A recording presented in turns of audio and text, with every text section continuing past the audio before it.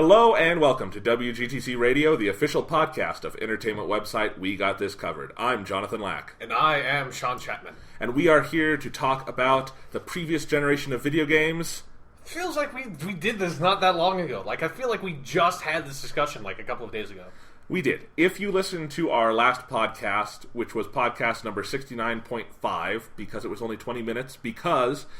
as we explained there, we were recording an episode we were really excited to do. The PS4 is coming out.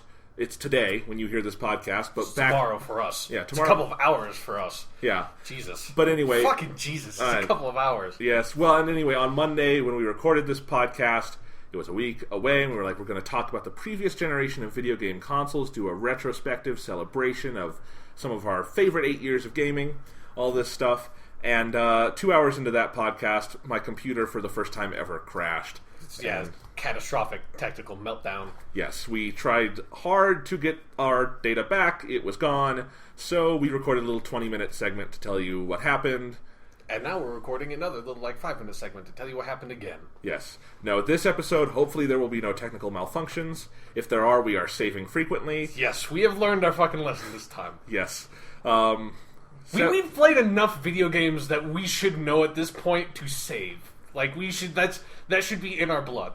Like, yes. Unfortunately, you can't just quick save like on PC games. Right. It's too bad. But in any case, yes, we're going to talk about video games today. Same thing we were going to try to do last time. Again, PS4 is coming out. It's out today. This is the start of a new generation of consoles. And so we want to talk about the previous generation, the Xbox 360, the PlayStation 3, the Wii, all our favorite and least favorite memories. Yes. Not all of them. That would be a really long podcast. Yeah, that would be an 8-year-long podcast. Yes, this is 8 years of our life we're talking about. But there's a lot to talk about. We're excited to do it. But first up, Sean... We would be remiss if we did not start this podcast talking about a special mini Doctor Who episode that came out earlier today called The Night of the Doctor. It's leading up to the 50th anniversary special. The Day of the Doctor. Yes. You think that The Night of the Doctor would come after The Day of the Doctor, but apparently not. Yeah. Well, and they've done some of these mini episodes, prequels before. This is clearly the most substantial one they've done, probably since that Stephen Moffat penned one where the 5th and 10th Doctors meet. Yeah, that's not. I wouldn't really call it because that was like a charity special episode. That's so it's true. Not like the exact same thing. Like this was just, because they've done there was like that Time and Space one from the beginning, like season 6 or something. That was kind of funny. Oh yeah, where they do some vignettes. Yeah, but this was like a full mini episode, 7 minutes, tells an interesting story. Sean, what did you think of The Night of the Doctor? I thought it was real fucking cool. I mean, if anybody listening to this has seen it, you probably know that I would think it's really fucking cool. Because I think any time you directly incorporate classic Who stuff into modern Who, that's real fucking cool. But if you directly incorporate an old Doctor into modern Who stuff, that's the fucking greatest. Like, that time crash thing, easily one of the best episodes. Even though it's not an actual episode, it's one of the best things in all of New Who as far as I'm concerned. It's brilliant. And this, if you haven't seen it yet, we're going to spoil it. Go to pause the podcast, go watch it. It's 6 minutes. It's on YouTube. It's great. But the plot of this is that we pick up in the middle of the Time War, and Paul McGann, the 8th Doctor, who we were not expecting to see. Yeah, because everything has been like, hey, Steve Moffat didn't get anybody back. I was like, fucking, why? Stephen Moffat lies. Yes. So we got Paul McGann, the 8th Doctor, who, if you don't know the history of this character, in the long Doctor Who hiatus... From 1989 till 2005, when the new show picked up. In the mid-90s, PBS tried to relaunch Doctor Who. They made a movie that was going to be a backdoor pilot. Fox, not PBS. Fox? Oh, I'm sorry. Yeah. It feels like it should have been PBS. Yeah, no, it was not PBS. Yeah. That would be weird. Yeah. It makes sense to me that Fox would try to do it. It doesn't make sense to me that PBS would try to do it. That's true. PBS still doesn't really do original programming. Yeah. All right, in any case... So yeah, there was this movie. Paul McGann played the 8th incarnation of the Doctor. It was not a good movie. No. Paul McGann was a promising Doctor. Yes. Though he had bad material. Yes, that is accurate. Do you want to do the line? Who ham hi? Exactly. Watch the movie. It's worth it. That is an amazing scene. Yes. Like, I don't even think, ironically, that's an amazing scene. This is just an amazing scene. It's completely out of place, but if you just, watch that, 30 seconds of the movie, it's fucking incredible. Yes.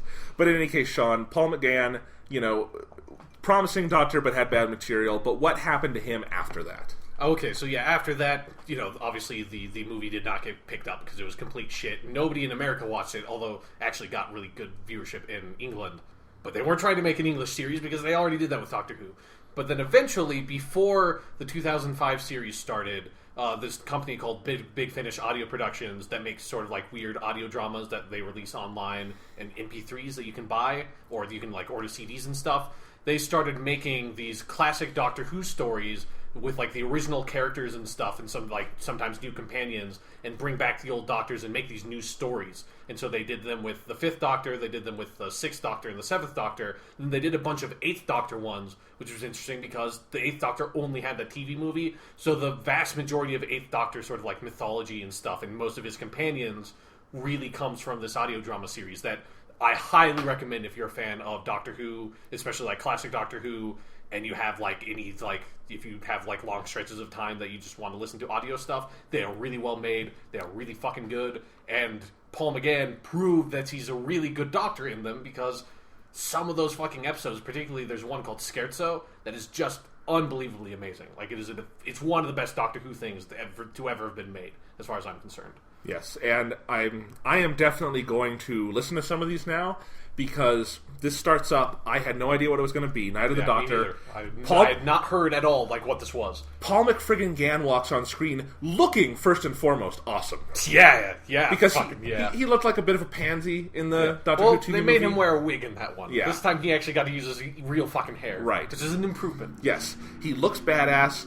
And there was a really interesting, compelling arc for him in this, where we find out that the Time War is going on, he's trying to rescue this woman, and she refuses to come with him because he's a Time Lord, and this war has been so destructive, they are hated as much as the Daleks.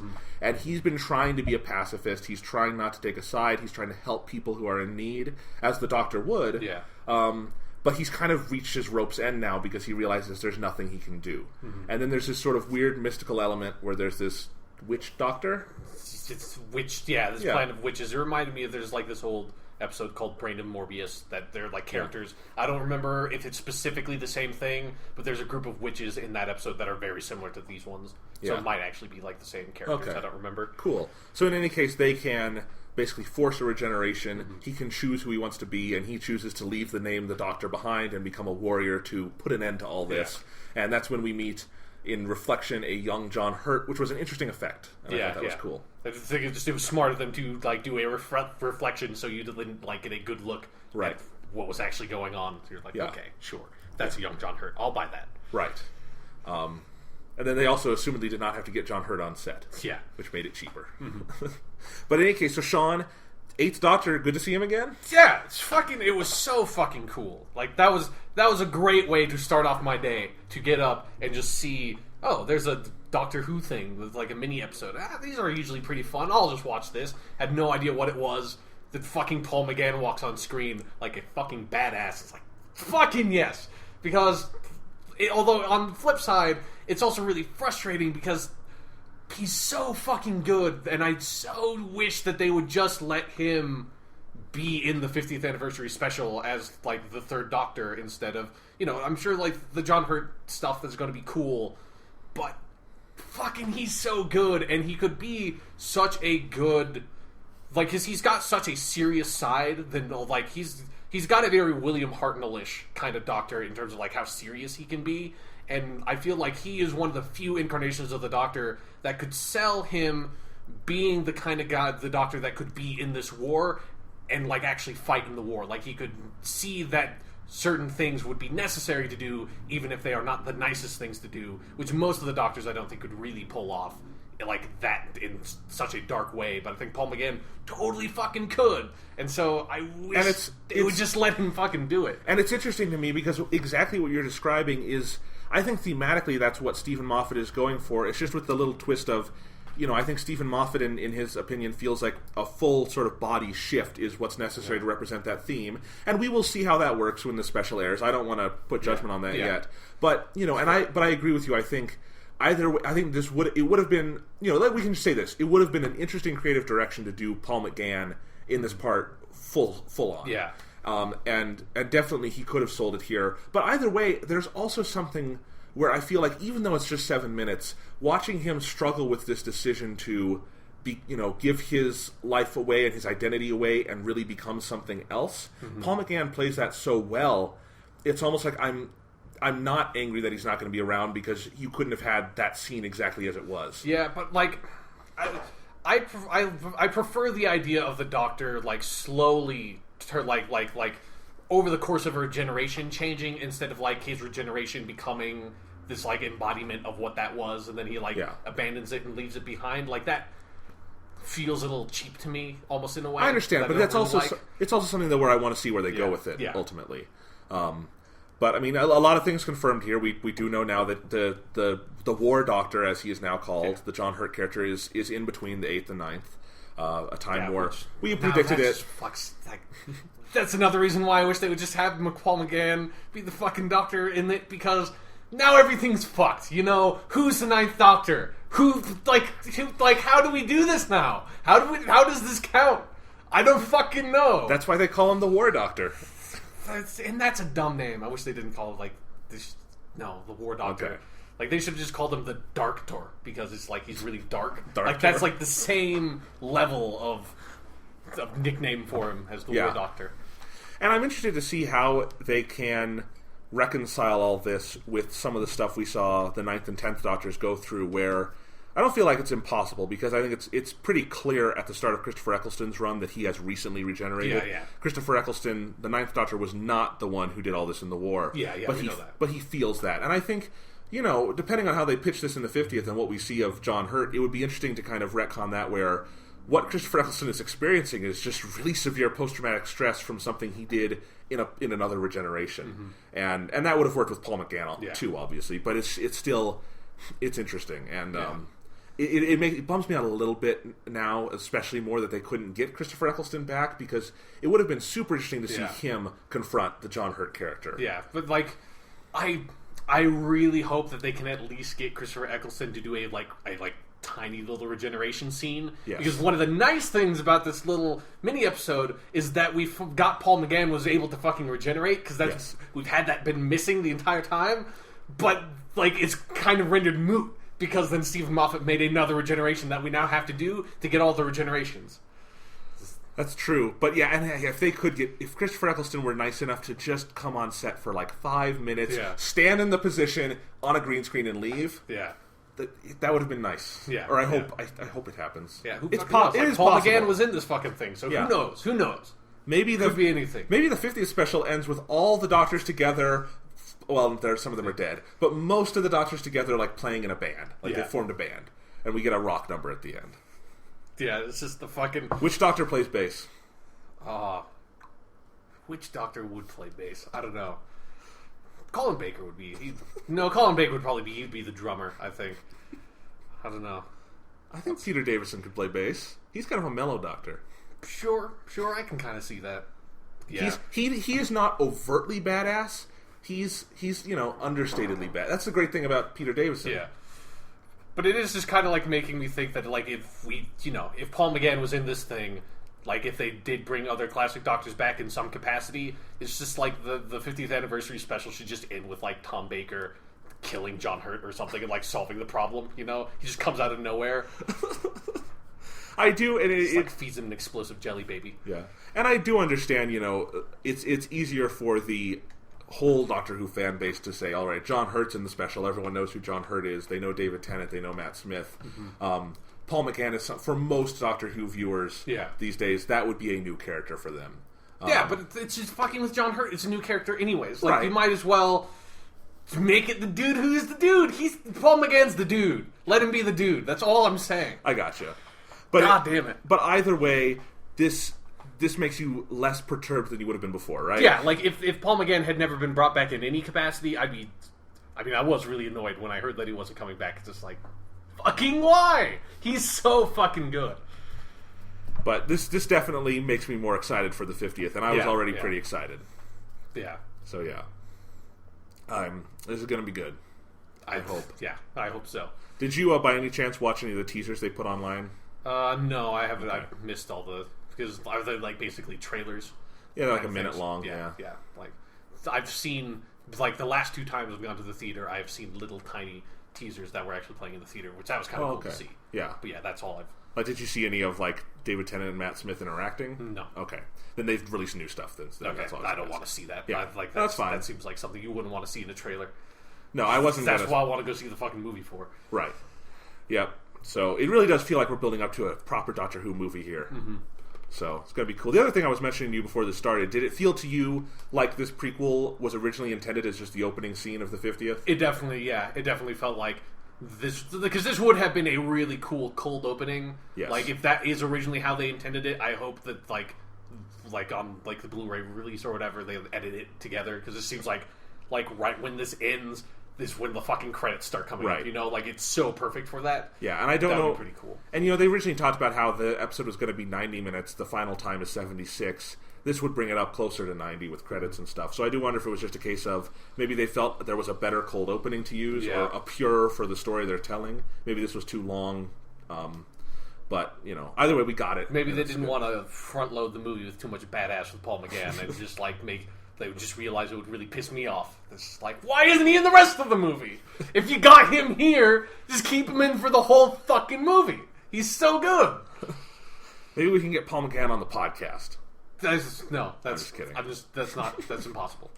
That'd be awesome, but that's impossible. Maybe he's a listener. No, that's impossible. That is doubly impossible. I know.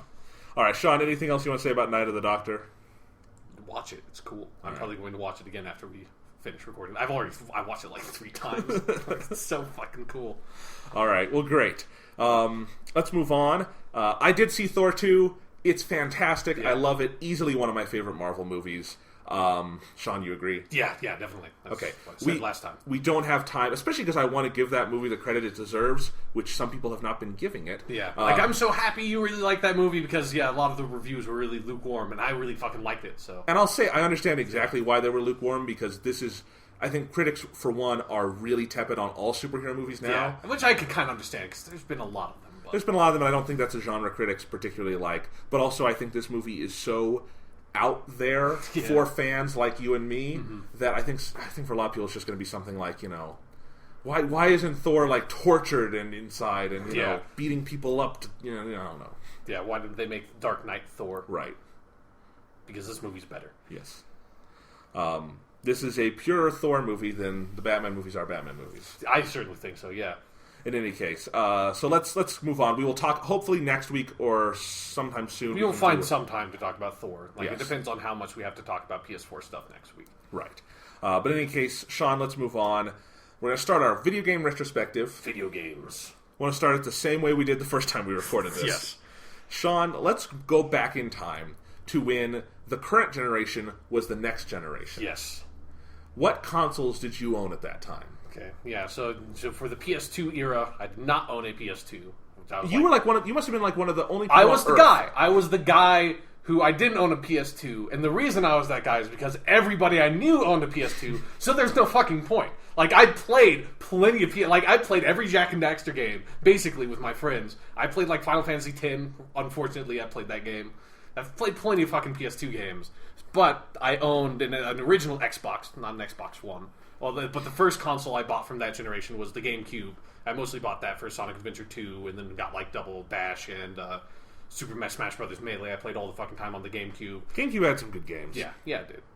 Xbox probably had more good games, but because then when I got my Xbox, the big thing I got for that obviously was Halo. Like, we talked about Halo all the fucking time on this podcast, because Halo's real fucking good. What's a Halo, Sean? Well, you see, it's a giant ring-like construct made by the Forerunners that they place in outer space to try to contain the Flood and destroy the Flood, if need be, in case there was an infection that got out.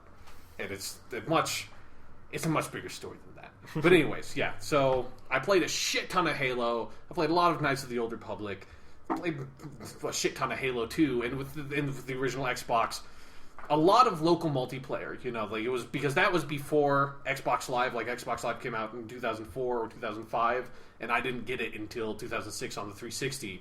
So there was a lot of, like, back then, I would just like haul up my fucking Xbox, go over to friends' houses, you know, to bring in a little tiny TV if need be, and do LAN parties and that kind of shit. So that's basically what I spent most of my time doing, was either playing RPGs or going over to friends' houses and playing split screen, or having huge fucking parties and playing LAN. Those are the good old days. Like, that was a shit ton of fun. But that was also so long ago that I had a subscription to EGM, Electronic Gaming Monthly. Like, magazines still existed. We still read things on stuff called paper. It was a weird time. What is this paper, Sean? I don't know at this point. Because it's been so long. Like, you might be able to find some in some sort of archive. I think they called them libraries. I don't fucking know. Like in Halo. Yeah, exactly. Like the library in Halo. Okay. Precisely. They're filled with zombies, and it's really long and monotonous, and it drives you insane by the end. That's actually... Holy shit. That is like a perfect fucking metaphor for actual libraries. I never realized I think that's the best level in Halo now. Yes, it's... I never fucking figured that out until now. That's why it's called the library. It's a commentary. Yeah. And a rather insightful one. Yeah, seriously. Sorry for derailing you. Yeah, but I remember having like a specific issue of EGM that had like an Xbox 360 cover story that had like a bunch of like articles on the different games and stuff coming out for the 360. And because, the 360 came out in 2005, which was a year before the Wii and the PS3. And since I was deep into Xbox and Halo, I fucking knew I was just going to get a 360. Like, might as well get the one that is not the cheapest, but is also doesn't look dumb and has a horrible name. So it's like, I might as well get the one that is reasonably priced, unlike the PS3, the one that's coming out the earliest, and the one that is up for that has a franchise that is so far my favorite franchise in video gaming at the time. So I was dead set on getting the 360, and I fucking poured over that magazine every fucking day because, it was like high definition. I didn't have a high definition TV, but the screenshots looked really fucking cool, even if when I actually would get the games, they didn't look that great because fucking playing HD games in 4x3 looks fucking terrible. Yeah. I didn't know better at the time, and we didn't have enough money to get an HD TV at the time. But yeah, like I just remember being so fucking excited. Like there was just this distinct excitement around next gen. Like, because for me that was the first big console that I launched that I was a gamer for, because I was always behind the time with video games. Like when I was growing up, I had a Sega Genesis, even though that was like more the N64 PlayStation 1-ish era. And then by the time I got an N64, it was only a couple of years before the GameCube and that generation started. And then I got a GameCube kind of close to launch. I got an Xbox probably either late 2002 or 2003. And then when I did get my 360, it was in like early 2006. So I was always a little bit behind, which is why I'm fucking getting my PS4 day one, because I have to be there. Like, I have to at least be there day one on one launch. But for the 360, I was at least prepared to try to get a console, even if I would not actually be capable of getting a console. And so there was just such a huge fervor around, like, for myself and my friends around next fucking gen, motherfucker. That was the first time I ever even heard people talk about next gen. And then it feels like it was always next gen. Like, nobody ever talked about it as it was like current gen. It was always like, even while the next gen was going on, and it was technically the current gen, people still called it next gen. And now we can't, because we actually have a next gen coming. Yeah, I think it was actually pretty recent we started referring to the 360 and these devices as current gen, because then we started having this awareness of, wait, there's going to be another next gen. This shit's going to end sometime. There's going to be a next gen. Well, when I was waiting for this particular next gen, my family, we owned a number of video game consoles at this point. The first video games I ever played probably were on the N64 at a friend's house, but I know the first system I ever owned was a Game Boy. And so from that point, for a while, I was really a Nintendo person. Like, that's just kind of what I associated with video games. Nintendo person. Well, I think a lot of kids are. Nintendo's good. They make really good games. Especially Sega does what Nintendo don't, motherfucker. Well, especially back in that time period. I mean, the Game Boy, I had a Game Boy Color, and at that point, man, the library for that was fantastic. We got an N64 one Christmas, and this was after the N64 been out for a while. Yeah. But then, actually, we did have, this was not day one, but it was like a month after, it was like post-Christmas, we got a GameCube, because I think my parents had tried to get us one for Christmas, and they couldn't when it came out, but we did get one reasonably soon after that.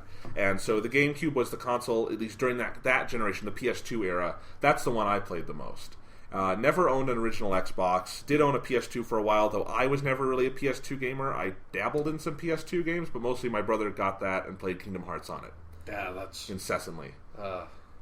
I have watched every Kingdom Hearts game, like, to completion, because the PS2 is in my room, and so I would be working on stuff, And my brother would always be in there playing Kingdom Hearts. So I know the stories. I've seen the whole thing. Does anybody at this... I mean, okay, with maybe Kingdom Hearts 1, I remember not being crazy. But at least what I saw of Kingdom Hearts 2... Because I experienced Kingdom Hearts in a similar fashion. Yeah. Because like I said, I did not own a PS2. Kingdom Hearts 2 just got fucking crazy. I don't remember anything that happened. When I say I know the story, I say I experienced it. I don't understand a lick of it. Yeah. Don't understand a lick of it. I know it's got Christopher Lee, and his voice was cool. But then I don't know how hanging out with Jafar and stuff solved crimes. I don't. Those games make no sense. Just I remember there are dudes that didn't have hearts. And then the song at the main town was really cool and jazzy. Yeah. That's all. That is what I remember from Kingdom Hearts. Those games have good music. Yeah. But in any case, I was really a GameCube gamer. Played a lot of the GameCube games from that era, with my brother and stuff, and that was really fun. I didn't really become a serious gamer, like someone who wanted to play games more seriously, until I encountered Halo. Yeah. My cousin Joey came to visit us once. He brought his Xbox, and he had Halo and Halo 2, and he had one of the World War II shooters from that era. I can't confirm whether or not it was Call of Duty or something else. I know he could make his character do a funny dance, and I remember that. I have no idea what that was. That would not have been Call of Duty. It was something. I mean, was it like a glitch dance? Yes. Or like, oh, okay. Then it could have been fucking anything for all I know. But in any case, started playing shooters. Those were really the first shooters I'd ever played, because GameCube didn't have them. Unless you want to count Super Mario Sunshine and the water gun. Probably not. Well, the GameCube had fucking Metroid Prime, like that. They had Resident Evil 4. That was originally a GameCube game. I mean, I don't think of that as a shooter. That's probably true, yeah. That game's just weird in terms of like trying to classify genre. But in any case, I keep saying that a lot. Sorry, we keep getting off on tangents. In any case. It happens. In this case. So yes, started playing, I think it was just playing multiplayer on Halo 2, and really being my first experience of games outside of the Nintendo sphere. Because when you own Nintendo consoles, you really just play Nintendo games. Yeah, exactly. Just nobody else fucking makes games on Nintendo consoles. Even back then, that wasn't... I mean, Nintendo 64 was the start of that, because they chose to go with cartridges, and everyone was like, we want discs. Why the hell are you making us use these, giant, stupid cartridge things? Yeah. So the PlayStation got all the third-party support. I mean, Final Fantasy games used to be... The good Final Fantasy games were on the Super NES. Exactly, yeah. Yeah. Then how times have changed. Now they're just on everything. Yeah. Except the Wii or Wii U. So that's goes without saying. That's true.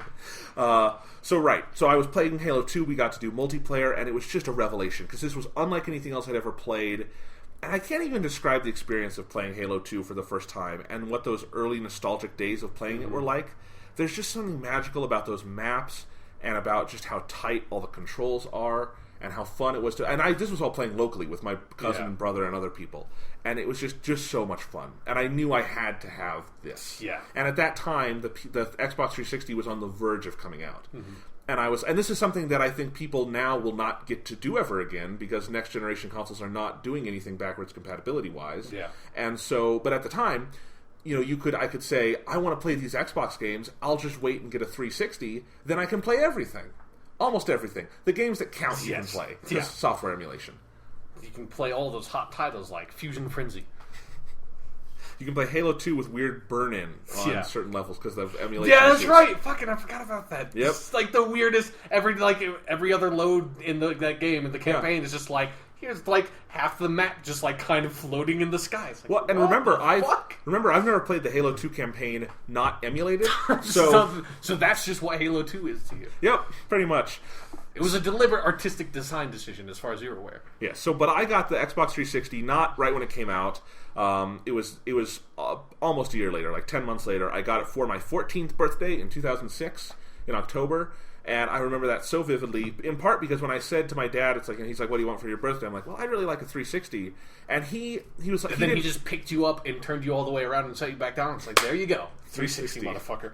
That's something my dad would... That's his kind of humor, I think. In any case, But I told him this, and he didn't really know a lot about video game consoles at the time. My dad was actually a super computer savvy person, especially for being an adult who had lived in a time before computers. Yes, in the dark ages. Yeah, he was really good with computers. He played PC games himself. He played Duke Nukem and stuff like that. So he knew games and he knew about the GameCube and stuff. But I didn't think he had not quite understood up to that point what game consoles were becoming. And I remember the conversation where he realized he was going to get me a 360. Was he was looking at the specs online. He's like, "This is just a computer. This is a really powerful computer. This is cool." And that impressed him. And I think he was impressed into buying me a 360 for my birthday. So yeah, I remember getting it for my birthday. My dad had somehow gotten 4 controllers on the cheap, which means I never have had to worry about controllers on my 360, and that is a level of stress on other consoles that you hate worrying about. Yeah. Having enough controllers, never had to worry about it on the 360. I mean, either luckily or sadly, those days are kind of coming to an end because like local multiplayer is so kind of dead at this point. Like most games don't even include it. Like what Knack is like the one game with local multiplayer that's like 2-person co-op. There's some other co-op. I know PS4 is launching with a couple of co-op downloadable titles. I know. I know Resogun has co-op. I don't know if it's local.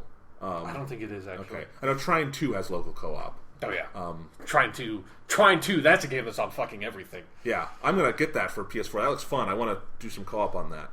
Anyway, but yeah, so Xbox 360, it was mainly for that first year in 2006. He also got me Halo and Halo 2. Yes. And I still have those copies and just played the fuck out of them. I remember that first night going downstairs, setting it up, my brother kind of sitting next to me as I started playing the Halo Combat Evolved campaign, which so great. So great. Yes. That is a very good fucking campaign. And again, this is a previous gen title, but it's kind of, the 360 did not necessarily start out with a bunch of...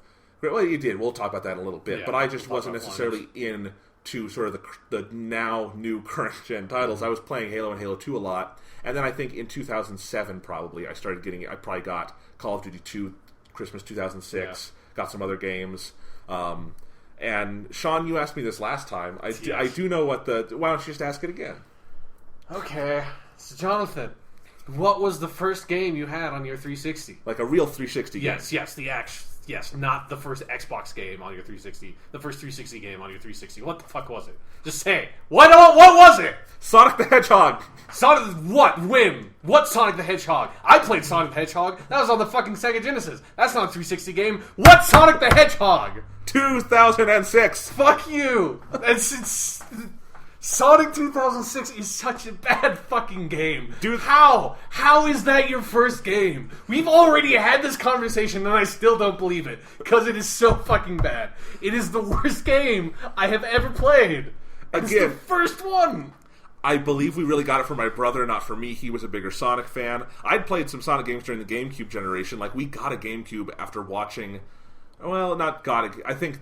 We got Sonic Adventure 2 after seeing someone else play it, but we got that for a GameCube and fucking loved it. And, Sonic was a big part of my childhood too. Loved those games. Yeah. And the GameCube, luckily... I loved Sonic 2. And the GameCube, they put out all those great titles for the GameCube that had the collections. You could play old Sonic Genesis games. So that's how I experienced those for the first times. I never owned a Genesis.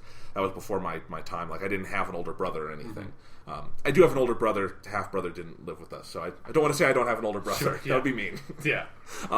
In any case, so Sonic 06, I think we got it for my brother. I know the first 360 game I played heavily was Call of Duty 2. And still my favorite Call of Duty game. I love it to death. But, Sean, do you want to do a rant on Sonic 06? Yeah, like I already did this on... First game we're going to talk about for the current generation of video game consoles. Like last time we did this podcast, I was determined not to make this the first game we talked about. But now, fuck it. There's nowhere to go but up. Yeah, exactly. Like, the other conversation is lost to time, so fuck it. We're just doing it. We're starting with Sonic 2006. Like I said, literally the worst video game I have ever played. So yeah, with my 360, I got my 360 very early 2006. We went to Arizona on a spring break trip, found it just magically in a fucking like Walmart or something up there. I was like, hey, we're never going to find another one of these for months, so let's just grab one and then take it back home. So I took that back home. Then I played some other good fucking games on that one. I played Oblivion, I played Call of Duty 2. Like I said, good fucking games that I got for my 360 the first time I played it. But then eventually, when Sonic 2006 came out, like I said, I was a huge fan of Sonic ever since I was a kid. Like, probably the first video game I've ever played was Sonic the Hedgehog 3. So, I was excited. It's like, hey, next gen, high definition. I mean, I didn't have high definition TV. But hey, who fucking cares? Sonic the Hedgehog's coming out on the Xbox 360, which is still kind of sad, because that just reminds me that Sega's not making consoles anymore. But I picked up Sonic 2006. and I beat that fucking game. I'm one of like the 5 people who actually suffered through the entirety of Sonic the Hedgehog 2006. And I probably didn't start hating it until about 25% of the way through, which means I despised that game for 75% of its playing time, but there was a part where I kind of liked it. Well, let me tell you how much I played of Sonic 06. Sure. And I tried to play it several times because I just didn't want to believe Sonic could be that bad. Yeah. Right? You know the feeling. Yeah. Yes, I know that feeling very well. So my brother would be playing it. He'd finish. I put in the game and started it. And I was like, the first level, you're on a beach or some shit, as you often are in modern Sonic games. Yes. Yeah, it's the modern Green Hill Zone. Right. For some reason, it's fucking beaches. It's because Sonic Adventure did it. Yeah, exactly. But in any case, you start playing it. It's okay. It's not terrible. It doesn't control all that well. But then you get into this weird hub world town. Yeah. And you can talk to people, but everything you do requires the longest loading screens in video game history, and I feel like I can say that with a certain amount of certainty. Yes. I mean, that's... Okay, like, the individual loading screens are not the longest, because at least it's not a PlayStation 1 game, or, like, old fucking, like, Sega Saturn fucking game. Very true. But, it probably has the largest amount, like, gross of loading time, because of the frequency of the loading screens. So let me just walk you through a basic scenario playing Sonic the Hedgehog 2006 when you're outside of the levels. Because the levels have their own fucking issues. They have their own really huge fucking issues, and that they're terrible.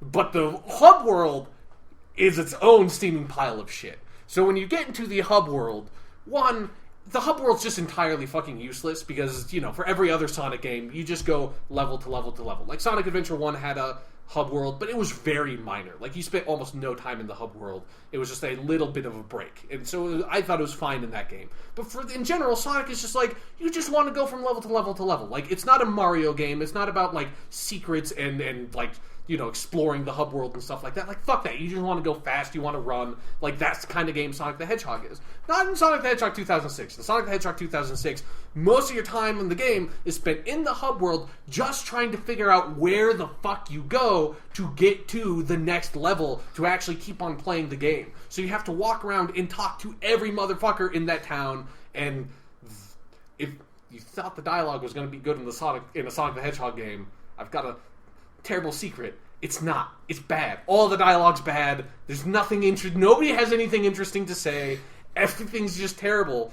And then it also requires you to complete these weird little side missions that you go up to someone, they'll give you a side mission. Usually the side mission will be something really bullshit, so you'll fail it once or twice too because of like a glitch or something. But they'll generally be like, run through this path of rings in this certain amount of time. Or I remember there was one that's like, find like these 4 or 5 kids that are just somewhere in the open city in like 3 minutes. Like, well, motherfucker, and I'm just going to have to try this like 5 times until I memorize where all of them are.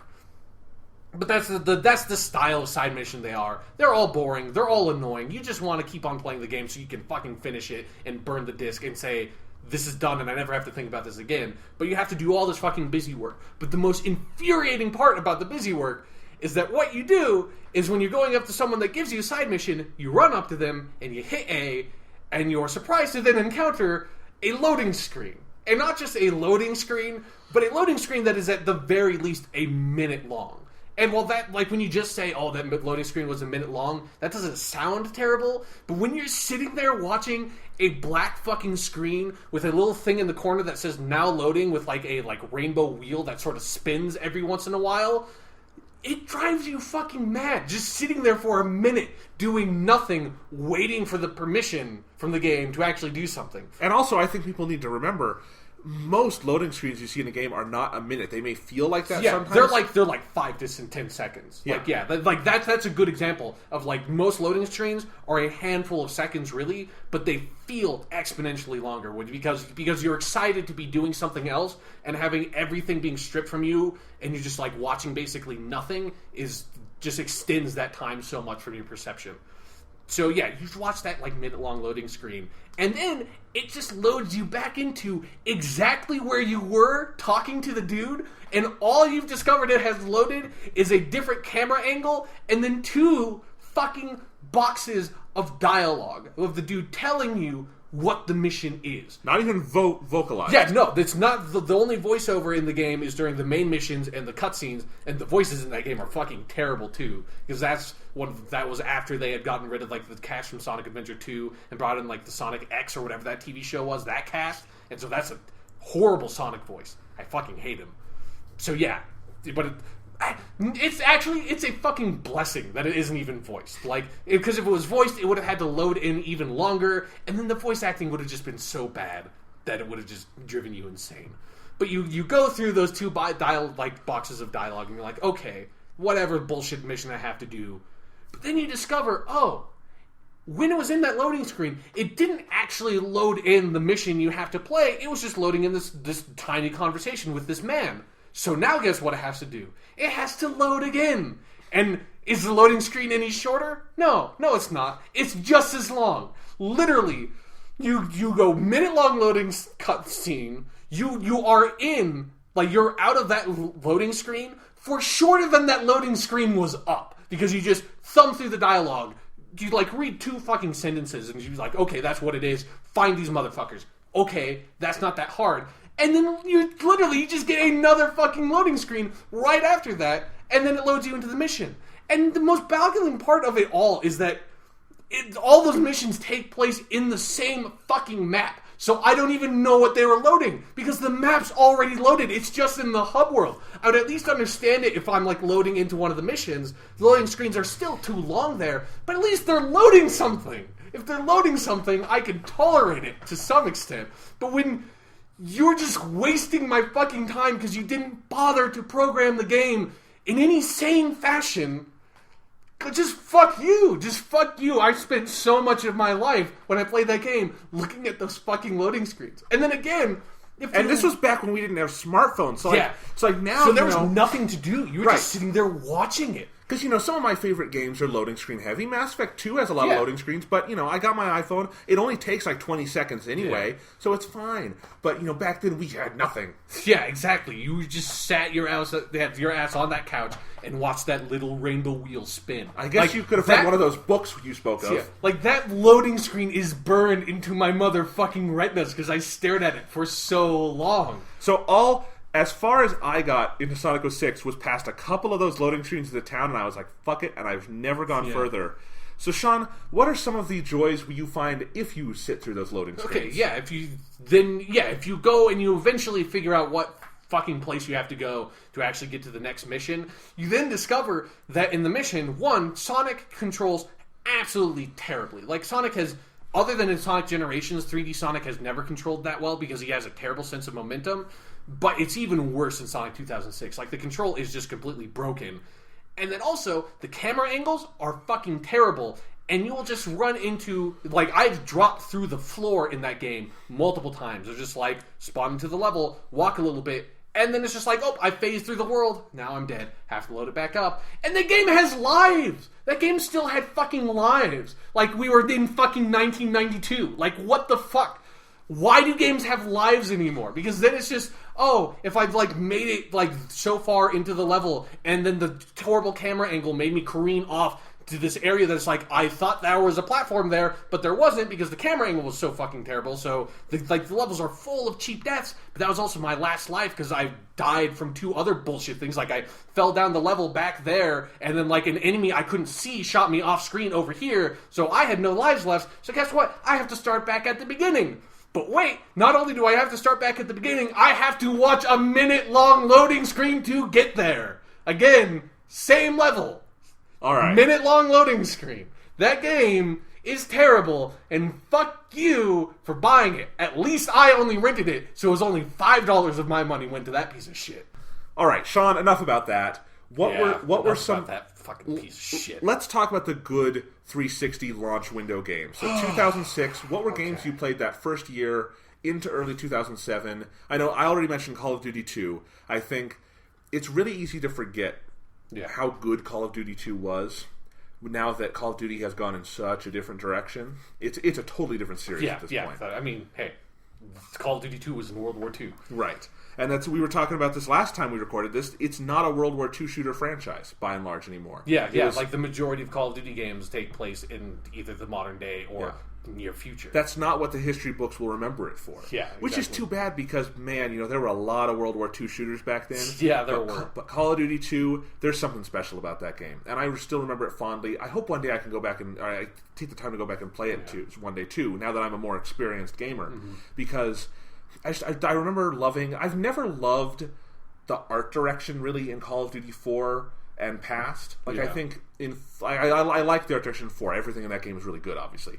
But past time, I think it got really stagnant, and even then, it's not my favorite style. But there's it's just really stale. Yeah, but I think in 2, there's something so evocative about its setting. I remember all the wintry levels in Russia, and just the way guns looked and sounded and everything. It really made you feel like you were in war, and not in a horrifying, scary way. That would not be fun. But in an interesting way that was sort of... Yeah, in a very, romanticized way. Yes, yes. Yeah. And, really good, subtle, understated storytelling through the levels. Not that this game had a complex story, but in terms of just kind of... World War II. Or just getting you from the historical checkpoints, that stuff was good. And the multiplayer was fun. Yeah, because, again, that was before I had Xbox Live at all. So yeah, me too.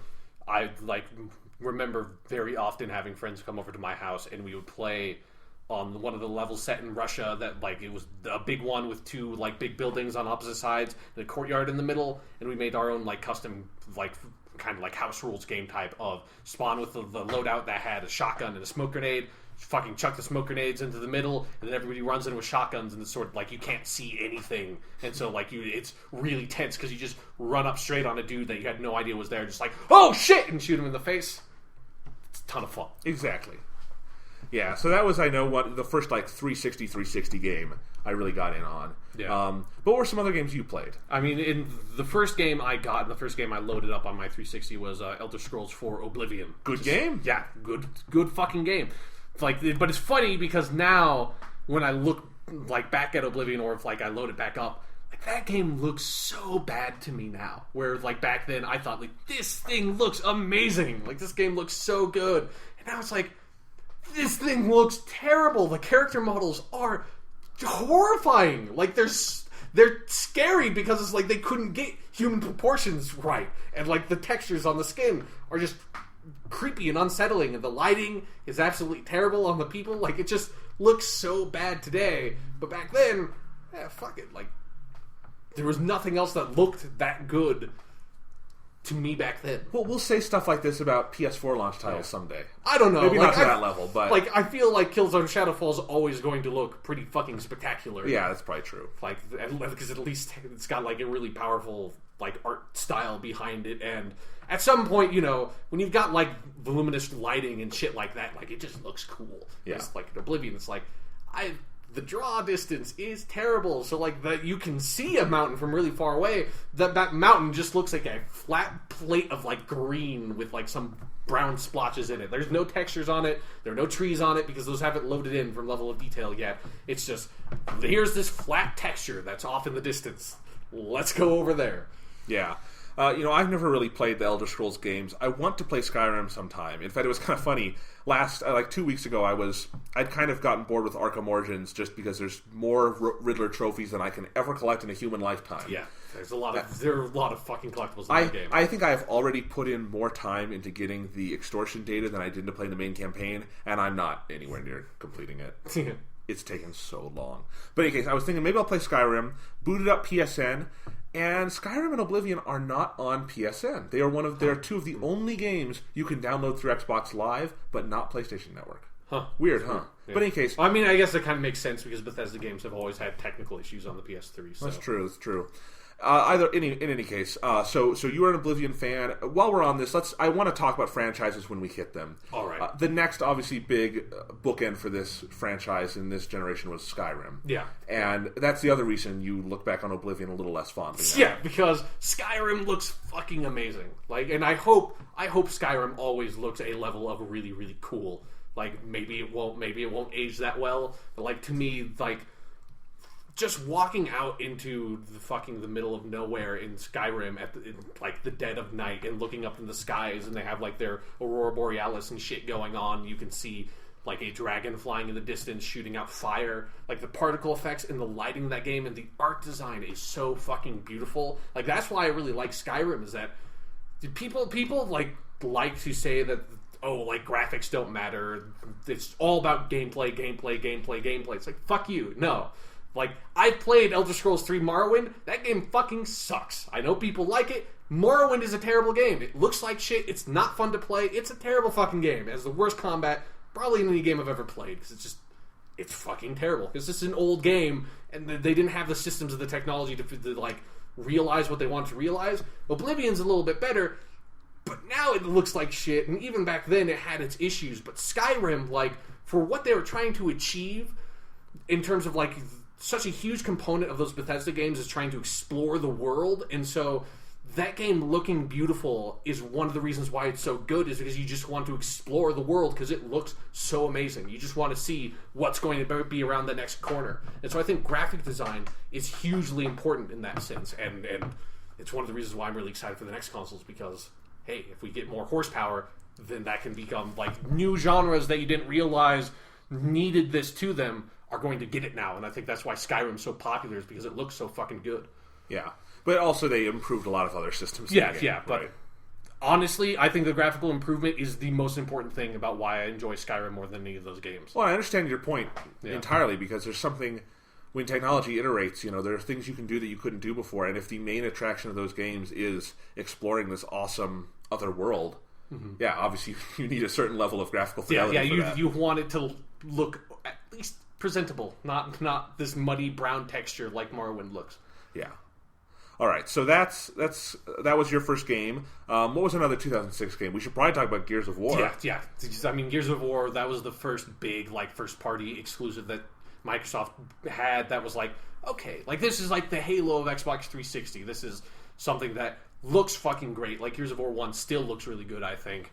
It plays amazingly, and it also sort of invented a whole genre that kind of existed before, but the Gears of War really perfected it, and you see, like, games like Uncharted just rip ideas straight out of Gears of War and incorporate them. That was like that third-person cover-based shooter was not really a thing, and then Gears of War came along, and it's like, here's how you fucking do it, dude. Like, here's how you get the cover to work smoothly. You have to give it the sense of weight. Like, this is how you kind of do level design with it. This is what a third-person cover-based shooter is.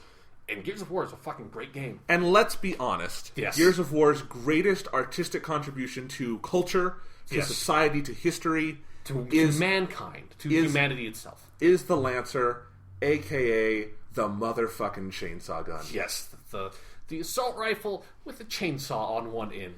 Because that, and really I am completely serious when I say that, because that's what defines Gears of War to me. Yes, there's all the physics stuff you were talking about, the way they perfected cover-based third-person shooting, but then there's this level of audacity to Gears of War, where it's, not only do we have this really tight gameplay foundation, but you can use that really tight gameplay foundation to go chainsaw a motherfucker in the ass, and cut him in half. Or have him cut you in half. And that makes Gears of War the only game in history where sometimes it can be really fun to see yourself get killed. Yeah. Because you know what? That animation is great no matter how many times you see it, whether you're doing it to someone else or they're doing it to you. And just the like, there's nothing better than that. Man, I remember, very vividly going over to your house and you showing me Gears of War for the first time, and me not knowing about the Lancer, and you doing that, and I'm like, this is the goriest thing I've ever seen. Let's do more of this. Yeah, let's keep on doing it. Yeah, it's like the Lancer is such... It's just so fucking ridiculous. And and if you play the campaign on harder difficulties, it's completely useless. Like, because you will get killed so fast. You never want to run out of cover and use your chainsaw. But I cannot tell you how many fucking times... No, you do want to. No, you want to. Yeah, but you will die. Like, at some point you don't want to, because I have been at this section of the game for the past hour. I want to just kill these motherfuckers and move on. At some point, that becomes a more powerful impulse than, I just want to cut shit up. But I have, like, played so much co-op campaign Gears of War, and I cannot tell you how many times I've had to reset checkpoints because whoever the fucking asshole I'm playing with just runs out of cover, just goes, "Ah!" and fucking puts their chainsaw up and then just dies immediately. It's like, it's a cool fucking weapon. It's a really cool weapon, but it's, it's not fucking God mode, dude. Like, you have to use some strategy. You can't just run out into the fucking middle of this giant firefight holding up your fucking gun like a maniac and yelling at the enemy. You'll just die. But it's worth it. Yes. Okay. Yeah. Yeah. And really, Gears of War, I think, is one of the most underrated titles of this generation in terms of talking about its significance. Because like people don't talk about it that much right now, I guess, but it got its acclaim when it needed it, I suppose. No, and that's definitely true. It's just now we're talking about, there's a lot of conversations going on right now, and Gears of War. I think you could argue maybe more third-person shooters should have learned from it in some ways. Yeah. But definitely, I think Gears of War was really great.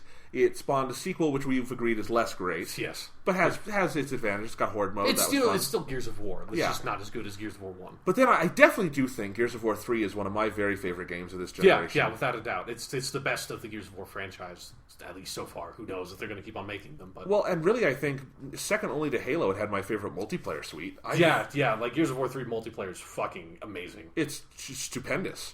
And it just, there's something about, especially by the time you get to Gears of War 3, that game has some of the best controls ever. It's everything you talked about before, but specifically when you're playing it, it's one of those games where the controller just kind of melts away. Yeah. You feel like you have this psychic connection to it. Nothing is difficult to do on a control level. There's skill, there's strategy, there's difficulty in that, but there's nothing you're going to get messed up because I don't know how to do this, the weight doesn't work right, the physics don't work right. Nah, it just feels right and raw and awesome. It's such an intensely tactical game, too. Yes. Because there's just so much just sort of like kind of maneuvering and hoping a dude will kind of pop out of cover and then you run up on him and fucking retro lancer his ass. Yeah, and I guess the big contribution Gears of War as a franchise did make to this generation is we always call Horde mode. Even though it's just wave-based survival. Like, it's not actually a new thing. I mean, Gears of War 2 is definitely the most notable example of it, and that's why everyone sort of thinks of it as like, hey, it's Horde mode because Gears of War called it Horde mode. But yeah, like, that's... Now Horde mode's in fucking everything, Like, you've got Call of Duty Zombies, you have Firefight and Halo. Bioshock Infinite DLC. Oh, yeah, thank you. I completely fucking forgot about that, Jim. That's not quite a Horde mode, but that's more like... Let's be fair. It's basically a Horde mode. It's more like challenge maps. It's basically Horde mode. Like sure. It's you fighting AI in some sort of arena. Like, it's not... And it's pseudo wave based. And you all know I'm a Halo guy. Yeah. I love my Halo, but I will be honest. Horde mode in Gears of War 3 is still my favorite Horde mode. It's better than Firefight. Firefight's great, but it's not as good as Horde mode. Yeah, because when you set those traps and you watch the aliens just get caught in it, and then you go chainsaw them. Yeah, like nothing better. Yeah, the levels of complexity that Gears of War 3 added onto that mode with all like the building, like installments, like instructions and stuff like that, and just being able to level it up and stuff. Yeah, Horde mode in Gears of War 3 is fucking great. It is. And Gears of War 3 added the version of the Lancer that has the retro Lancer that has a stay normal bayonet. That normally you just be like, whatever, it's a bayonet. Like, this isn't crazy awesome like having a chainsaw on your gun. Turns out, like, I actually like the retro Lancer more than chainsawing dudes because you just like make a straight beeline to them just because you can sprint because you have to sprint if you're using the bayonet on the retro Lancer, whereas with the normal Lancer you just like run at walking speed, so you just like haul ass across the battlefield and just get up under a dude and just like impale him and just throw him off your gun. It's fucking great. Retro Lancer's that's such a great weapon. The animations make all the difference. And Gears of War definitely proves that that's true. And while the stories in Gears of War 1 and 2 make no sense whatsoever, Gears of War 3 still makes only a certain amount of sense, but they improved it in a way that impressed me. It makes sense where it needs to. It has its moments that I think are touching in a way that like Gears of War 2 could not pull off. No, I didn't ever care about Gears of War 2 enough to finish it. Whereas in Gears of War 3, when certain characters die, I'm like, I'm not crying or anything, but that hits. Yeah. I liked that guy. Yeah. Semper Fi. Sure, I mean, they're not Marines. What does that mean? Semper Fidelis, it's always faithful. Okay. It's Latin. Yeah. It's the motto of the United States Marine Corps. Clearly, I'm a deep patriot. Yeah. Also, it's actually one of the weird... Because, I always love sort of like lore and mythology with these fictional series. It's always one of the weird things about Gears of War. Gears of War doesn't take place on Earth. It's like... What? The planet's called Sarah. Like, I didn't know that. They're humans, but they're not. Like because everybody thinks it's like a sci-fi thing. No. Like, it's not Earth. Like, it's like the locusts are not aliens. They come from out of the ground. Like, it's just... This is probably something... It's really weird. It's a really weird franchise mythologically because everyone thinks it's just Earth because you're so used to that for sci-fi series and because hey, all the guys, they're just humans, but no, it takes place on a planet called Sarah. Like, they had, like, civil wars and shit, because there are always weird, like, expanded universe civil wars before all of these franchises, like Halo. Exactly. I don't know why the Civil War thing is always like, before what has happening in this game, there was a Civil War that happened. It's in every fucking video game. That's like Skyrim. Like, before Skyrim happened, there was a massive Civil War. I don't know why the expanded universe stuff for video games is always a Civil War happens, and then now you're playing in the aftermath. And there's, like, a vague hint to it. All right, so Sean, I think that's enough probably for 2006, 360's first big year. I want to talk about 2006, we should probably talk about the end of that and some new stuff that happened. That's when the Wii came out and the PS3. Neither of us picked up a PS3 at launch because we were not rich. Yeah, we did not have $600 in our back pocket. Just be like, here. To get the shitty version of it. Yeah, and I wanted to get this Blu-ray player and maybe Resistance. Yes. You know, I heard that was... I never actually played Resistance. It's like one of the few PS3 exclusives I never went back to play. I never liked it. Yeah, I heard people liked it, but it was never, like, passionate. Yeah, it was. Yeah, I mean, it was a launch game. Hey, we're going to get more of that. Yes, we are. Well, yeah, I did get a Wii close to launch. It was not something where, like, my brother and I... This was more for my brother, who is still a kind of... I don't want to say more of a Nintendo person, because he played a lot of Halo with me and stuff. I just like the way you say Nintendo person. Like, it makes it sound like you're, like, a non-human, you know? Like, you're some different species. You're an 8-bit character. Yeah, it's like he's a Nintendo person. Sorry. But, yeah, so... You know, I think we were kind of interested in the Wii, especially because my brother's a big Zelda fan, and that launched with Twilight Princess, which, you know, one of the more significant launch titles of that generation, certainly in terms of something people were passionate about. Yeah, I mean, I would say, the launch titles that people gave a shit about, it was Twilight Princess. I mean, the actual best launch title was Wii Sports, but I mean, that's one of the...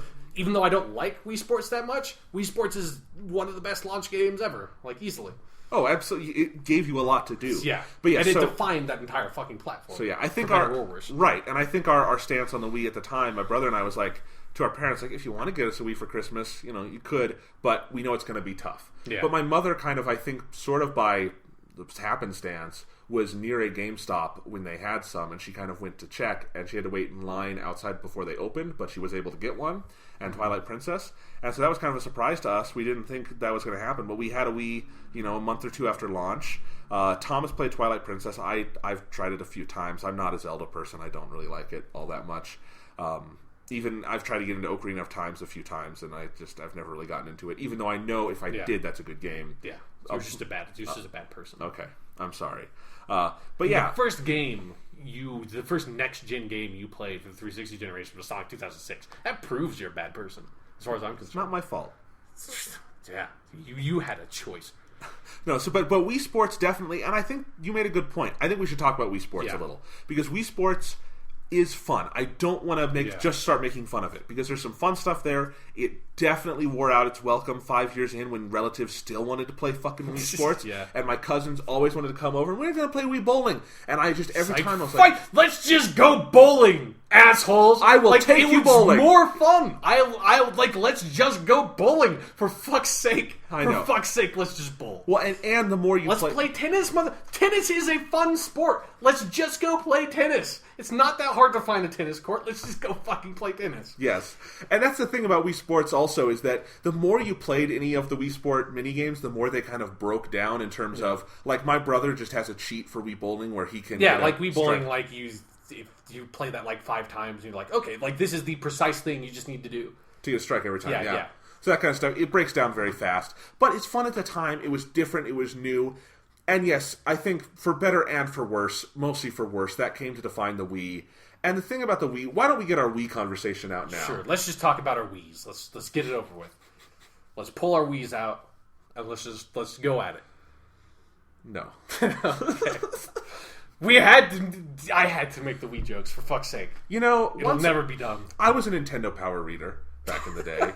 And back before the Wii came out. I just like the idea of subscribing to like a magazine that's just like, this is just the Nintendo magazine. It was okay back in the day. You got strategy and stuff. Hey, I've got the internet. It's got all the strategy you need, motherfucker. I don't use it now. I don't use... Sure. Yeah. I don't subscribe to a single magazine now. I subscribe to a digital magazine that I get on my iPad, because that's the sane way you do things now. But in any case, yes. No, the sane way you do things is you just pirate it, motherfucker. No, we are not supporting piracy on this podcast. Okay, sure. Okay. I know you don't actually believe that. It's the only sane way to do things. I do think that's true. But we're all insane. It's a crazy world, motherfucker. All right. So yeah, I just remember reading Nintendo Power back in the day when, I would have my DS back then, played some GameCube, and we're waiting for the next gen console, and it was called the Revolution, and it was black, and it looked cool. And then I remember so vividly the day where they announced the title. Yeah. And it was just this universal, huh? Like, it wasn't even the indignance yet. It wasn't even the jokes yet. It was just the, what? What's, how do you pronounce it? Wii? Is it W-I-I? Is it Wii? Like, what? What did you make? What is this? And to this day, I still think that's part of my feeling towards it, right? Yeah. It's what is that? But now, yes. No, I mean, to this day, my reaction to it is like childish snicker. And yes. And then I'm just, Wii.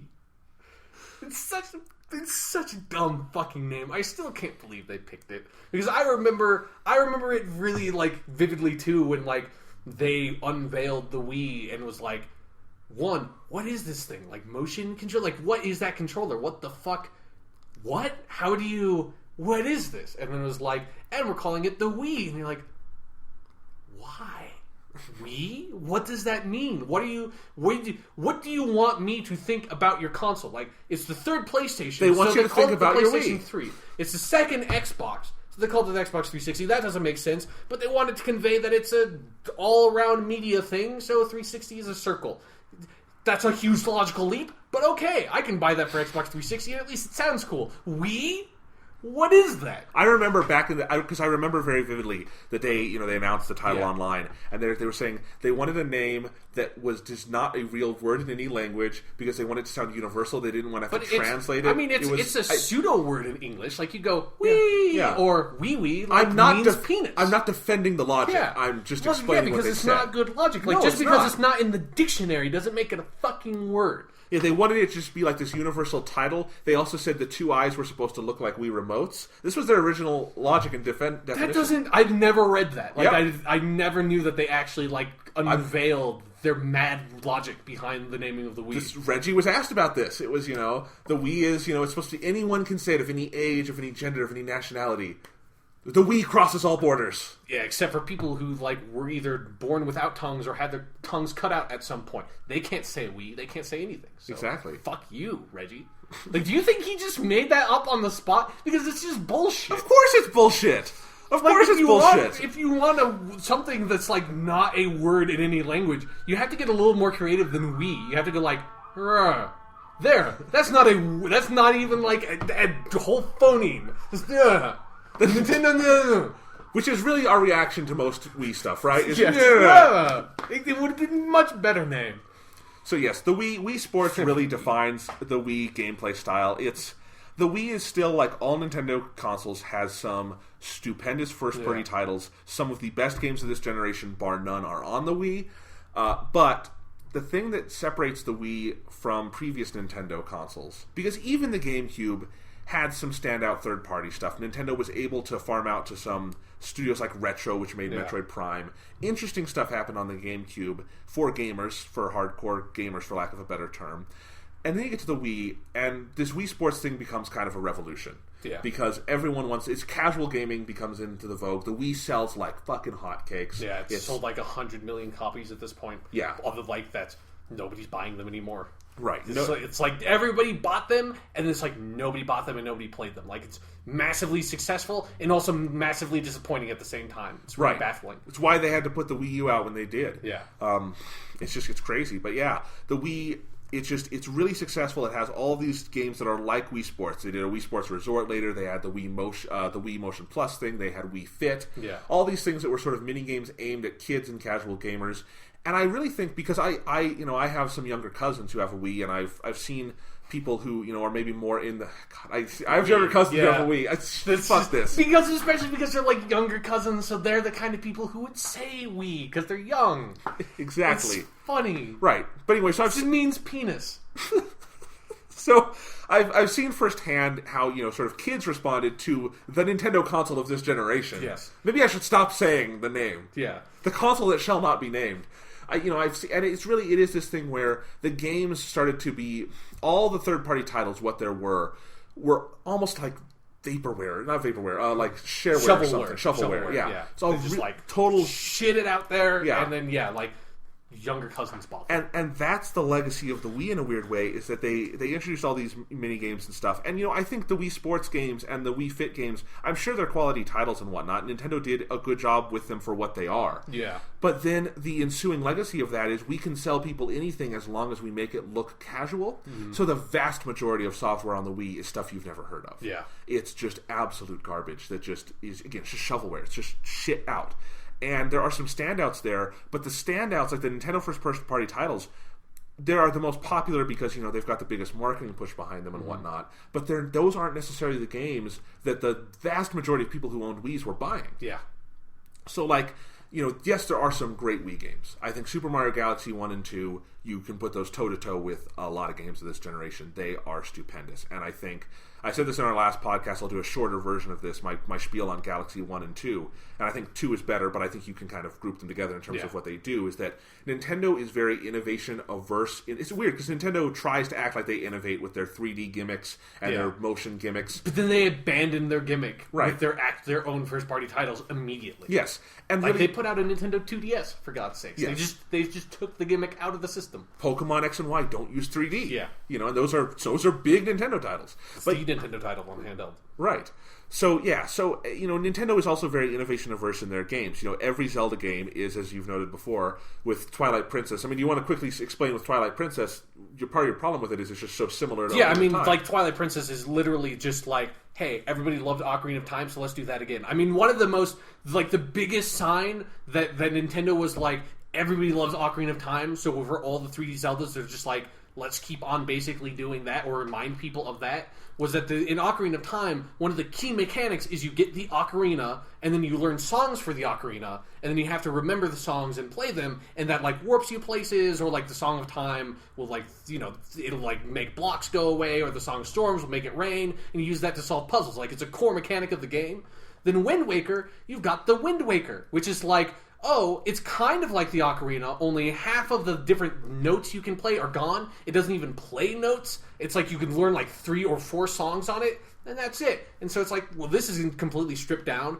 And then in Twilight Princess, they have the same mechanic, but instead you don't have an item that does it. You walk up to a reed on the ground, pick it up, and blow into it like a flute, and it's 3 notes, and it shows you the timing on the 3 notes. It's this is a core mechanic that did not need to reappear in any of these titles, but because it was popular, you kept it in, but made it worse and marginalized it, and just made everything why is this even in here? You should have come up with something else to replace it. That's a perfect example of where they find out what's popular and then just stick with it, even though it's popular because only one game did it, in my opinion. Yeah. Yeah. And so, their Zelda titles have been very very traditional. I think a lot of their other series are the same way. At least the ones that... This is the other sad thing about the Wii, is that series that showed such great promise in the past, Star Fox we haven't seen since... in a new game since GameCube, and they were shit on the GameCube. Yeah, Star Fox Adventures. Metroid, they made fantastic Metroid games on the GameCube, and then they went another direction with Metroid Other M, and now it seems like they're done with it. Yeah, I mean, everybody hated Other M, so... Yeah, and it's too bad. And just a lot of these other ones, but the franchises they have stuck with,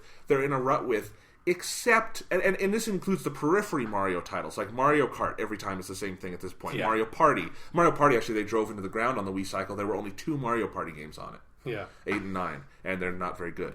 So, in any case, but the mainline Mario games, why Super Mario Galaxy 1 and 2, to me, are the most significant Wii titles, and some significant titles this generation, is that they really did something new for platformers. I think you play those, and they rethink platformer physics, platformer level design, in terms of, even Super Mario 64 did this too, because they turned it into 3D. Yeah. But and then I think they really did try to do something new with Super Mario Sunshine. And it just didn't work that well. It variably worked. There's good parts and bad parts. Yeah. It's not a great game overall, but it's not horrible or anything. I don't think.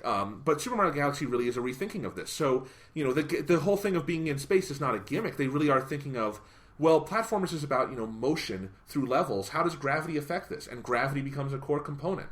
And so there's a lot of things they do that are really interesting, and while 2 builds off 1, 2 introduces all sorts of new stuff. And more than anything else, if you play Galaxy 1 and 2, it is an assault of creativity. The level of creativity in those games is off the charts. Everything is just so fun, so fantastic. I think it's often been said of Galaxy 2 by lots of critics that every level in Galaxy 2 could be the basis for a full game, and that's true. That is how detailed and rich they are, and how each level can play with different elements of physics and stuff. So that's why those games are so great for me, and that's the best the Wii does, because Nintendo just has, artists who are capable of that. They did something similar with Super Mario 3D Land on the 3DS, which really... And that actually uses the 3DS's, defining feature, whereas the Galaxy games, you could play those with a controller. The only difference is they have that waggle mechanic, which you don't need. You could press a button. But yeah, so other than that, though, the Wii is, a lot of mediocrity. Yeah. And it's weird because, I'm not huge into platformers, and so I never really played the Mario Galaxy games.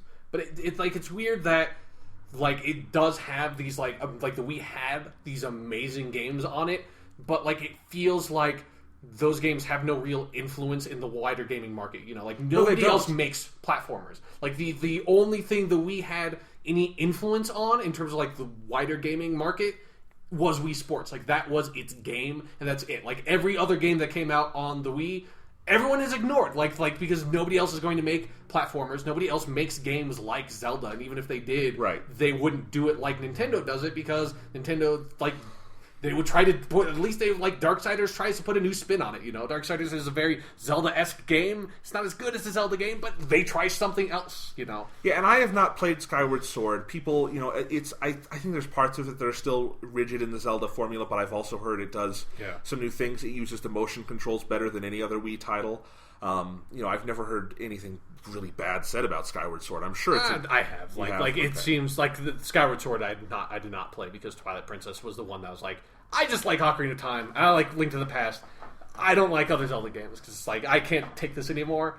And so Skyward Sword, I feel like there are some people who really like it, but then there are also a lot of people who've, for various reasons that I've seen, are this was, for some people, Skyward Sword was their Twilight Princess. Okay. I guess I'll say that. Well, that's fine. I'm sure it's not a horrible game or anything. Yeah, but, yeah. I mean, Twilight Princess isn't terrible. It's just not good enough. Yeah.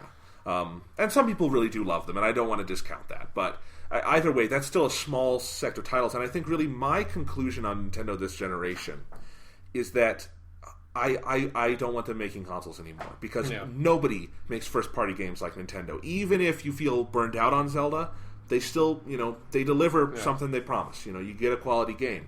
They really do interesting stuff on those levels. And the problem is, as you just said, if it's on the Wii, if it's on the Wii U, it can't have impact. Yeah. It just can't. Their world is too insular now. Especially on the Wii U, because at least on the Wii, enough people bought the console to make those games successful. On the Wii U, that is definitely not the case. Nothing has an impact on the Wii U. And it really is too bad. Because I think Nintendo... I also think they would be free to experiment more with their games. Like Miyamoto has said... He would like to make a new IP himself, and if Miyamoto wanted to sit down and design a new game, I would love that, because Miyamoto, in one 2-year span, directed personally Super Mario 64 and Ocarina of Time, and that is probably the best concentrated burst of creativity in video game history. They're two of the most defining and influential games in all of video games. And he directed a lot of great ones before that. Miyamoto is a genius, and I would like to see him unshackled from some of these gimmicks and whatnot. But that's just want Nintendo to make a new IP that would make me happy. Just try something new. Try make a new character. Do something new. Please. Yes, I would love that. And they're honing down on this base that is getting smaller and smaller and smaller because it's more self-selecting. But yeah, and so the other big contribution of the Wii to the gaming world, though, that we've neglected to mention, is the Kinect and the Move. I like that because that's direct from just Wii Sports. It's just that's why I said Wii Sports had huge influence, because Wii Sports, since it was bundled in with the Wii, and it was the one thing that everyone was anybody could pick up Wii Sports and be I know what tennis is. I know what bowling is. I can do this. I'm just too lazy to go do actual tennis, or to go do actual bowling. Yeah. So you play the game. It's you have fun with it for 30 minutes. And so, for the very casual market that only has to play a game for 30 minutes, it's I had fun with it. And they're not the person like you and me that's playing games is a part of my everyday life. It's a natural form of recreation I just do for fun constantly. Wii Sports cannot sustain that style gameplay, you know? So, it's a toy. Yeah, exactly. And so for other people, that it's just like, oh, I go over to someone else's house and play. It's like, okay, that's kind of fun, and then you pick it up for yourself, you play it for like 5 seconds, and never play another game, get another game for the Wii. Yeah. But since the Wii was so massively successful, Sony was like, hey, we can do that, but let's put a funny little glowy ball on top of our one. And then Microsoft was like, well, we can do that, but let's just make it not work at all, not do any controller, and let's just make people buy this camera peripheral that bafflingly was actually really successful. And then never release games for it. Yeah, exactly. And that's the amazing thing is, the Move just never took off. It sold better in Europe, but it's never made an impact. Nothing significant has ever used it. And the Kinect has never had any games, really, but the Kinect sold like hotcakes. Yeah, somehow. And I still say it's consumer fraud and should be treated as such because it literally does not work. Okay, that's maybe is a little extreme. Like it doesn't literally not work at all. It's not like you plug it in and then it's just like it doesn't register a voice at all. No camera feed comes out of it. It's not like they sold everybody a black hunk of plastic and was like, ah, ha ha ha, and then it's like, dissolved the company and ran off got all the money out of like some bank in Cuba or something. That didn't happen. Did you know my driving school did that? Wait, what? Wait, what? My driving school, I did not get to finish at the driving school I went to because they, for a whole like course of kids, like a whole like season, they got everyone's money. The guy dissolved the company and fled. What?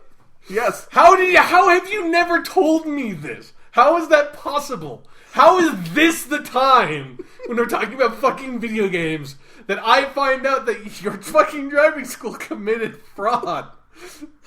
I learned from the best. What the fuck? Back to video games. What the fuck, dude? How can you just drop that? That's ridiculous. But yes, I agree. It was ridiculous. Yeah. I had to go to another school and pay another like $500 to do my driving lessons. Jesus fucking Christ! But see, Microsoft didn't do that. So no, you they should did know not. They did it's not. It's not fraud. Like they released a terrible piece of shit, but it's not fraud. I don't think Sega should go to jail for having made Sonic 2006. I think they should just be ashamed of themselves. Right, and Microsoft should also be deeply ashamed of themselves in such a way that would inspire them, say, to not put it on their new console, Xbox One. Well, it's a discussion for another day.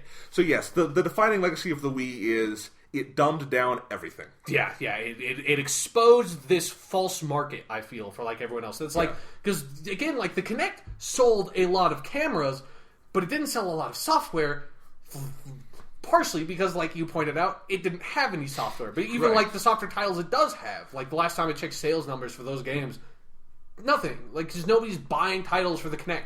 No one buys games for the Wii except for, the Nintendo first-party ones. And then, somehow, Mario Kart 8 is, one of the most successful games of this entire generation. 7. 7, sorry. I lose count. I know. I lose count when they actually start numbering them, and then I have to come up with what number it is off the top of my head. That's the only reason I remember it is because it's like Windows 7. They just went back to numbering it. Yeah, that's the one where they just numbered it. Yeah. But yeah, so and I think during this generation, I think the 3DS is very different from the Wii in that the 3DS has had very, very good software support. Yeah. You buy a 3DS, that is a quality purchase. There are more than enough good games. Yeah, because the 3DS isn't a fucking gimmick, they proved with the DS that it's hey, the double dual. I never felt like they used the dual screen thing to great effect, but it's it's not a great hindrance. It's not I don't want to play on this system because it has 2 screens on it. I don't want to play on the Wii because I hate using the fucking controller. Right, and it's out of the way. It doesn't hurt you, and it can be really nice in some cases. Yeah, it's functional. Yeah. Oh yeah, and I definitely would not want to play a Pokemon game ever again without it because they can really unclutter that top screen and have fun battle animations now, and that would probably not be possible if you had to have everything up there still. So stuff like that. But yeah, so that's the Wii. I think we've said everything we need to say about it. Yeah, fucking Wii, dude. So let's zip up. Let's put our Wiis away. We're done. Get your Wii off the table. Yeah, exactly. Sorry, Jonathan. I didn't mean to leave my Wii out on the table the whole time. That's okay. Everyone's had it out on the table for 7 years now. They haven't used it in a while. Let's put it back. Put it away. All right. We'll talk about the PS3 later, I feel, because I want to represent our experience. Yeah, we didn't get I didn't get to the PS3 until about a year ago. So actually 8 months ago. Yeah. PS3 quality system. We'll talk about it soon. Let's go back to the 360. We were talking about the year 2006. This is going to get faster, don't worry. Yeah. But we now need to talk about 2007, which I think... 2007 is the marquee year. Like it is. It's the year of this generation. I was about to say that because definitely we realized this when we recorded our first attempt at this podcast. 2007 is the defining year for games in this console cycle. Yeah. Because 2007 not only has the two defining titles of two defining franchises in Halo 3 and even more importantly Call of Duty 4 Modern Warfare, it also gave birth to BioShock, to Assassin's Creed, to Mass Effect, and it's when Guitar Hero 3 and Rock Band launched. Yeah. So this was just a tidal wave. This is the focal point. This is the event horizon. So after this, we will not need to go year by year because this is it, motherfucker. This is the year. This is like the year. This is like the birth of franchises, and then also for Guitar Hero, the slow waning death of one. The explosion that is soon to dissipate. Yeah, exactly. So it's like okay. So 2007 is a massive explosion of franchiseness that consumed other franchises like Guitar Hero. Exactly. So let's start though. 2007, I know for both you and me, the most important thing about it. Okay, we started high school. More importantly, way more importantly, high school. Like, that's not important at all. We both know how unimportant that was. Sean, high school was where we went every day so we could talk about Halo 3. Yeah, before it came out. Yes. Yeah, that's what we did. That's literally what we did every single day at lunch. Yes. Was go be like, oh, dude, did you see like the new trailer for Halo 3? It's like, fucking yeah, I did. I talked about this before on a podcast you didn't hear. I need to quit saying that. But yes, I have never been more hyped for anything in my life, or more effectively hyped than for Halo 3. Yeah. And it starts with finishing this fight. Yes. The cliffhanger that launched 1,000 people throwing their controllers at the TV. And then, man, Microsoft and Bungie they were playing us like fiddles all the way until 2007, and especially in 2007. Never drank more Mountain Dew in my life. Yes, and all the different special weird game fuel that they made. Yeah, and like there's special Slurpees at 7-Eleven. Just like the fucking huge number of commercials that were amazing. Like some of those commercials, like every once in a while, I will still load up on YouTube the Starry Night one, like the CG one that played so great at the Super Bowl. It's just like. It's an amazing, just like 1 minute of Halo-ness. Yeah, and my favorite is the one where you've got the old man recounting the story. Yeah, over like the diorama. Uh-huh. Yeah. God, I love that. I still have that on my 360 because I downloaded it at the time and I've just never gotten rid of it. It's survived hard drive shifts. Yeah. I mean, and that's back when that was kind of the primary way I got all those Halo 3 ads, was they were on the 360 dashboard. You just downloaded them and watched them over and over and over. Yeah, because that was one of the first times I feel like they ever did, because that's the kind of a thing now, is the live action ads for video games. Halo 3 definitely launched like that. The Halo 3 had several of them and they were fucking awesome. A very successful Hollywood career came out of that. Neil Blomkamp was found doing Halo 3 commercials. Yeah, I mean, because he did the Landfall short 6-minute video thing. Yeah. After the Halo movie project exploded. Right, which is too bad because I would still like to see, if anyone were going to do it, Neil Blomkamp would be a good choice. So Halo 3, you had played the beta. Yes, the beta that had happened in spring. Yeah. And I also got Crackdown out of that. Crackdown's a really good game too. But the Halo 3 beta, that was really fucking cool because also at the time, betas, still betas for console games are not a common thing, but they happen much more often than they used to. Halo 3 was the first console beta I had ever even heard of. And so, of course, I was like, well, fucking, I have to get into this. So I got into it. You did not, much to my great joy, because I would just, every single day after I would go to school, see you, and just be like, hey, here's all the awesome shit I did last night playing the Halo 3 beta, with all my other friends that got it, that you did not. Sean's not exaggerating here. Yeah. Because really part of the hype was hearing Sean, who had played it, and hearing about it from someone who is so enthusiastic about Halo, and who I know I share the exact same opinions with on Halo, made me more excited. It's like, God, the fucking Halo 3 beta was so cool. That was so much fun to be in. Because it was just this tiny selection of content from Halo 3. It was 3 maps, and you didn't have all the weapons. Were not there. I don't even remember if fucking spike grenades were in the game yet. They might have been. Incendiary grenades definitely weren't. So it's there were just all these little hints at stuff that might be in the game. All the equipment was not in there yet. and like the weapon placement changed for all the maps, which really fucked me up when I got the actual release game. I was like, oh yeah, I know everything in Valhalla. It's like, what? There used to be a trip mine up on the base. Why is there fucking what? What happened? It's like, just, yeah, being in the beta and seeing all these hints at like other stuff that was going to be in the game, fucking awesome. Like, because that was like half of what hyped Halo 3 up as much for me as it did. It was just like, I have played this game. I know this game is great. I know this game is going to be even better because the Halo 3 beta was an actual fucking beta. Like huge amounts of stuff changed from going through the Halo 3 beta to the actual game. That's the great thing about Bungie's betas, is that not only do they really, really use it as a beta, but then there's tangible effects when the game launches. You didn't have, horrible server lag and stuff on day one with Halo 3. You did on the Halo 3 beta, though. There was... But that's fine. It's a beta. Yeah, it's a beta. Like, that's what it's there for. So... Halo 3, I don't even know where to start. I mean, okay, I remember saving up for literally months because I didn't have, I was 14 or 15. I didn't have a job. Yeah. I, couldn't get a job. I was just saving up money because I wanted to get the fucking Legendary Edition of Halo 3. Because if you were a Halo fan, you got the Master Chief helmet. Yeah, you had, because we both got the Legendary Edition. It is the coolest fucking collector's edition for anything I've ever seen. Absolutely. And it came in a box that is like twice the size of the 360 box. It was huge. And it came with the helmet, which was great, and I still keep Halo 1, 2, and 3 in there. Yeah. And every time I want to play it, I lift up the Chief's head very, respectfully and get the game out. But, it also came with all those great bonus discs. You could watch the playthroughs of 1 and 2 with the commentary. Yeah, the cutscenes from Halo 1 and 2 with Jason Statham, Jason Jones, and... Jason Statham? Not Jason Statham, Joseph Staten, sorry. Yeah. They have very similar... If they had Jason Statham on there... I feel like you could, rearrange their names and get the same name out of it. But yeah, no, Joseph Staten, sorry. Jason Jones and Marty O'Donnell. Yeah. Because they're, some of the three big dudes, basically, from the original Halo stuff. Yeah. And that was awesome. At the making of featurettes, watching Martin O'Donnell, because, that's where I really became aware, man, he's not just a composer, he's the sound guru, he does so much cool stuff here. Yeah, there was a lot that I just learned about, how video games are made by all that bonus material, just that's how the dynamic music works, at least for Halo. And it's that's why the dynamic music in Halo tends to be way better than it is in other games. It's just these systems are insanely complicated. Absolutely. But then, as for the game itself, I mean... Halo 3, I have such intense nostalgia for, it's hard to even vocalize it. It's a feeling at this point, more than it is even a memory, Mm-hmm.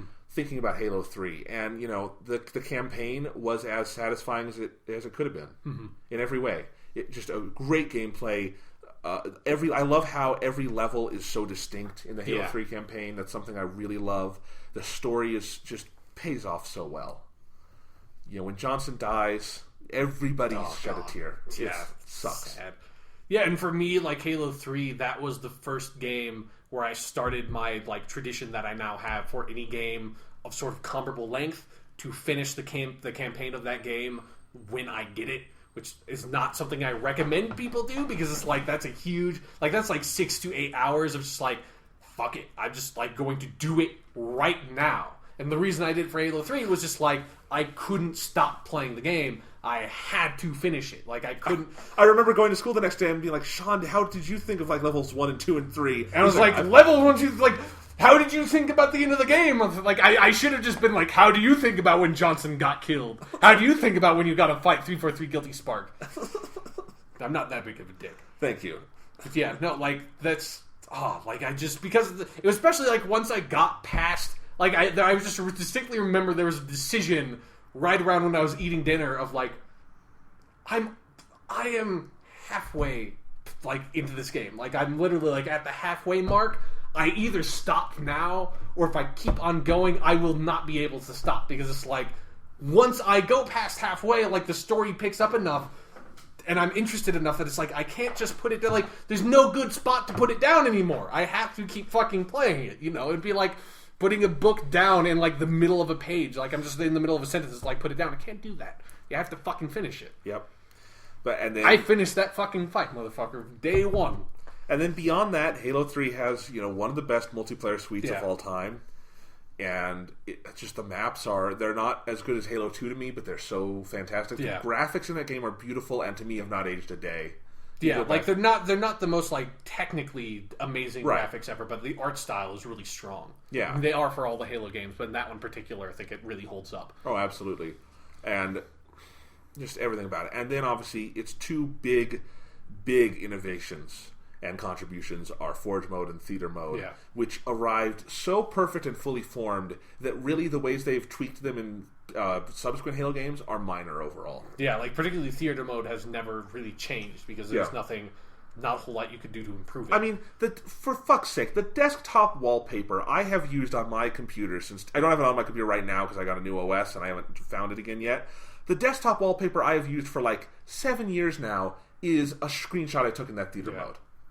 And we made movies in that Theater mode. Yeah. We made machinimas and stuff.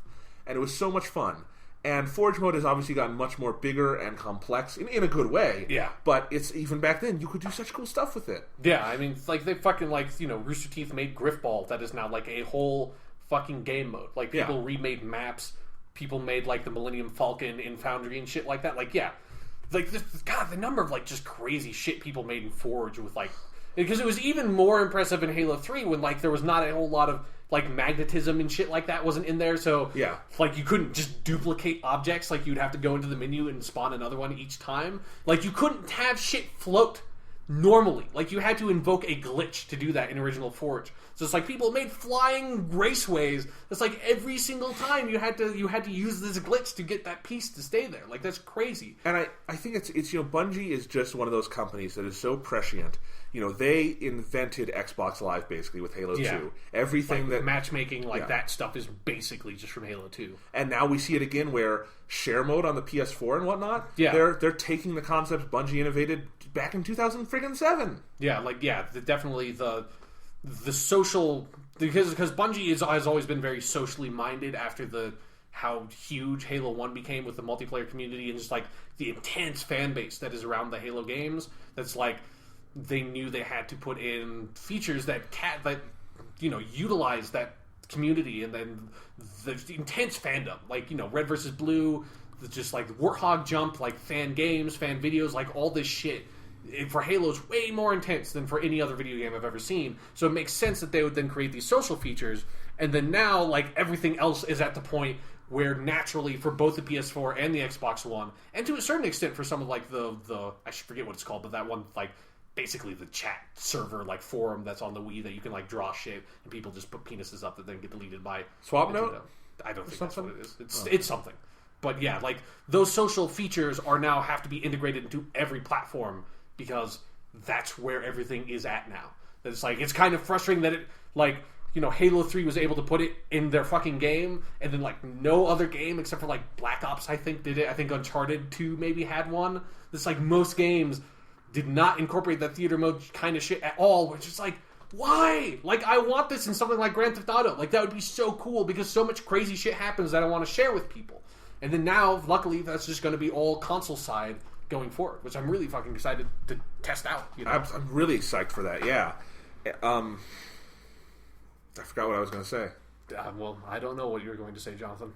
It's probably something that Halo 3 was fucking cool. Still is fucking Halo cool. 3 is fucking... Oh, here's what I was going to say. Everything you just said this is why I'm so excited for Destiny. Oh, yeah. That is the next-gen game I am most excited to play because I feel like whatever Bungie's got in store, whatever they've been working years and years on now, I think it's going to be another revolutionary step forward. I feel like I can trust that with Bungie. And there's going to be a fucking beta again, dude. Yep. And I'm already. Yeah. I've got my spot reserved. Me too. Good to go. That's why that was what forced me to like. Yeah, okay, I'm going physical games on PS4 because I need to pre-order this physical copy of Destiny. Yeah, because I like. Does a part of you hate me for teasing you with that Halo 3 beta? Because I remember it like me being pretty mean about it at some points with how much I just like dangled that in your face.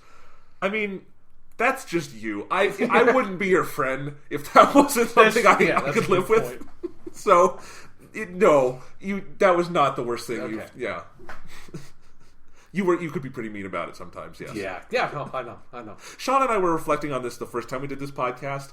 It's crazy. This console generation basically stems the length of our friendship. Yeah, exactly. Like the year that 360 came out, 2005, was the year I met you. Yeah. That's just like, fucking, that's been a long time. Yes. Like it's just so weird to think about it that way. It's just like, oh god, it's been 8 fucking years since these consoles came out. That's a long goddamn time. Yeah.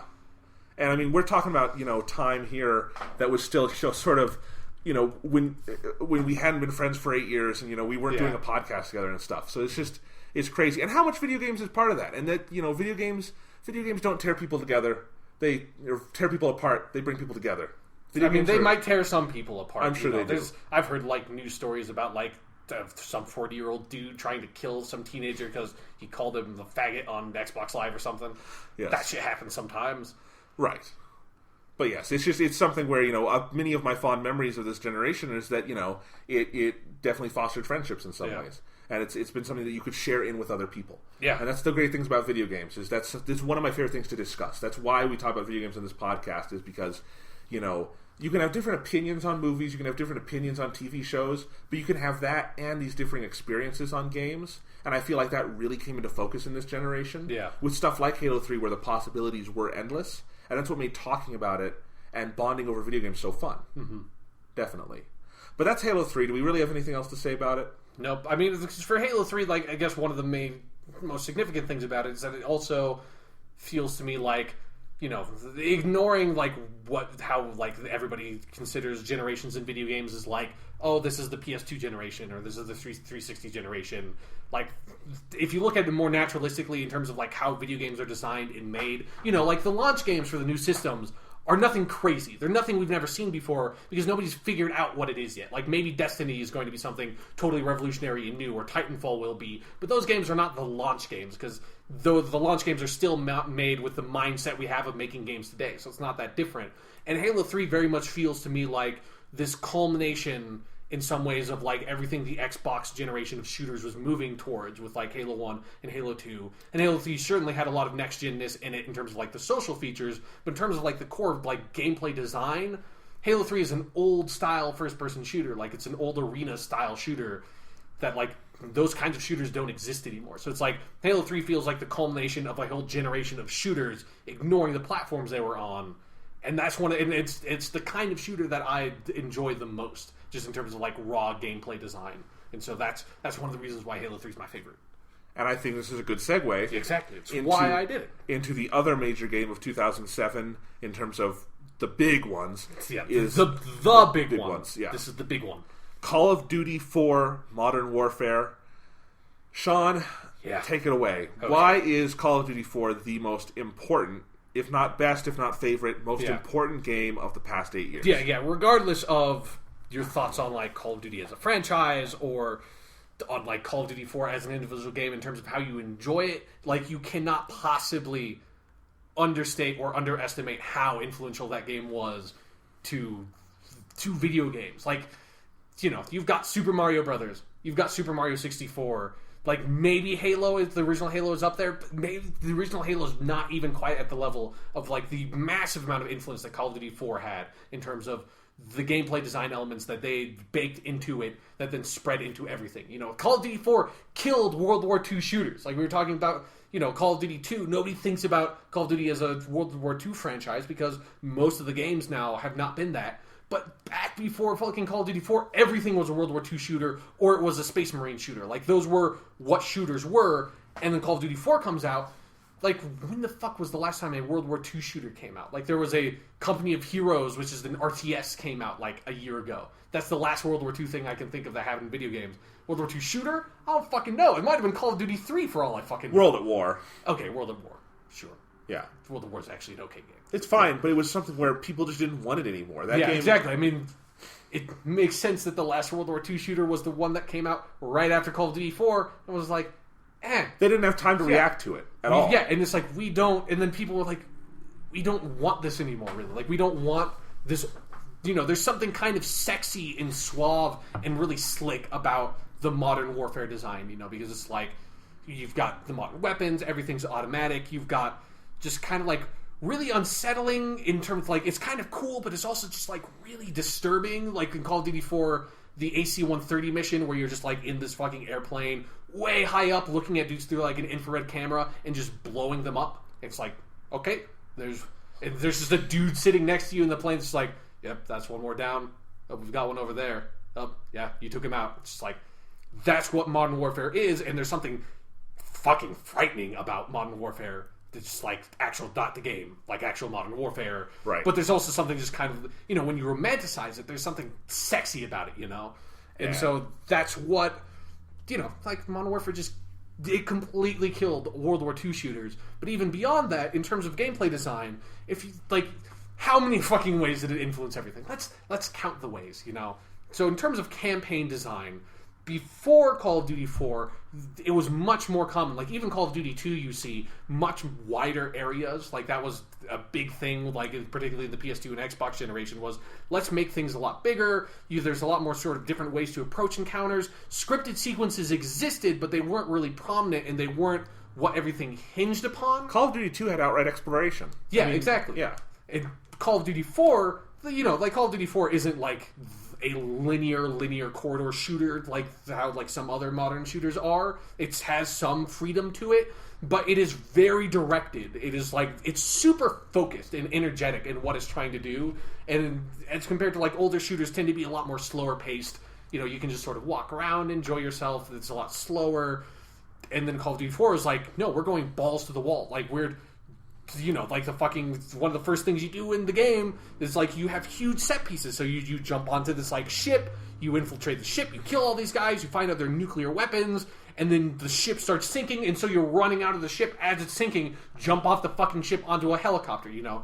Those action scene style moments were not something that you saw before in video games, or if you did, you'd see them in a cutscene and they'd have like no real impact. Whereas in Call of Duty 4, basically everything happened in-game, or it was like a voiceover during a loading screen, and it was, you're in the action. Here's just this crazy fucking shit that's going to happen. These massive set pieces, and now everything does that, you know? Like, Halo 4 and Halo Reach, you can definitely see some of that design leak its way in there. Like just play the first mission of Halo 4.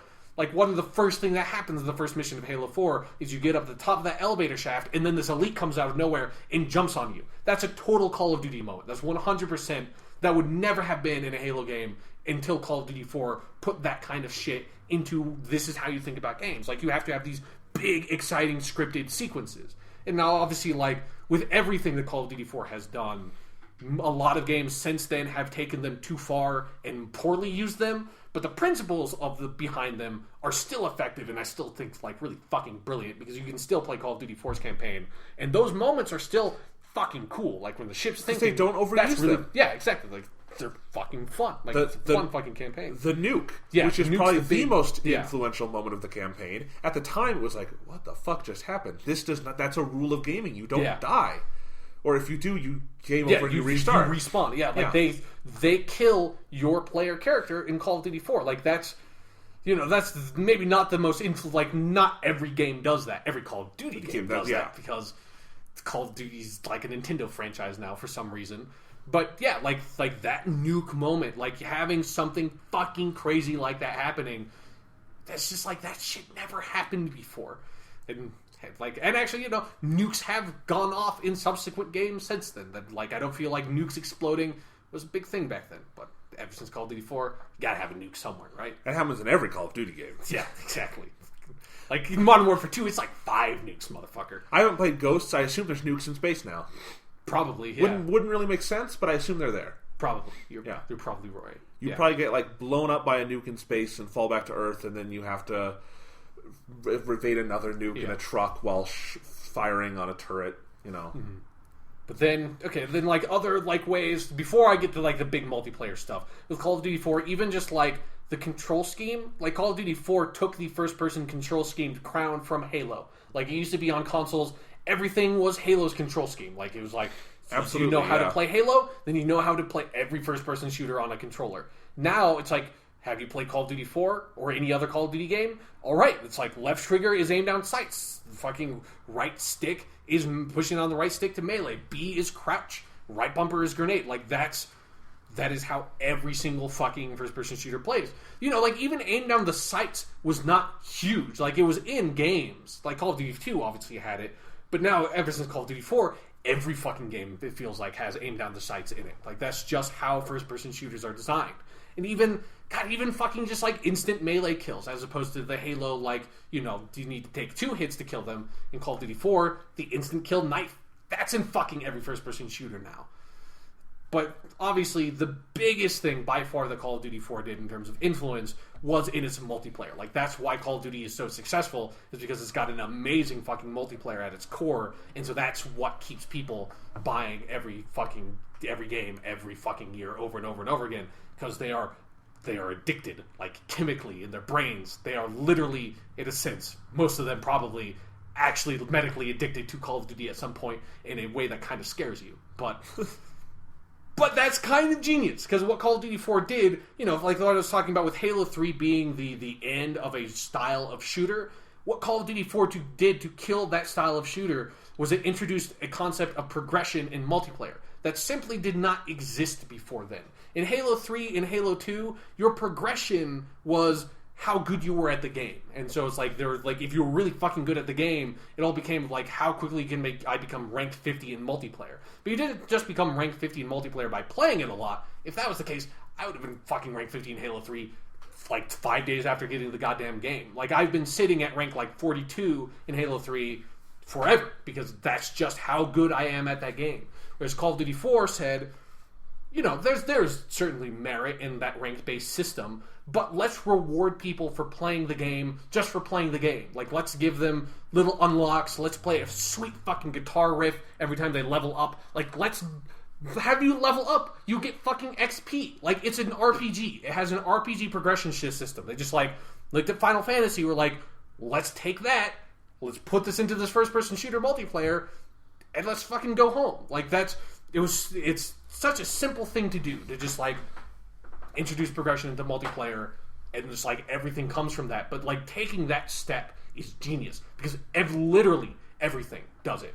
Not even just Call of Duty, like, everything that has multiplayer. Assassin's Creed, Mass Effect 3, every multiplayer game I have fucking played since Call of Duty 4 has this in some way. Halo Reach has it. Halo 4 sure as shit fucking has it. Halo 4 just kind of took it and put it on their game. Battlefield has it. Like, everything has that progression system now. And like, everything has perks. Like, you think of those, like, weird little bonuses as perks. Even single-player games do stuff like this. Batman Arkham games do a similar to the perk system with the XP and whatnot. It's reminiscent. Gears of War 3 at that point had it very heavily. Yeah, so it's like that. It's just crazy. Like, it was so fucking cool when that game came out, because nothing else was like that. It was so addicted and so much fun.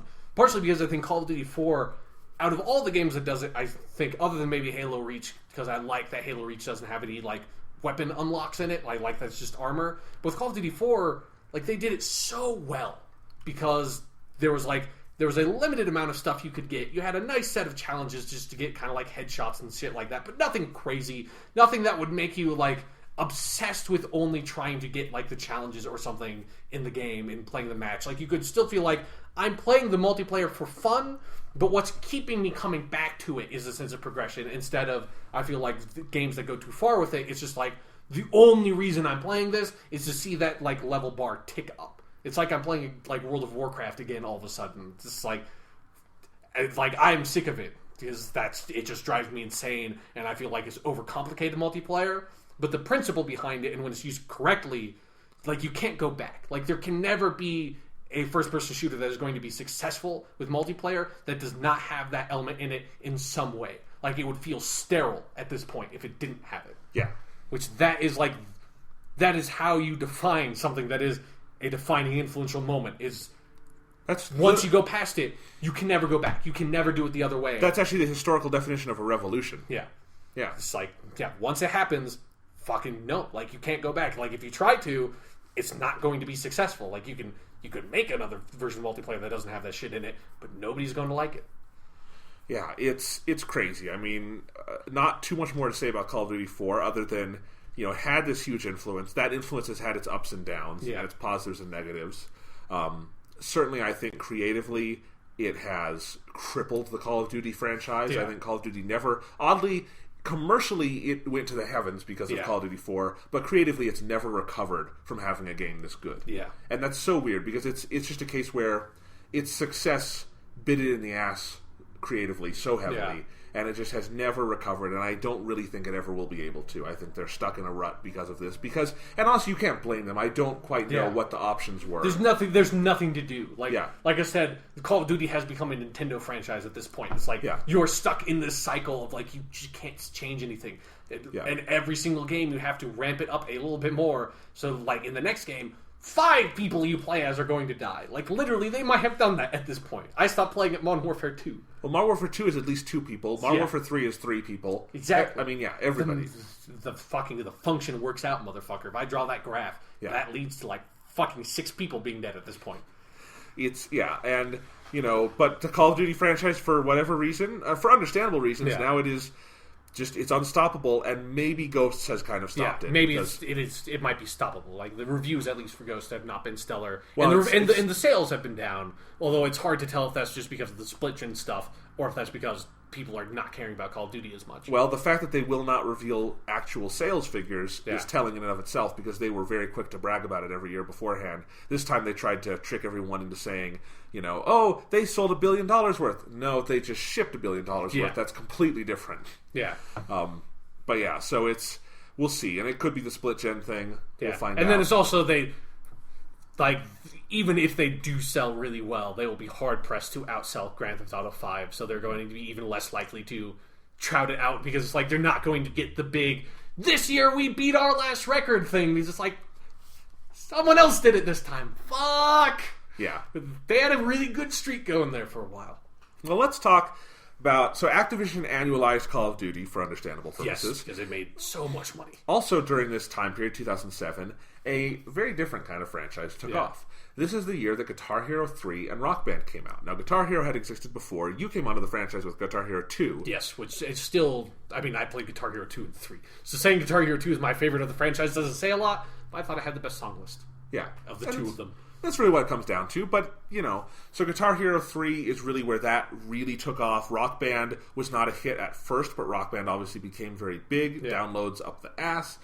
So many songs. So many downloadable songs. Oh, God. Thousands. Yeah, like literally thousands of songs. Yeah. Hundreds of thousands of dollars. And Guitar Hero 3, man, I remember having very fond memories of that back in 2007. We got it for Christmas. It was fun to just pass the guitar around.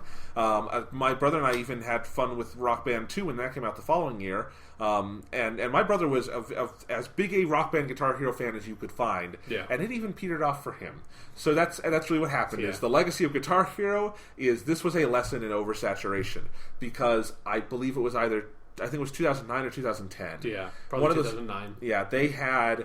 Rock Band did not oversaturate. They were wise. They were like, we'll put out a game. Released 3 games. Yeah, but we'll put out the game, but then we'll just support it with DLC. Mm-hmm. They also had Beatles Rock. Oh, yeah, that's right. But, it's 4. Yeah. So, in any case, but there was a point where, Guitar Hero had in one year, they had Guitar Hero 4, they had Guitar Hero Aerosmith, they had Guitar Hero Metallica, they had Guitar Hero Van Halen, they had the Guitar Hero DS game, and they had Band Hero, which was their, kid-friendly version. Yeah.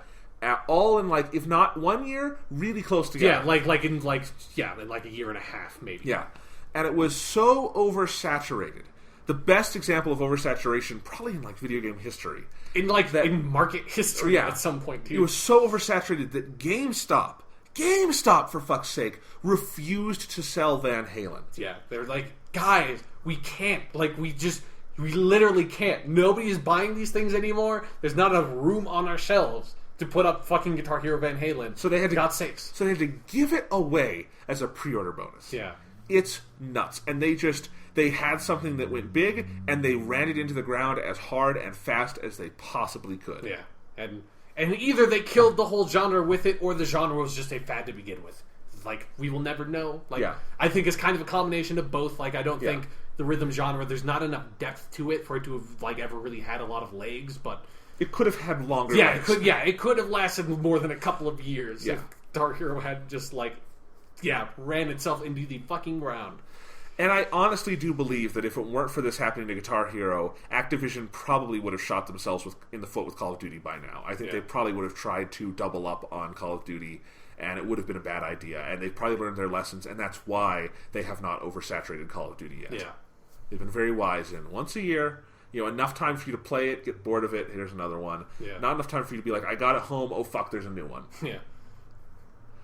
So, and the other thing that's nice about Call of Duty is that you do not need to have storage space for fake drums. Oh yeah, that's fucking... I still have my 2 plastic guitars. Luckily, since I never got into Rock Band, I never got into like the big instruments. It was just like, here's my fucking like fake Gibson Les Paul. Here's my fake Flying V. That's it. I'm done. I have the fucking fake keyboard from Rock Band 3. Why did you just buy an actual keyboard at that fucking point? Like that thing. We own an actual keyboard. We owned one then. I don't know. Why were you playing? This hooked up to the Xbox. Yeah, sure. The keyboards were actually a cool idea in Rock Band 3 because they were... At a certain point, that was like you were playing an actual musical instrument. Did it just have like as many keys as like a keyboard has, or like no? It was limited, but you could just like on the screen it would kind of move. So you would. It's just a lot of keyboards are not full size keyboards to begin with, like full piano width. This was like maybe I think it was 3 octaves. Okay, but it was still enough that you could play songs. Yeah, fair enough. Yeah, it was cool. Anyway. So that's a big franchise of 2007. 2007 also, I mean, these were the big things, but there's so much else. BioShock launched in 2007 and is one of the great games of this generation. Yes, and, without a doubt. And it's one of those franchises that it never necessarily was going to be franchised, but it came out of the gate fully formed, and really, there was a sequel later on that doesn't really BioShock count. 2, whatever. Yeah, no one really cares. BioShock Infinite, however, one of the great games of this generation. Yeah. So, but again, it's not really I don't think of it as much of a franchise. Yeah, because also, like, I mean, other than BioShock 2, like, BioShock Infinite has next to nothing to do with BioShock. Yeah. So, but BioShock came out, but really, more importantly, I think there were a lot of games in 2007 where a franchise started, but it wasn't big yet. Yeah. So we had Assassin's Creed. And Assassin's Creed, do you want to do your spiel a little bit? Okay. Well, like, I'll reduce this because I've done this better. I've done this about a dozen times at this point. Yeah. Assassin's Creed thing. Uh-huh. But anyways, yeah. Assassin's Creed 1 is fucking terrible. It's a horrible fucking game. I played it twice. I don't know why. Explain why you played it twice. You don't know? Okay, I know. I played it once because I got it and I wanted it to be good because Assassin's Creed 1 is a shell of a good game. It's got an interest, like, it's not great combat, but at the time, it was before Arkham Asylum, so I was like, okay, sure, this is acceptable. The climbing was fun and interesting. It was different at the time. It still looks pretty fucking good. And the animation in the Assassin's Creed franchise has always been really fucking great. And it's got a weird, different setting that, like, you know, nothing else takes place in a historical setting like that. So that's cool. The problem is that's all that Assassin's Creed has. The actual mission design is non-existent because it basically has no missions. You kill 15 people, and that's it. That is the entirety of Assassin's Creed 1. Then, in 2009, Assassin's Creed 2 came out. Assassin's Creed 2 is fucking awesome because it has all the good stuff from Assassin's Creed in a more interesting setting and with an actual like story, kind of, with Ezio, like something to mildly care about, as opposed to Altair, who's like, there's nothing to care about with his story. And then it had missions. It had like a linear mission structure design to it that you could like go to a place, get a mission, do something kind of fun, and then move on to something else and be like, okay, this is a video game at this point. I can have fun with this. And then after I played Assassin's Creed 2 and had so much fun with it, I was like, well, maybe Assassin's Creed 1 wasn't that bad. So then I dug out Assassin's Creed 1 and I played it and I was like, this is still that bad. I don't know why I finished it the second time. That's the part that's the mystery to me. I know why I started playing it for the second time. I don't know why I played it to completion the second time. Yeah. But I did. But Assassin's Creed is definitely one of the odder franchises of this generation. Yeah, because it's tremendously successful. You know, like, it fucking sells huge amounts of copies. It's not at Call of Duty level, but it is like fucking AAA goddamn video game franchise. And Ubisoft, you know, after Assassin's Creed 2, because Assassin's Creed 2 sold so much, they annualized the franchise because, hey, Activision did it with Call of Duty, Ubisoft's going to do it with Assassin's Creed. Again, Modern Warfare is an influential title. Yeah, but that's also... That's like, it's such a baffling decision for Assassin's Creed because Call of Duty can get away with it because Call of Duty is primarily multiplayer. You know, the Call of Duty games have single-player campaigns, they're fun. You do them, you move on, and that's it, you know. Then you play the multiplayer for the rest of the game. And so each installment is like a roster change for Madden. It's like they slightly change in some of the weapons, they tweak the stats, they get a whole new set of maps. So I understand how you annualize Call of Duty. I'm not interested in it, but I understand why people would buy it if you're so into the multiplayer. It's like, yeah, it's just like freshens it up for you. And you're chemically addicted to it, so of course you're going to buy it. It's like buying cigarettes or heroin. You know, it's the same basic thing. It's like when Heisenberg gets his blue meth out there, makes it better. You gotta have it. Exactly. But Assassin's Creed they introduced a multiplayer component, which is kind of interesting. I don't love it that much, but it wasn't there with Assassin's Creed 2. They introduced it with Brotherhood, and even then, it's not a big draw. Like, Assassin's Creed is a primarily single-player, narrative-driven franchise. So, narrative. Yes, it's not good narrative, but it has a narrative component. Like, there is a story that follows along, and it has ambition. It has more ambition than any Call of Duty story has, because it needs to. Like, it needs a story to at least, like, have events happen. Because it's just the nature of the game is, like, if you had a nothing story there, like with Assassin's Creed 1, you are completely unmotivated. Like, even if it's a bad story, having a story there motivates you to at least keep on playing the game and go to the next mission, more so than if no story existed. But that's baffling to, like, annualize that, because that then forces you to come up with a new story for that franchise every single fucking year. And even on top of that, the single-player mechanics of the game in no way lend itself to being, like, to refine every single year. So instead, what just happened with the annualization of Assassin's Creed is they just added more shit on top of, like, what was already a good game. So it's like, okay, I've got throwing knives, and I've got, like, poison knives, and I've got this gun.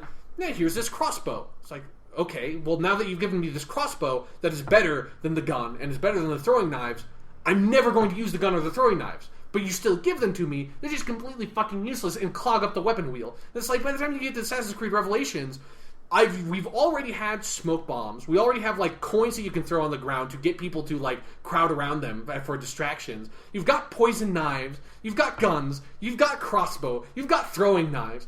You've got, like, poison throwing knives and, like, poison knives that you can just stick people with. And then in Revelations, we've already have all those weapons that you almost use none of them. They threw bombs onto the mix that they're, like, bombs that are like, this is also a smoke bomb. Or this is a bomb that kills people. Or this is a poison bomb. Or this is a distraction bomb. It's like, we already have, like, I can do all these things. So that's, like, the annualization of Assassin's Creed makes no sense. But for some reason, everyone fucking buys them. I don't know. The story's shit. The story's always been shit. I hope Assassin's Creed 4 is really good, because I've got it in my room right now in a cardboard box that I have not opened because my PS4 is not here yet. I've got it in my room as well, and it's the game I am most excited to play tomorrow. Yeah, but it's like, Assassin's Creed baffles me, because I really, even though I complain about it, I love the franchise. I played every fucking main game so far, and other than Revelations, I've liked all of them. Revelations just like, fuck that, just fuck Revelations, just fuck that game so much. But yeah, like, it's a good franchise, but it's the most bizarre fucking franchise in gaming. But it's one of my favorite from this generation, because it's like, it's a video game, dude. Like, Assassin's Creed is a fucking video game. That is the best way to describe it. It's just like, if someone asks me what's a video game like what's a modern video game, I will give you fucking Assassin's Creed. It's like, play this, because it is fucking weird. It's got all, like, these, like, superfluous systems. The story's just crazy. Makes no sense. Like, half the time you wish it wasn't even there because it's just pulling you out of the action. Like, this is a fucking video game. It's weird. It's strange. I don't know who they fucking got to write this thing, but here it is. Play it. And I kind of love it for how weird it is, because it's like, gives me this intellectual puzzle to try to solve. That's why I talk about it all the time. Right. That's Assassin's Creed. Well, let's talk about the final franchise of 2007. 2007, again, it's the year. Yes. The one that is much easier to talk about our feelings for, and that is Mass Effect. Mass Effect launched in 2007, and, did fine, but it was overlooked by other games that year, obviously, and in part because it's a really, really good game, but it's not necessarily great. Yeah, it's like an 8 out of 10. Yeah. Yeah. And I think story-wise, and with some of the depth to it, I mean, definitely it's it's just the rich foundation is amazing. Yeah. And even more amazing when you look at the franchise as a whole. But yeah, Mass Effect is something that became more significant later on. So, Mass Effect 1, we've talked about this franchise times. We don't need to go in depth with it, because you can listen to our Mass Effect podcast. Let's talk really quickly, though, Sean. Mass Effect 2, obviously, is one of probably the top 5 best and most important games this generation. Yeah, without doubt. And it comes out in 2010. We jump forward a little bit from here. We're just talking about the franchise. What, between Mass Effect and Mass Effect 2, changed, and why is that what makes Mass Effect 2 so important? Well, another little game, I don't know if we talked about it yet, came out in 2007 that maybe changed the entire landscape of how you think about video game design. Oh yeah, it's Call of Duty 4. So I think when Call of Duty 4 came out, yes, BioWare looked at that and, like, saw how like sexy Modern Warfare is, and like how sort of like streamlined and focused. Like I said, when I was talking about the campaign design for Call of Duty 4, it is action, it is focused, it is like, here's what needs to be done, we're going to do it, it's going to be fucking cool, sit your ass down and play this fucking game. Like Call of Duty 4 is no bullshit. That's that campaign. And that's like, and I feel like that's what Mass Effect 2 is in a lot of ways compared to Mass Effect 1, you know. Like, it's still an RPG, so it still has, like, you know, slower moments, it still has its pacing, but when the action needs to happen in Mass Effect 2, it's like, no bullshit, we're getting this done. So they stripped off huge amounts of features from Mass Effect 1. Like, that for a lot of fans of the franchise, it's like a kind of really controversial thing of whether or not, like, you really like the superfluous and kind of clunky systems of Mass Effect 1 that, like, arguably adds more depth to the combat, even if it is very clunky and, in my opinion, in a lot of ways unsatisfying. Or if you go for Mass Effect 2, that is arguably simpler, but in being simpler is more streamlined and more engaging and more fun. Like, I'm definitely all Mass Effect 2. Like, I think the combat design in Mass Effect 2... It's like, I prefer the combat in Mass Effect 3 in terms of how it iterated on it, but, like, basically how combat is handled in Mass Effect 2 is, like, why does not every RPG that can do this, why doesn't every RPG do this? Like, you can have fun combat in an RPG. It doesn't have to be shit, you know? Yeah. But that's Mass Effect 2. Like, I think they, like, said, here, let's streamline stuff. Let's like, that's almost like the rule of thumb for the most of this generation to me, like, past 2007, is looking at the game in a lot of ways, like, in trying to improve it in a lot of ways, is trying to make it simpler, make it more focused, make it more streamlined. Like, the last time we did this podcast, I said that one of my favorite writers is Ernest Hemingway, because he has a very sparse writing style, a very stoic writing style. He just says what needs to be said to move the story along, to get his point across, to get, like, what you need to know about the characters across, and that's it. There's no flowery bullshit, you know? It's not like 19th century romanticism. It's not just like, oh, I'm going to sit here and read this, like, 5-page description of what this tree looks like, you know? It's not fucking James Fenimore Cooper. This is Hemingway. It's a dude, it's war sucks, done. The Novel tree over. is there. Yeah, exactly. Like, that's a tree. It's not like, and there lay the great Auburn oak of my childhood that represents all the fears of my life, but all the joy and nostalgia as well. Like, I rested here with my love Elizabeth back in the day. You know, like, fuck all that shit. It's a goddamn tree, motherfucker. Sean, I really want you to write this book about the Auburn tree now. Yeah. Because about how he would sit there with his love. You need to, like, write this and put it out in the world. But yeah, like, that's what Hemingway does, and that's, like, what the Call of Duty 4 campaign design, or, like, what Mass Effect 2 is like. And I really appreciate this philosophy for game design, because it's like, cut the bullshit, man. You don't need it. Just do what needs to be done. Do what's important, and do what's important well. Like with Assassin's Creed, don't throw all these weapons. Like, it's just distracting, and it's pointless. And just pare that shit down. Focus on, like, you have a fucking hidden blade, you have a sword, you have a ranged weapon. You can maybe select different ones from them, but you can't carry everything at the same time, and everything has a defined specific purpose, because if everything has a defined specific purpose, you can master the combat, you can master that weapon, and you can feel accomplished in playing the game. I think it's a much better philosophy for game design. Like, Skyrim has a very similar philosophy in terms of just, like, cut the bullshit. Like, we don't need 5 different sword-based skills. It's like, are you good at swords? Okay, sword skill. Use swords, done. It's not like daggers, short swords, long swords, two-handed swords. They're fucking swords. Go for it. Like, that's what I like. And that's Mass Effect 2 is totally fucking that.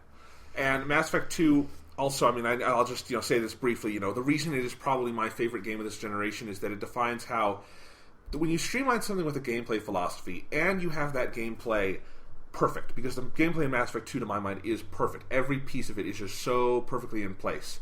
That actually allows for greater depth narratively and character-wise. Yeah. Much greater, because Mass Effect 1 is more complex, but I think it's all artificial depth on a gameplay side. I completely agree. Yeah, and it means the storyline is really good and there's good characters, but it's a lot of it is kind of surface, and you realize that when you play 2.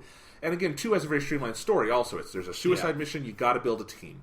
But then what happens is that game is, you don't realize how much it's hit you even until you get to the suicide mission. Yeah. But everything about it is just so much deeper. And I feel like I am so much more engaged in combat. I lose myself playing Mass Effect 2. Yeah. I can play it for hours and hours and not get tired. It's just that kind of game. It's just so well polished. And while we're on the subject of Mass Effect, let's finish it off. Mass Effect 3, I mean, we've given our thoughts. Yeah. It At length. I think it recomplicates some of the side quest elements, and that's a downside. It does some interesting things with combat. I don't think the level design is as good, but I can recognize there are ways in which the combat is improved and made bigger. But really, the story of Mass Effect 3 is that while it has my favorite video game story of this generation in terms of what emotionally hit me because of 3 games of content and just... I would say The Last of Us as a campaign is probably the best, just single campaign and story. Yeah.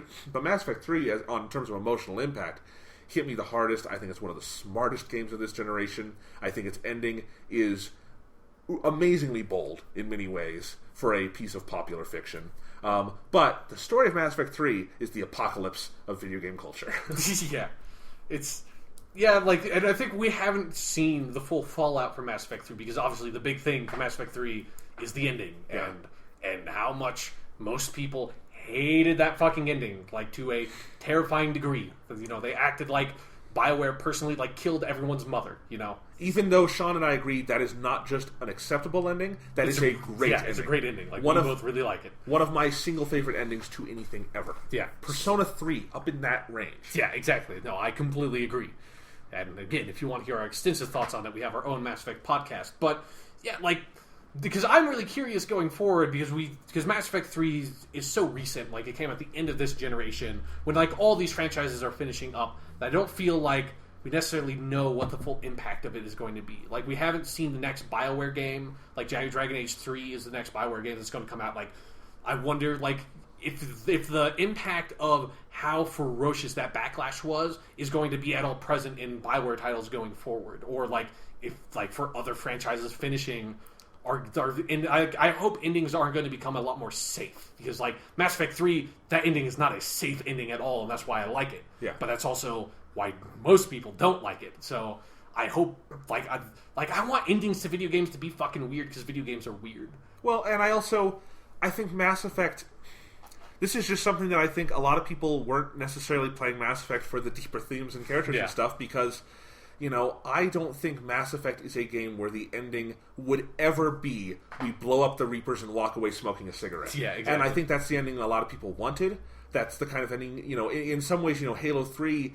I love it to death. It's you blow the fuck out of the Covenant. Yeah, because that's the kind of story Halo 3 is. Exactly. Halo has never been anything other than alien-style sci-fi action. And that's the contrast I'm setting up here. Mass Effect is different. Mass Effect has to be a messy ending. It has to be something that makes you think, because that entire franchise is about choice, and it's just so many, deeper themes going on in Mass Effect that is such a dark franchise in so many ways. I feel like building up to it is a hugely existential ending. Yeah, it is without a doubt. It is a hugely metatextual ending. It's the kind of thing you could write a fucking master's thesis on. It's fascinating. But, it's at a certain point, Mass Effect wasn't an indie movie. It was, a huge popular franchise, and you can't give that to people and expect a good universal reaction, sadly. And I think BioWare has already reacted to this because they did the extended cut that was basically just, here's the pandering, we're going to give away all our integrity, take it. Yeah. I've never seen what that ending actually is because I've never gone back to it, but yeah. It's basically, they take a spoon and they put it in your mouth and feed you everything. Oh, well I'm kind of hungry right now, so that might actually be okay, but... All right. Well, Sean, let's flash back to 2007, which we're done with. 2007. I think it's time to... Wait, so let's flash back to 2008? What?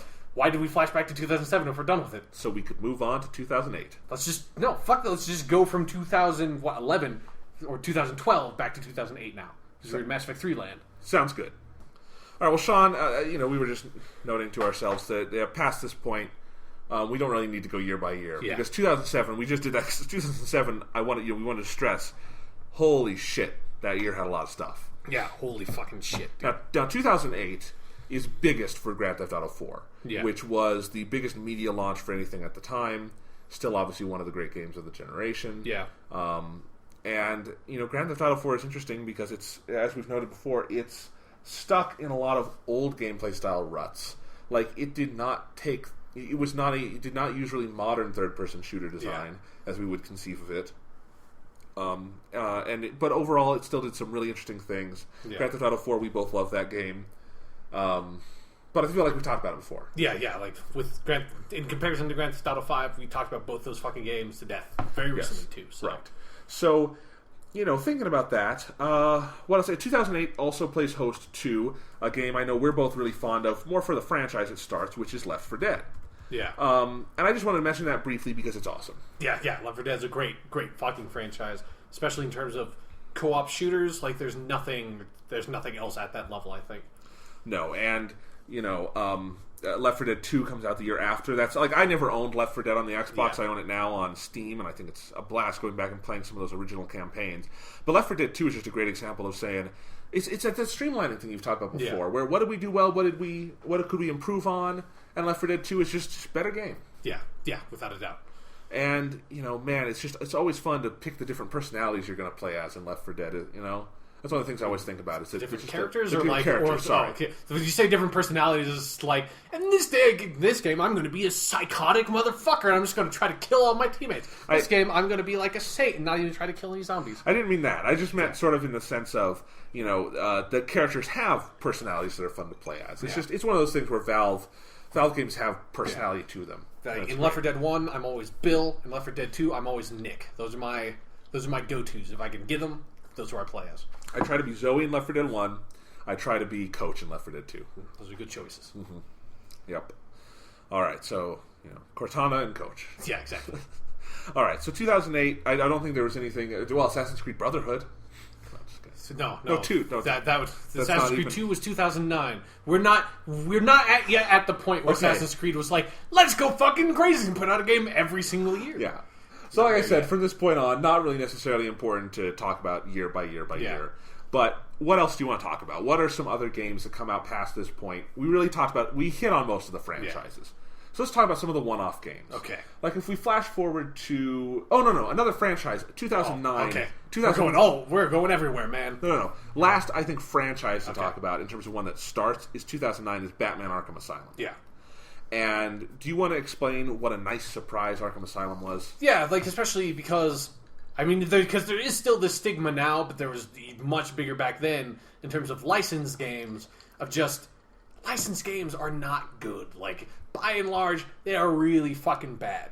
So whenever a licensed game comes out, you're usually if the reviews are okay and I am really into this thing, maybe I'll give it a shot. But in general, you're probably just going to want to skip fucking whatever Thor game came out with the movie, or the Captain America game. Just move on. But back in the day, you should play Spider-Man 2. Yeah, Spider-Man 2 is a great fucking game. But that's not this generation. I know. Yeah, this generation was Spider-Man 3, which has its moments because it still has the web slinging, but technologically, that game is one of the biggest fucking messes I've ever seen.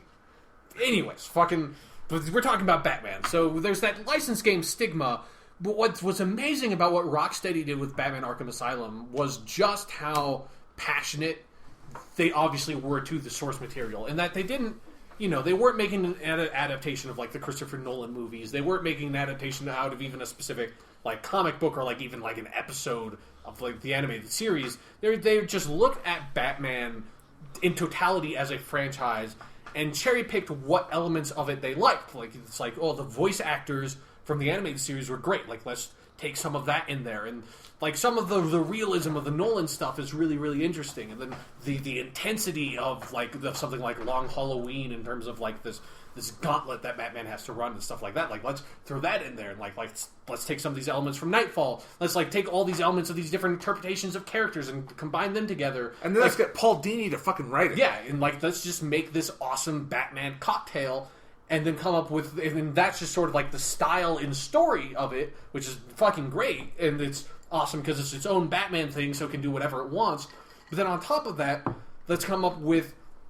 in particular, two really, really interesting and in many ways unique gameplay systems. But I think most notably is their hand-to-hand combat, which I think since then many games have tried to replicate, some somewhat successfully. Sleeping Dogs has a very Arkham-y style combat that I really like, and some of them are Assassin's Creed has never quite figured it out that well. It's kind of there, but not quite. But with Arkham... just that sense of just flow and control you have, and just the intense fun. Because if you're talking about streamlined systems, there is nothing more streamlined than the combat in Arkham. It's you have X, which is strike, Y, which is counter, B, which is the cape move that you can stun enemies that you only want to use really on specific enemies, and then double tap A to roll around. And if you want to get fancy, you can use gadgets, but you don't really need to, and they don't, like, they're only in for, like, specific situations. Maybe you want to use a batarang or bat claw some dude. But they also don't hold you back or anything. But, like, but with fucking Arkham Asylum, it's not Ninja Gaiden or God of War. Like, those are great games, and I love them. But for those games, at some point, it's like, okay, I need to memorize combos. I need to, like, watch these attack patterns very specifically. Like, it's a very, like, specific, slow style of combat that's, like, you need to get used to. Like, okay, I need to, like, learn all this stuff about the combat system in order to be good at it, in order to enjoy the game. Like, especially for Ninja Gaiden, because it's so fucking hard.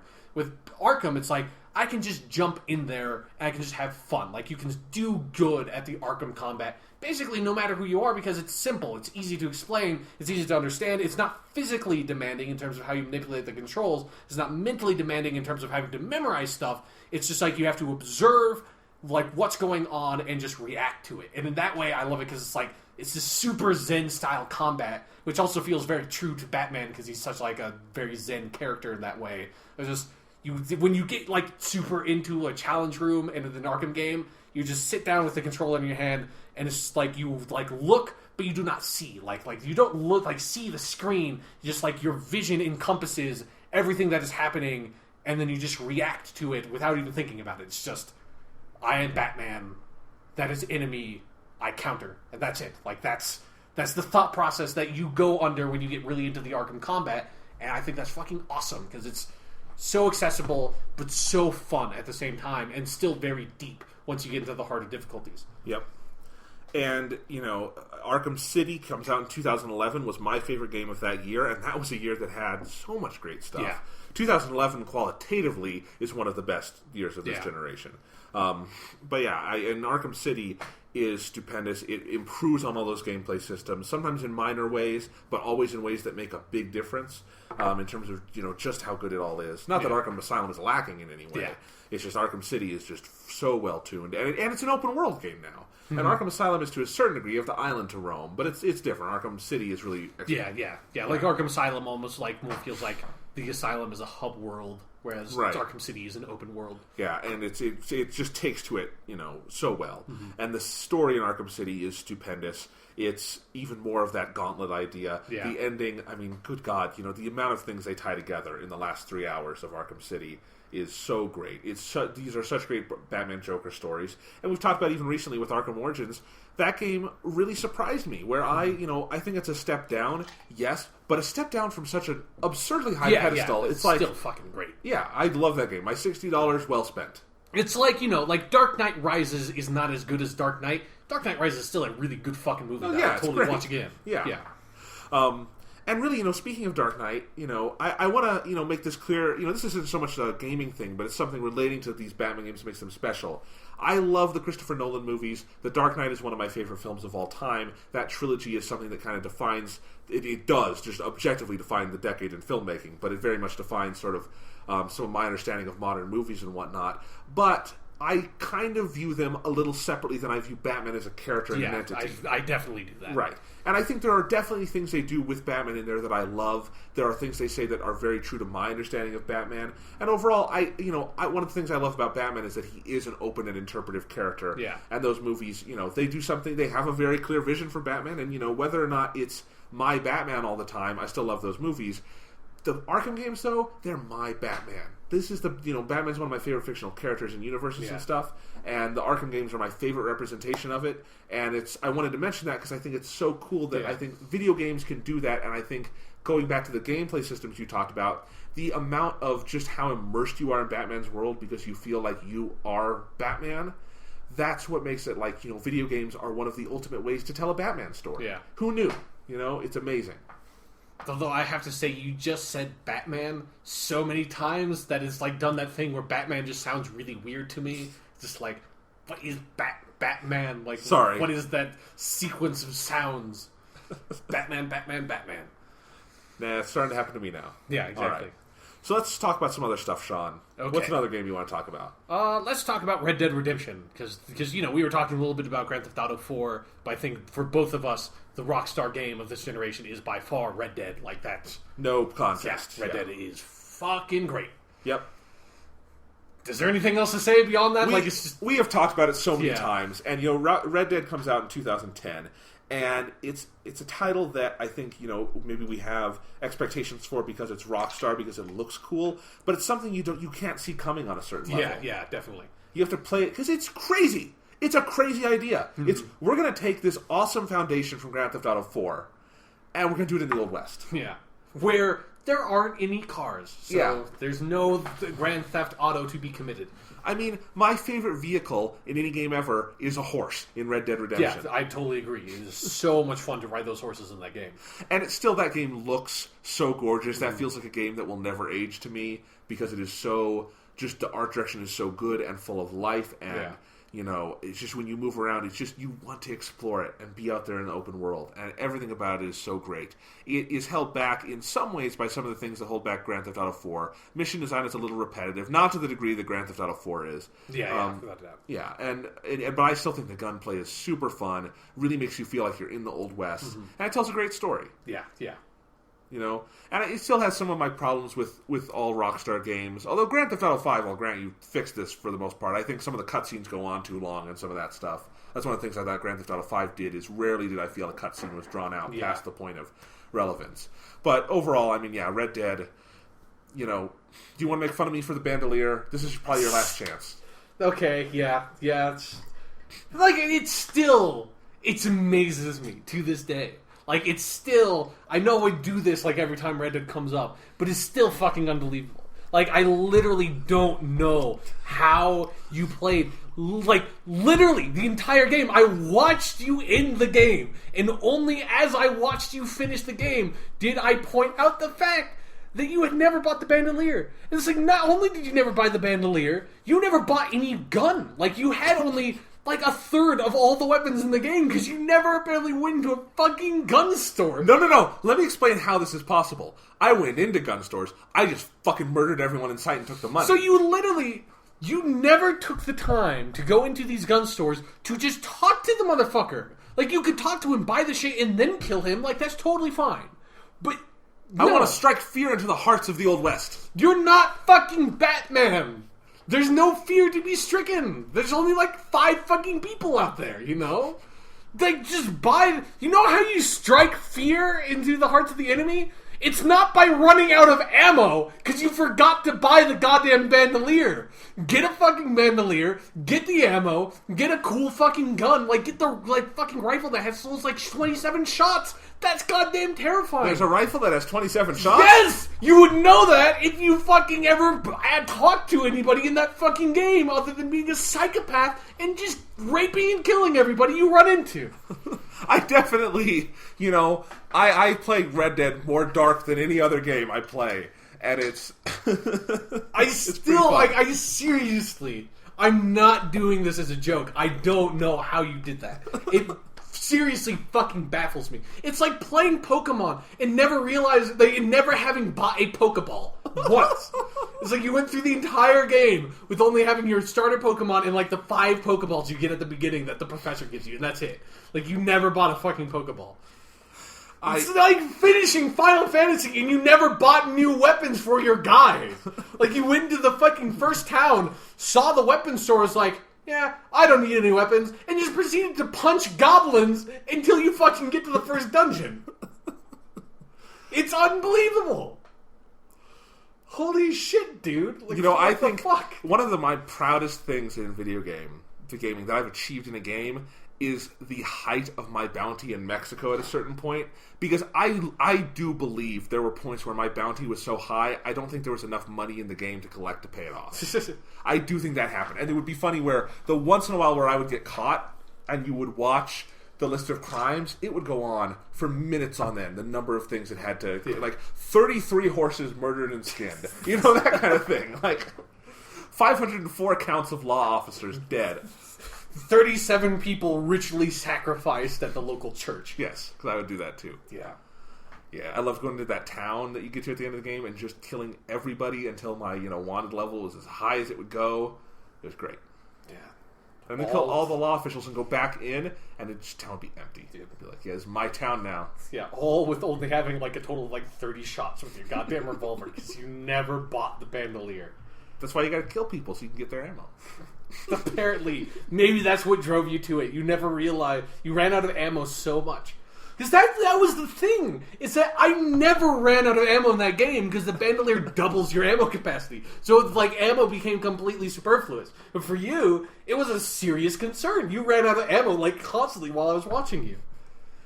All right. Any other major... You played an entirely different game from me in terms of the combat. Like it was like I was playing Last of Us on easy and you were playing it on survival in terms of ammo conservation. Like what the fuck?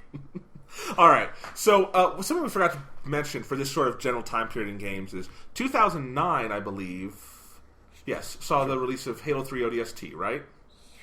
Yeah, I think so. 2 years after Halo 3. Yeah, that sounds right. I wanted to mention ODST really quick and then Reach and kind of finish up, because we talked about Halo 3, but I want to talk about the other Halo titles, because Halo had a good generation. Yeah. ODST... started out, we were hearing it would be an expansion pack, then they kind of made it a full game. Yeah. Remember when it used to be called Halo 3 Recon? Yeah. I still can't decide which title I like better. I like Recon more. Recon was cool. Yeah. But either way, ODST I think is a great campaign. One of my favorite Halo anythings. It's so... Honestly, I would like to see another Halo game like that because it's just so different. Mm-hmm. It's different in ways that honestly... interest me more than the ways Halo 4 was different. And I love Halo 4. But like Halo 3 ODST being a person, like a human in this world, and an exceptionally capable human. Yeah. But still just the different gameplay systems. It was definitely difficult, but still in that Halo way where, Halo has up until Halo 4 did kind of avoid the Call of Duty mentality of sort of the linearity to the point of getting rid of those things where you really had all these different options. ODST really, you still get that Halo feeling of, I could tackle this from so many different ways, and I'm going to have to if I'm going to make it through this. Mm-hmm.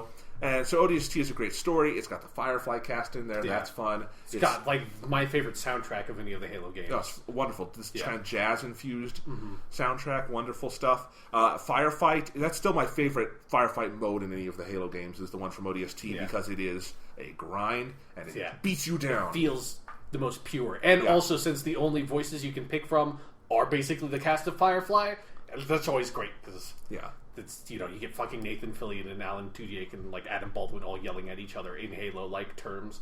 That's always fun. What could be better? Nothing really. I don't know. There's one thing that's better, but that game's not technically part of this generation. So okay, well you're still saving that for the end. Yeah. All right. Halo 3 ODST also came with a beta access for Halo Reach, so I finally got into a Halo beta. Yeah. And I definitely got that same feeling you talked about with Halo 3 with the Halo Reach beta. It was just so much fun. Yeah. It was so magical to be like this game that, it had been another 3 years at that point. Halo Reach is really effectively Halo 4 in terms of major titles. Yeah, it is. And that beta was so cool, and I remember just the communal feeling, because a lot more people got into the beta, I feel like, with Halo Reach. And so everyone was talking about it at the time. And it was a blast. And then, the game came out and totally lived up to that. I'm a big Reach fan. That's personally my favorite Halo game, maybe. Although the more we talk about Halo 3, the more I'm like, Halo 3 I really love Halo 3. Halo 3 is the best one. I will bring you over to the side. Halo 3 is the best fucking Halo game. There's a difference between best and what I considered was my favorite. Okay.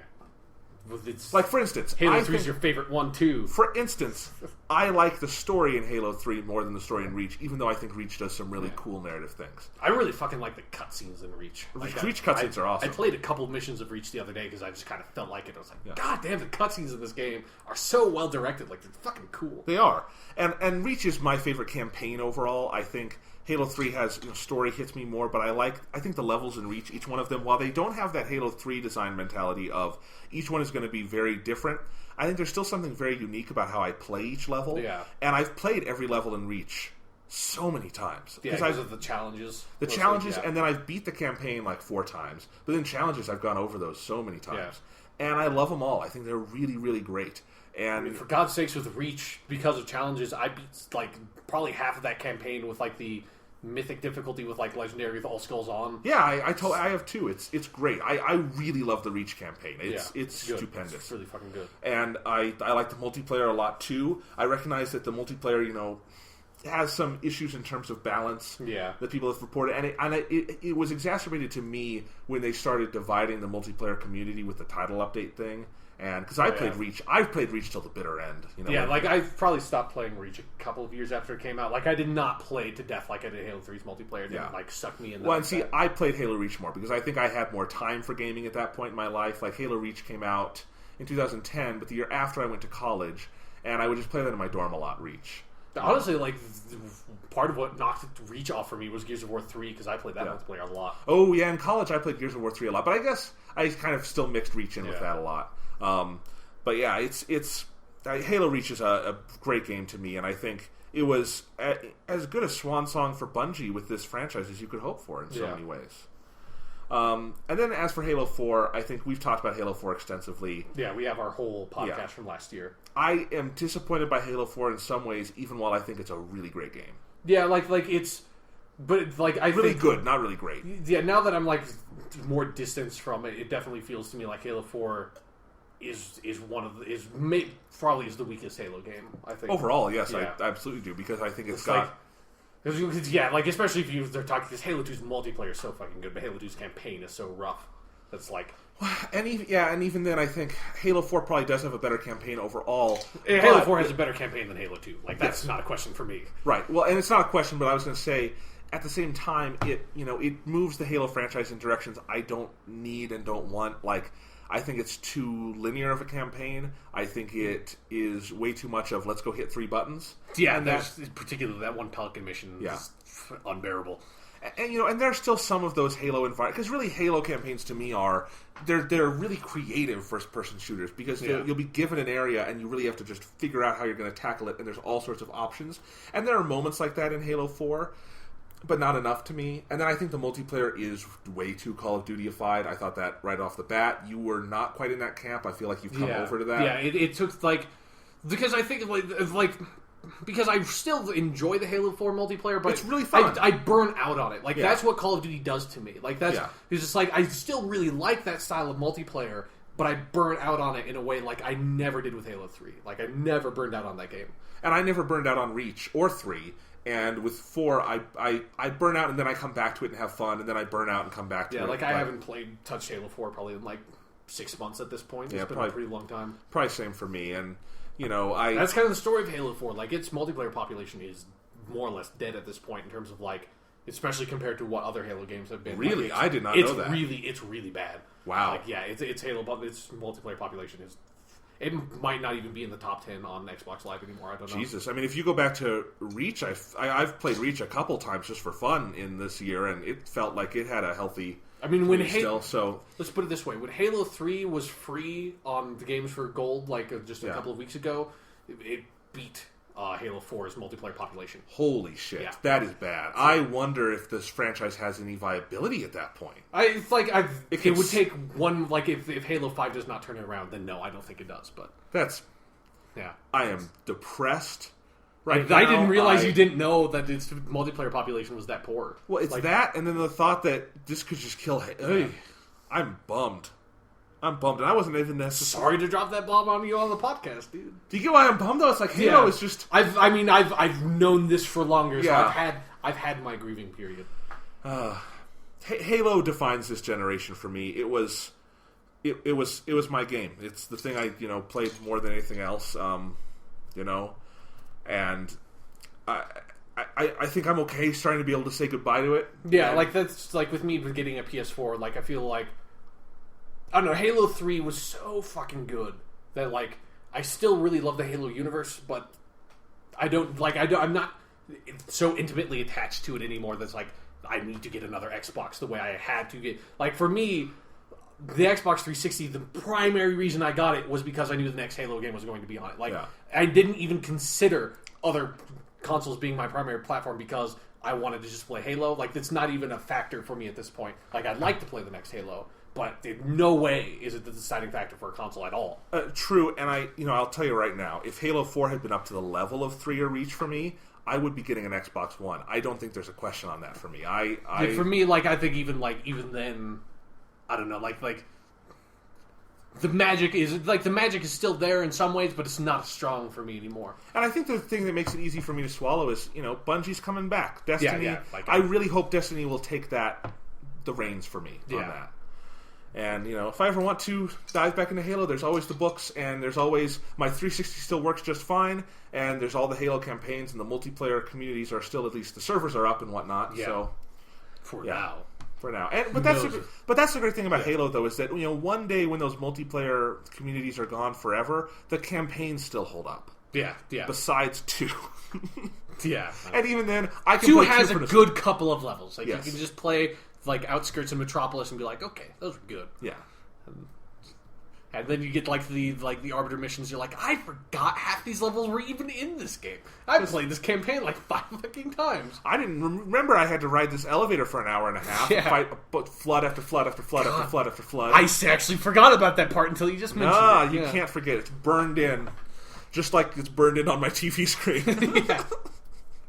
All right, bye Halo. Let's talk about something else. Yeah, now I'm kind of depressed too because all the Halos coming back. All right, what do you want to talk about, Sean? Okay, there was a little game that we missed that came out in 2007 because it was packed in with something else. It was in the orange box. Portal? Yeah, I realized we skipped Portal, which that's a big thing to skip because I think Portal is another one of those. I was about to mention Portal 2, but really big like games, like just not in terms of how good it was, but how influential it was. I think. Yeah. Because, Portal 1, and it's crazy to think about that, too, because Portal 1 really is like a proof of concept at this point for Portal 2. But Portal 1, I played Portal 2 first, but I knew the hype around Portal 1.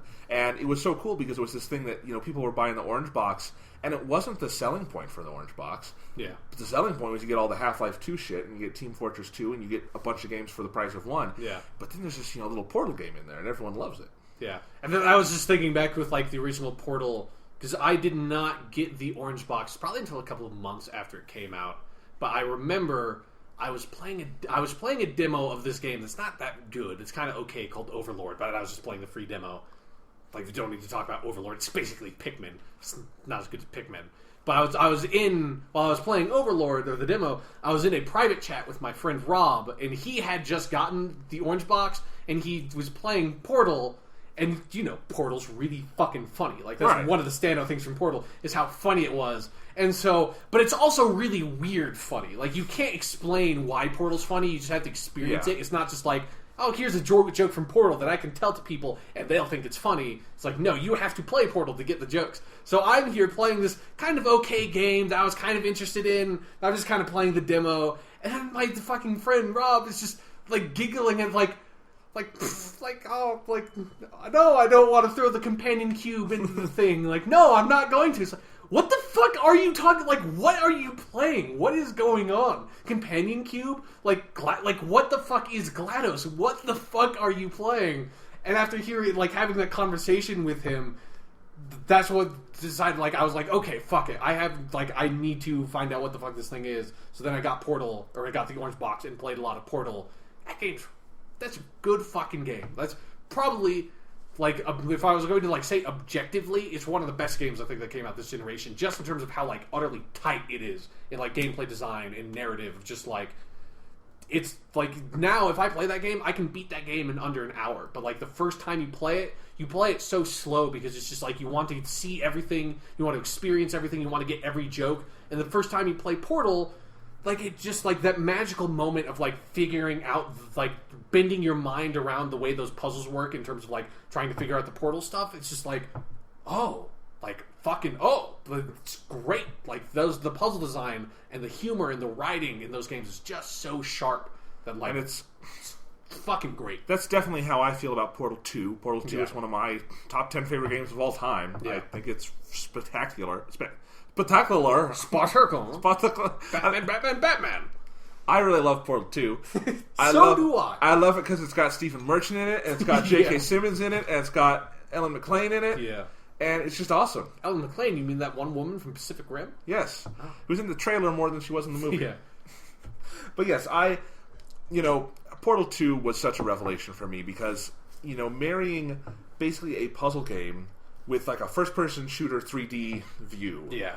with a really great, rich story that is hilarious. Yeah, so fucking funny. And having one of the best co-op modes ever on the side. Yeah, bar none. I mean, man, Portal 2 for $60, that is a fucking deal. Yeah.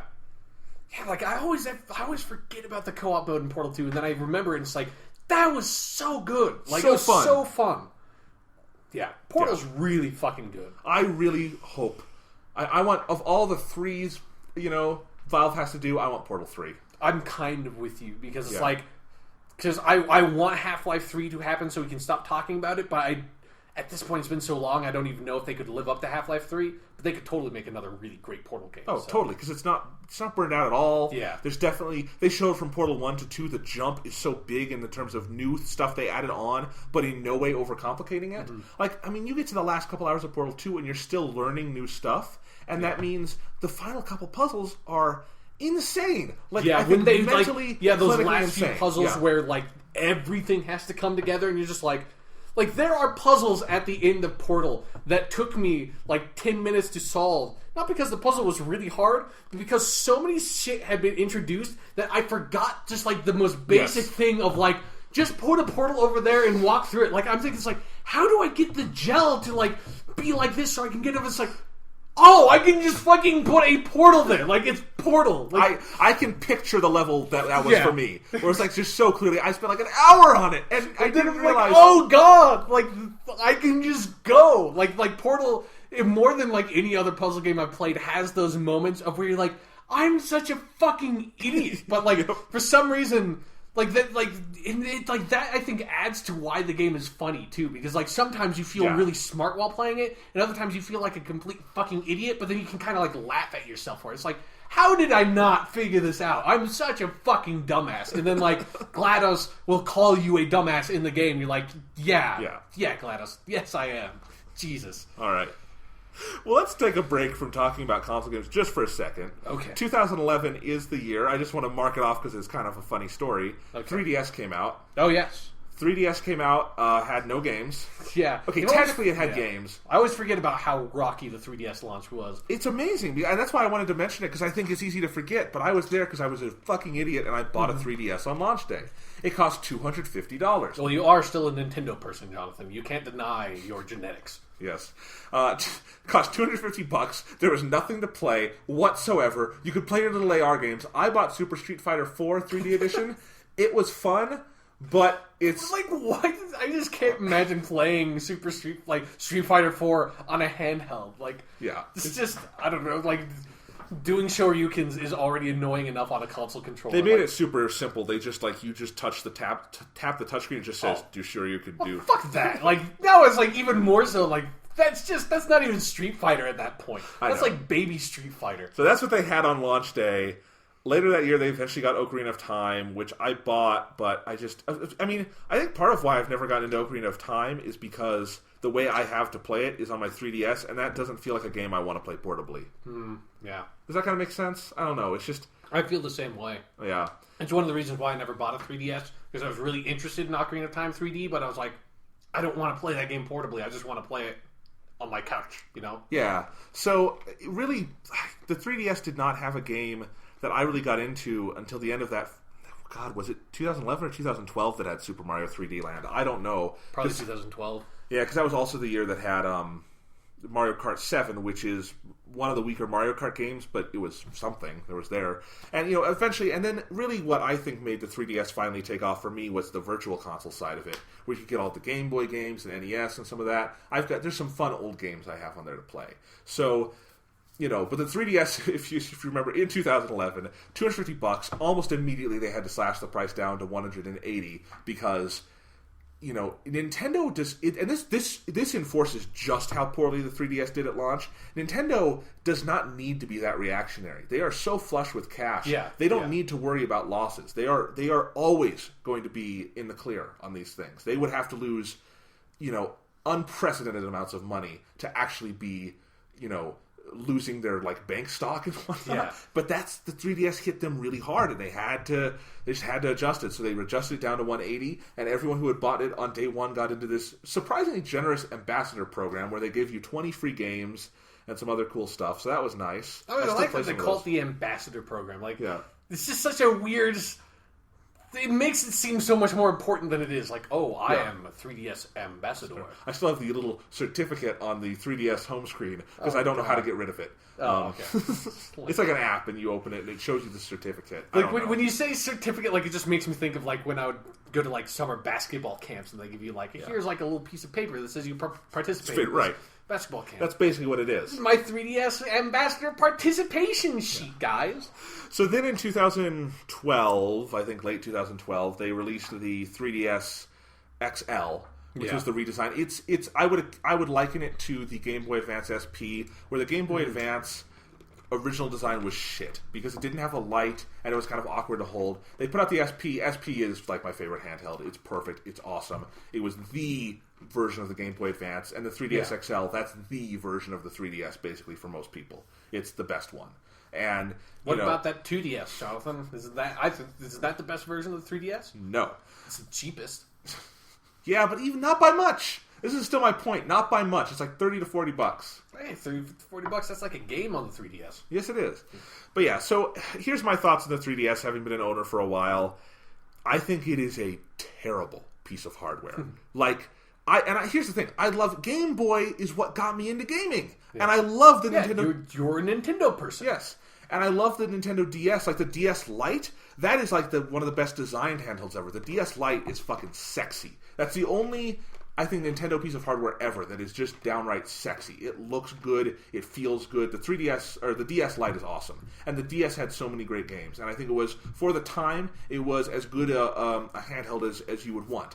But the 3DS feels so stuck in the past. Even more so than the Wii to me in some ways. Because it was more modern. It didn't really update online functionality. There's so many things about it that are clunky. Yes, it was the first system out there on the market where you could download everything instead of buying it retail. Yeah. But that's clunky because it's tied to the system. Yeah. So if you lose it or something happens, or if you want to maybe trade your 3DS in to get the 3DS XL, what you have to do is do this complicated switching program and get your shit off one to the other, and it's super convoluted and takes hours to do, and it's stupid.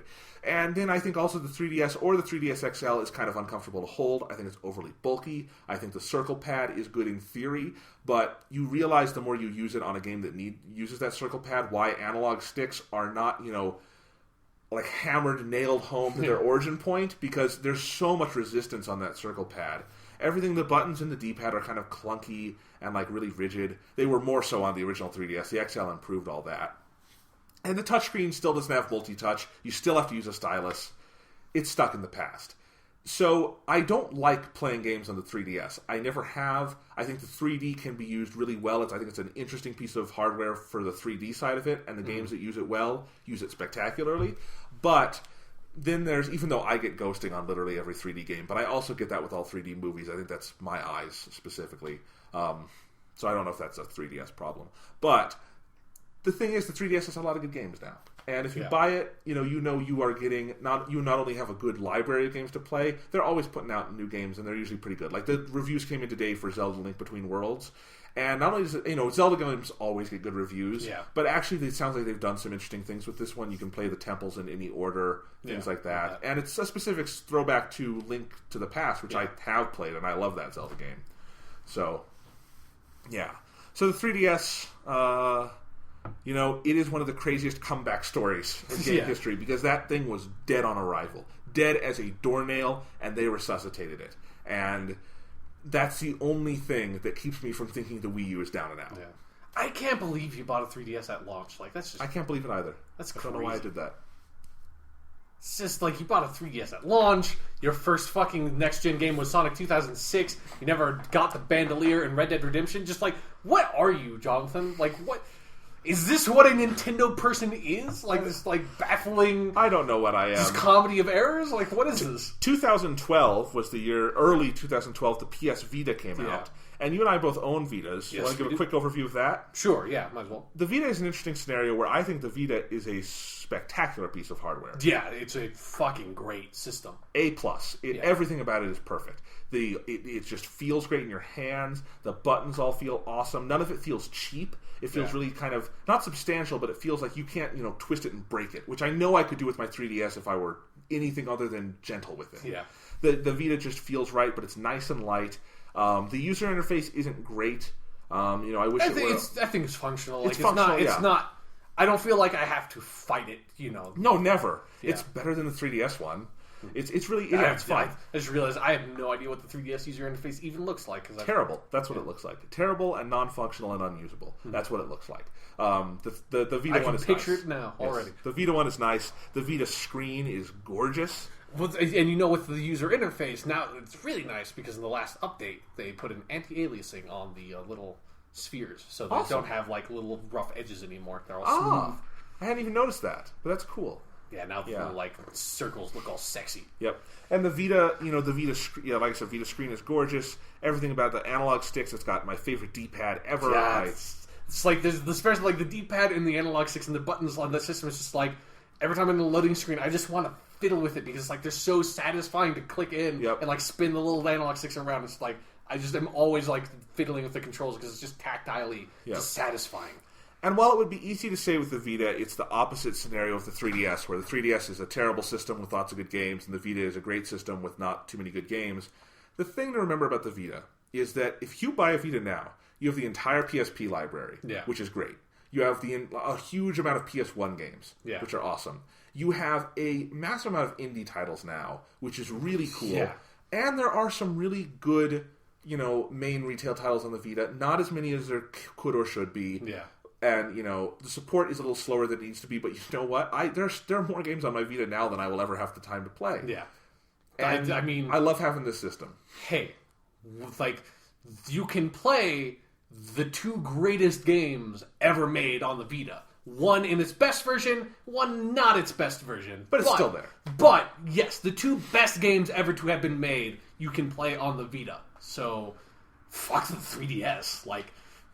And if you want to go further back in history, you can play shit like Final Fantasy IV. Yeah, you can play every Final Fantasy... Well, okay, not every Final Fantasy game. Nearly every Final Fantasy game once 10 HD comes out. Yeah, 10 and 10-2 even. Yeah. Okay. So, lots of stuff. Who gives not that I'm... Yeah. Well, who gives a shit about... Well, lots of people lots of people give a shit about 10. Very few people give a shit about 10-2. Okay. Even the Final Fantasy fanatics don't get behind 10-2 that often. But yeah, the Vita is a really cool system. They've been having a lot of sales on it recently. They're going to have a lot of sales on it for Black Friday. I highly recommend it. Yeah, especially if you're getting a PS4. Hey, when we get our PS4s, we can test out the remote play stuff and talk about it on the podcast. I'm really excited to see just how well that works. Me too. Yeah, if that works really well, if you're getting a PS4, like it seems like the Vita would be a handy companion device to get as well. Absolutely. And I'm excited to check out that Vita TV too, because... Yeah. Well, you're going to have to wait a while because it's only coming out in Japan. I know. And here's the thing, though. I was making an order from Japan the other day. There were some DVDs I needed to get. And the Vita TV is only $100. And I was thinking, maybe I'll just grab it. Could be fun. But they won't ship it to the U.S. And I've never seen that on a product from Amazon Japan that is sold by Amazon Japan. Like, third-party sellers won't ship outside Japan, obviously. So I wonder if it's restricted. Like, they don't want people outside Japan having That's possible. Yeah. So, but it's still, if it ever comes out in the U.S., it's a cool idea too, and I would like to play Persona 4 The Golden on my TV. Yes. Because it's a gorgeous game. Yeah, it is. Yeah. And D-pad on the DualShock 4 is really good too. So, PlayStation don't talk to me D-pads. I don't want to wait till I get mine. Just don't talk about it. All right.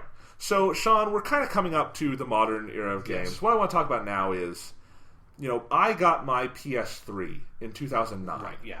But I got it to play Blu-rays because our Blu-ray player was a piece of shit from the beginning, and now, have I ever told you some of the shit my original Samsung Blu-ray player went through, where it just stopped playing DVDs?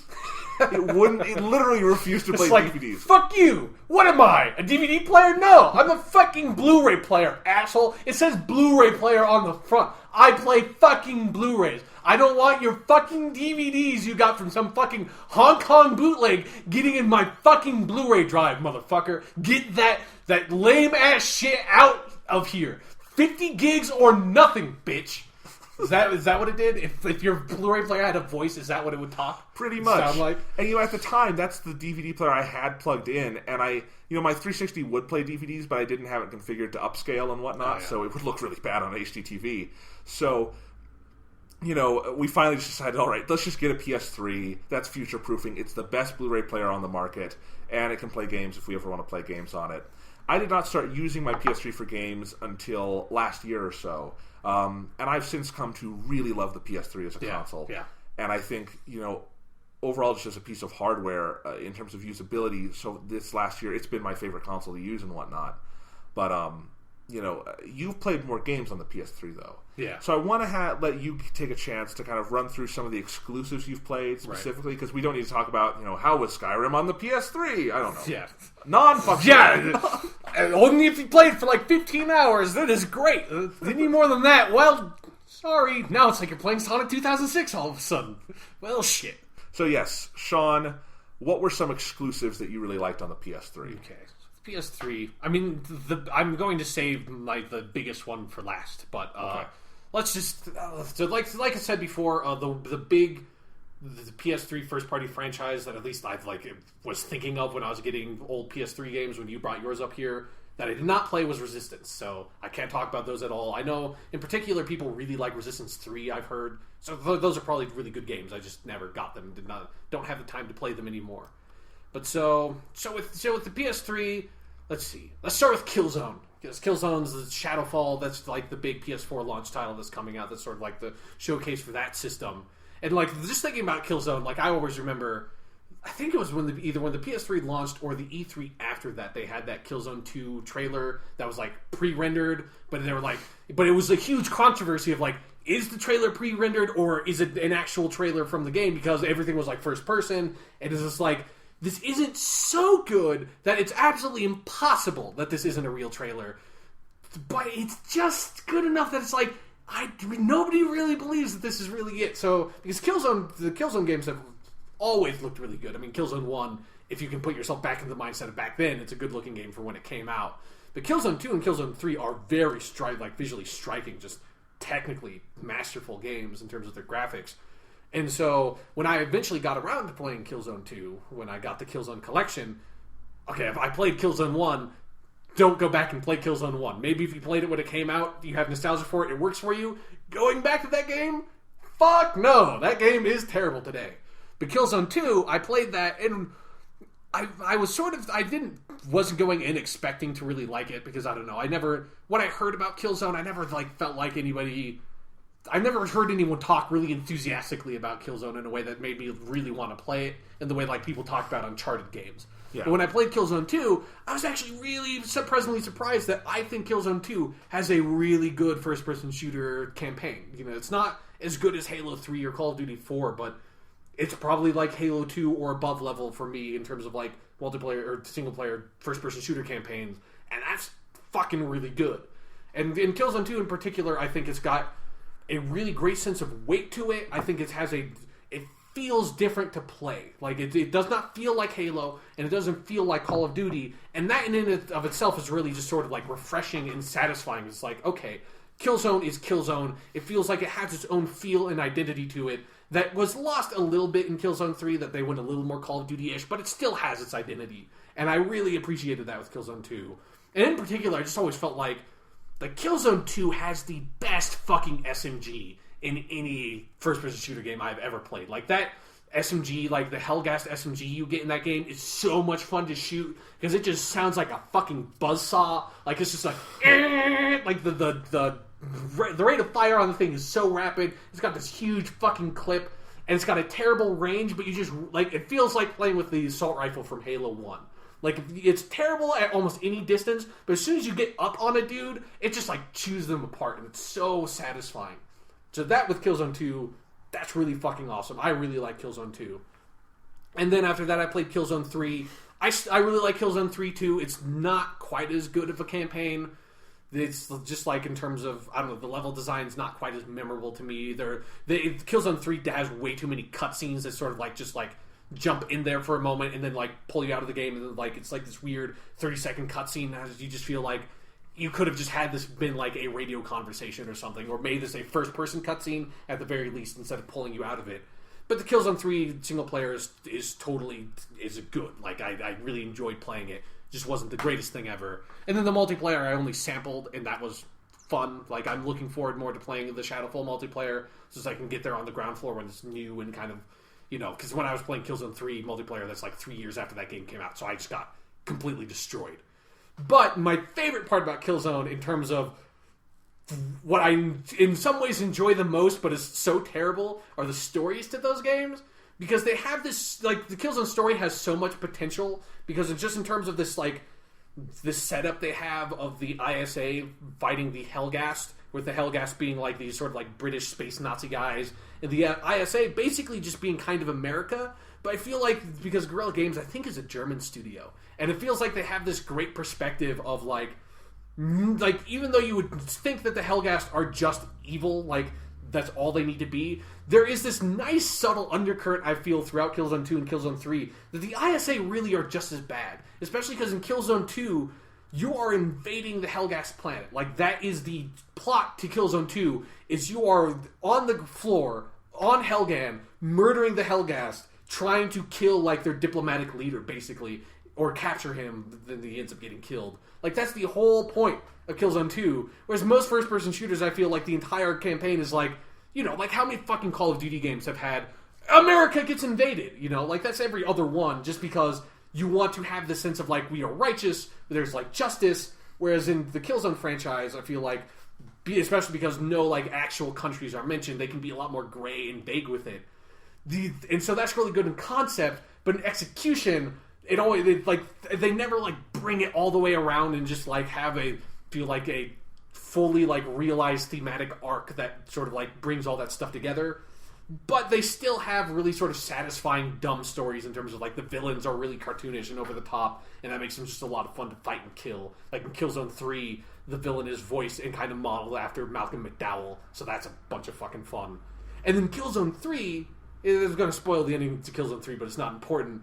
Killzone 3 has probably the darkest and most out of nowhere ending to a video game ever, where Killzone 3 literally ends with you defeating Malcolm McDowell, and what Malcolm McDowell was doing is he was leaving the planet with a ship that was containing a super weapon that would basically eliminate probably like 90% of all life on any planet it detonated on. So he's carrying the super planet to go to like Vectin or whatever the ISA homeworld is, and you stop him, but in so doing you blow up his ship and crash his ship into the surface of Helghan, and basically commit fucking, like, kill everybody. Like, 90% of the population of Helghast are dead. Because you accidentally detonate a super weapon on their planet and kill almost all of them. Like, you watch this green energy field wrap around the planet, and it's like, the post-credit scene is like, you see they're like, this, like, giant, like, small fucking huddle of people that are survived, and, like, everything around them has been destroyed.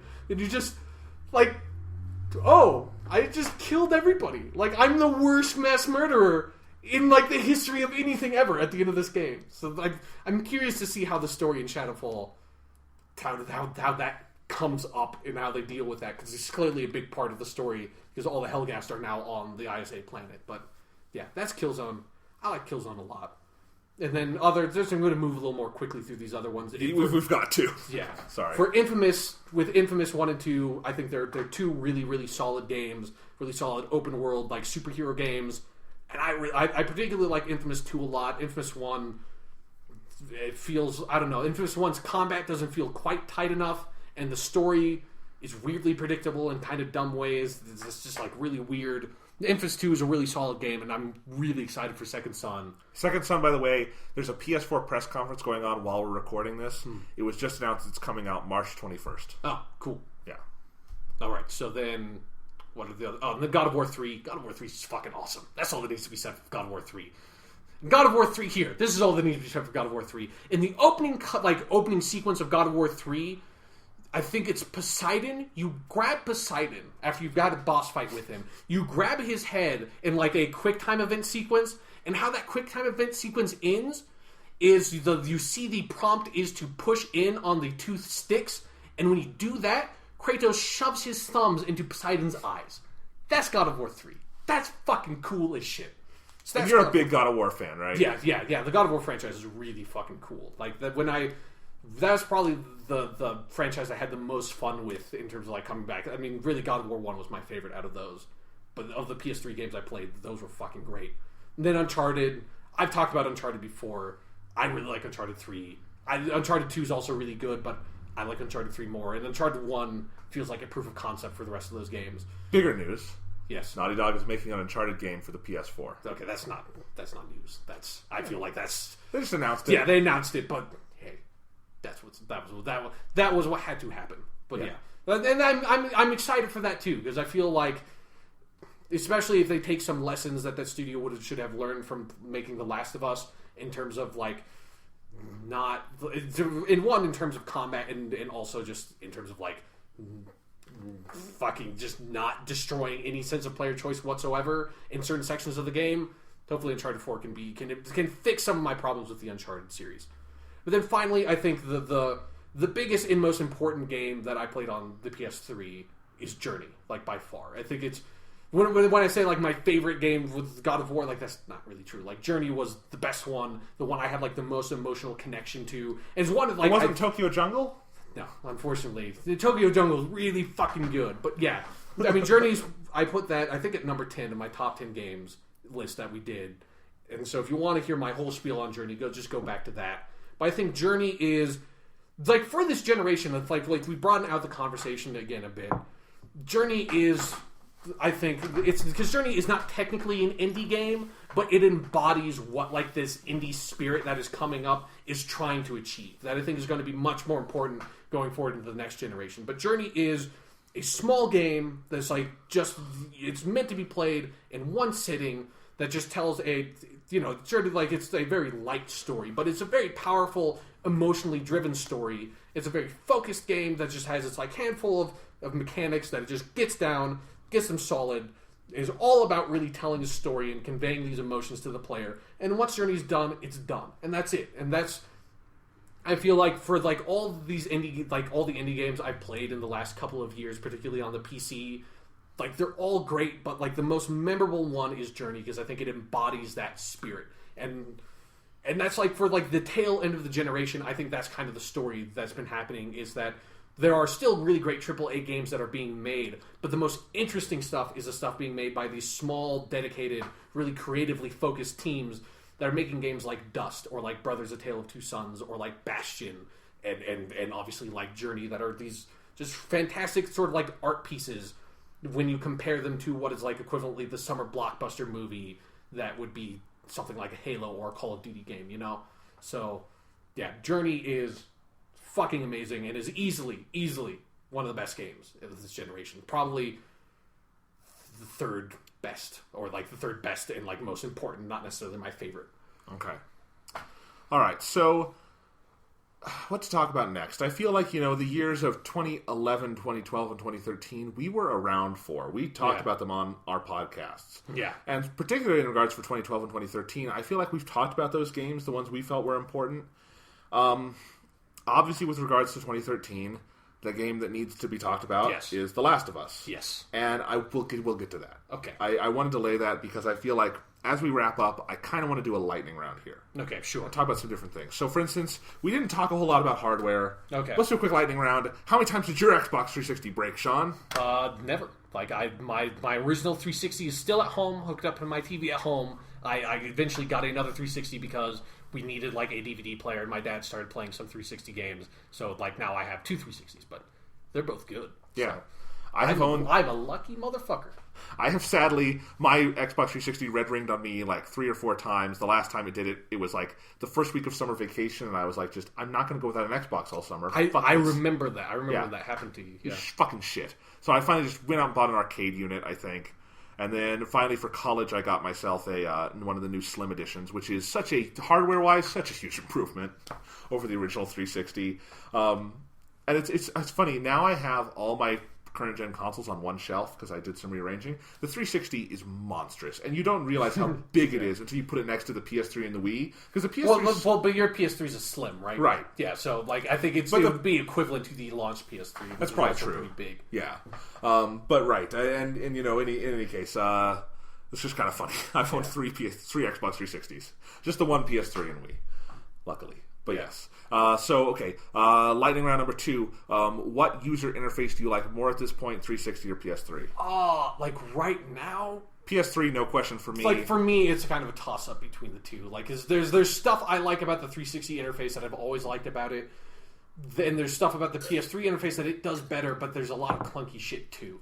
Like, in particular, the thing that really annoys me about the PS3 system interface is it's got a terrible memory management interface.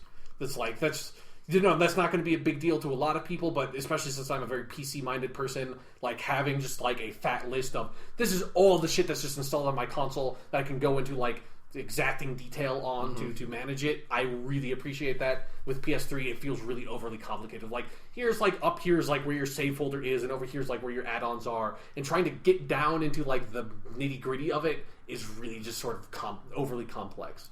Yeah, I like the PS3. I agree with that. I mean, that's true. I like the PS3 interface, though, because I think it's really fast. It's really, you can really get to things quickly. I feel like it's intuitive to me, and I also feel like it's open and customizable in an interesting way. Like, I like being able to organize my games into folders and stuff like that.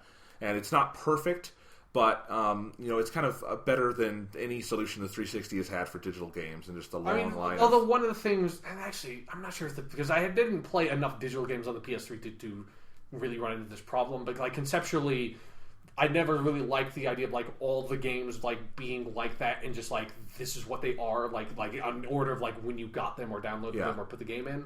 It's like you can organize that. Yeah, but with the 360, like I never go into like my game interface almost ever unless like I'm wanting to play something that I haven't played in forever. Like half the time, I just like if I'm playing a digital game or something, or if I like want to go to Netflix or Crunchyroll or Hulu, I just go to like the quick play thing in the guide button, and it's like there's this like succinct list of like the 10 most used things I do, and I just go off of that. Which I'm glad that for the PS4 interface, it seems like that's basically just what the main interface is. It's more just like here's like what you use the most is just going to be straight up front. It's like okay, good, that's what I need. All right, so in terms of my thoughts on the Xbox 360 user interface, I don't like the current one at all. I like nothing about it. I like that back-end stuff you talk about. I like some of that. Yeah. I think that's easy to manage. But that's been like virtually unchanged since day one on the 360. That's what it looks like. I feel like the 360 has always had a problem with user interface. The blades looked awesome, but were slow and kind of clunky. Yeah. I think the new Xbox experience it's just a part of that Xbox midlife identity crisis of, are we a console for 5-year-olds or are we a console for adults who have money? And they've never really reconciled that since then. And I will say that the NXE... That's my favorite of the three. And I would actually say the NXE is my favorite user interface. Like, I think I liked the NXE more than I liked the PS3 one. Okay, and I disagree with that, but I see where you're coming from. Yeah. It's closer. I really strongly dislike the current Xbox 360 user interface, in part because they've iterated it so many times, that console there's no speed left. It's completely clunky and... Yeah, it's really kind of now, if you want to do anything... If I ever want to do anything on my 360, I kind of dread it and go do something else because it's like going to take so long to do. Because I don't even think of this as a user interface thing, but the most frustrating thing about the 360 to me is that at this point it takes like 5 minutes to boot up. It does, yeah. Like literally, that's what I was saying. Yeah, because I don't think of that as user interface. That's okay, that's true. Like that's not usability. Like and the PS3 has a bit of that, but it's not nearly as bad. PS3 is pretty quick for me, but like with the 360, like literally yesterday I put in Dark Souls, I was going to like play Dark Souls. I booted up my fucking 360 and started like signed into my guy, and while my guy was like signing in, it was connecting to the Xbox Live and loading up the main user interface. I went over, got a glass, put ice in it, filled it full of water, took a couple of sips, sat back down on my couch, played a G chord on my guitar, and then the user interface had finally loaded. And then at that point, I was committed to playing Knocking on Heaven's Door, so it was pointless. Okay, nice. All right, lightning round number 3. Okay. Which controller do you like better, the 360 or the... Okay. It's me too, 360. It's not even a contest. I know. The 360's D-pad is shit. That's that's the thing. That's the one thing the 360 does not have that's good. The PS3, the sticks are terrible, the triggers are terrible, the controller's too small, the controller feels flimsy. When I push like the left stick to the right and the right stick to the left, my thumbs touch, and that just makes me feel weird. Yeah. No, I agree completely. There are things about the PS3 controller I like very much. Overall, yes, 360 is the best. But you didn't let me finish. Versus the Wiimote. So PS3 versus Wiimote, or like okay. that. Let's have like DualShock 3 versus the Wiimote. DualShock 3. It's a fine control. It's got problems. It's perfectly functional. It's. You really want to hold the Wiimote and the thing, the PS... It's probably true, but... Of course it's true. But I don't know, half the time playing with the DualShock 3 is just like... I feel like I'm going to, like, break the thing. Like literally, just the thing is going to crumple. You know, like the crumple zone of a car. Like it's not. I'm not going to snap it. It's just going to like compress into a little ball in my hands. It's like, what is this? What did I do? All right, lightning round number 4. What's like a feature that you use or like on the 360 or PS3 or whatever console from here that we haven't mentioned, but was something like just kind of a gem kind of thing about these consoles? Okay, my answer to this is going to be really broad and something we should have talked about before, but it's just media apps. Like, it's just straight up for the 360. It used to be Netflix. It's a little more Crunchyroll for me now because I'm getting more into anime. But yeah, like it's just the ability to say, hey, like I have this thing hooked up to my TV, and there are these services out there that allow me to stream content. Like let's just make a fucking peanut butter sandwich here, guys. Like let's just do this. Yeah. So yeah, that's even one of the big stories of this generation, and it's one of the things I'm most excited about with the PS4 is to see if any of those like the Netflix interface or the Crunchyroll interface, how they've changed. Because using both the 360 and the PS3, I've like noticed really weird differences of like I like this feature in like the Crunchyroll app for the PS3, but in the 360 like it doesn't have that, but it has this other thing that I like more in terms of like how it organizes stuff or how it plays video. It's just like I'm really curious to see how all that stuff's going to function on the next generation. I hope you can use some of the touchpad functionality on the PS4 with those. Make menu navigation and at the very least, I hope, because I haven't used the DualShock 4, like I know at the very least the DualShock 4 is not going to have the problem that the 3 had in terms of the like multimedia stuff, that the 3 would every time you set the controller down, one of those fucking R2 or L2 buttons was going to get pressed, and then all of a sudden I'm fast forwarding or rewinding. It does not have that problem. Okay, good. And I basically knew that. But then I also feel with the 360, it's got a little bit of that. But I also feel with the 360, its buttons are way overly sensitive. So it's like I constantly am accidentally like hitting B or something when I want to go pause because I just like am reaching over to the controller and I accidentally hit like back, and it's like I'm all the way out of Netflix. Like I hit back and now I have to go find the movie again to restart it. Yeah. So hopefully those problems are in the past. I don't know. All right, lightning round number 5. Okay. If you could pick one game we haven't talked about so far, like it's just something, it can be little, big, whatever, that you would like to highlight as a favorite from this generation. Accepting that we're going to talk about some big ones in a minute. Okay, yeah. What would it be? That's a hard question. I mean, it's like one of the really big... Just a favorite, but maybe something you haven't put on a list before, something we haven't talked about extensively. So you just saying that just even makes it harder, because now everything's narrowed down. What's it really fucking... I mean, I've kind of like... My mind just goes to Burnout Paradise when you say that. Like, just Burnout Paradise. That's fine. No, here we go. Dead Rising. I haven't talked about Dead Rising yet. Fucking Dead Rising. The original Dead Rising is one of my favorite games from this generation, especially because it was the game that I felt when I played it on the 360 was like, this is a next generation game. Like, this game, you could not have, like, mechanically done this on the last generation whatsoever. In terms of, like, if you look at Call of Duty 2, Call of Duty 2 looks nice. If you look at Oblivion looks nice. But mechanically and structurally, nothing on those games could not have been done on the Xbox or the PS2 without cutting some corners. With Dead Rising, the core mechanic of the game is there are a shit ton of zombies, and you simply could not have rendered that many like active characters on screen at one time on the previous consoles, as proved by the unplayable Wii version of Dead Rising. So that has like 5 or 10 zombies on screen at a time.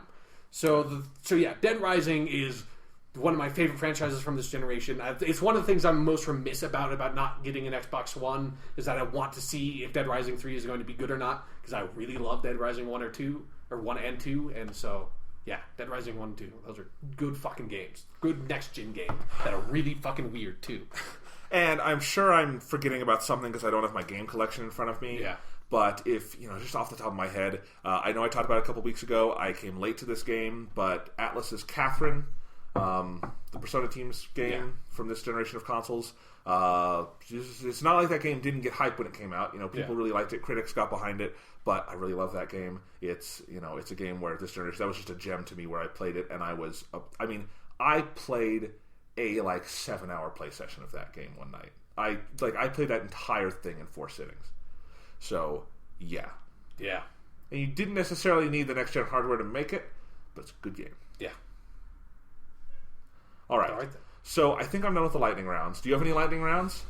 No. All right. Ones that we can do right now, at least. Okay. Final thing to do here. Okay. Best game of the generation, what was it, in your opinion? Okay, well, I mean, we know the actual answer of what the best game was that came out since 2005. Let's explain it. Okay, yes. So because this is the tricky thing. When we're talking about generation, here we're really limiting the conversation to games that came out on 360, PS3, and Wii. We are, definitely. Yes. But the two actual best games to come out in this period of time that we call this generation are obviously Persona 3, which originally came out in 2006, and the first version was 2007, and then Persona 4, which was 2008. And then on the Vita was 2012. Yeah, so those are the two best games. Like, we both, top 10 lists. Yeah. So PlayStation 2 era, PlayStation 2 had, those two games. Yeah. Persona 3... That's a good game, I think. So, yeah. I mean, we may have talked about it before. I don't know. I don't remember. All right. In terms of games that came out on the current gen hardware, what do you think was the best? The best as opposed to the favorite, right? Yes. And we can do favorite also if you want. Okay. But what do you think is best? The Last of Us. Mm-hmm. Yeah, easily. That's not even a question for me at all. I think I agree. I think it's a really tough one for me between this and Mass Effect 2, and I think Mass Effect 2 is favorite if I had Mass Effect 2 would be my favorite. Because I would play Mass Effect 2 more because Mass Effect 2 doesn't make me cry every 5 minutes. Or like break down in a corner just sad and broken as a human being.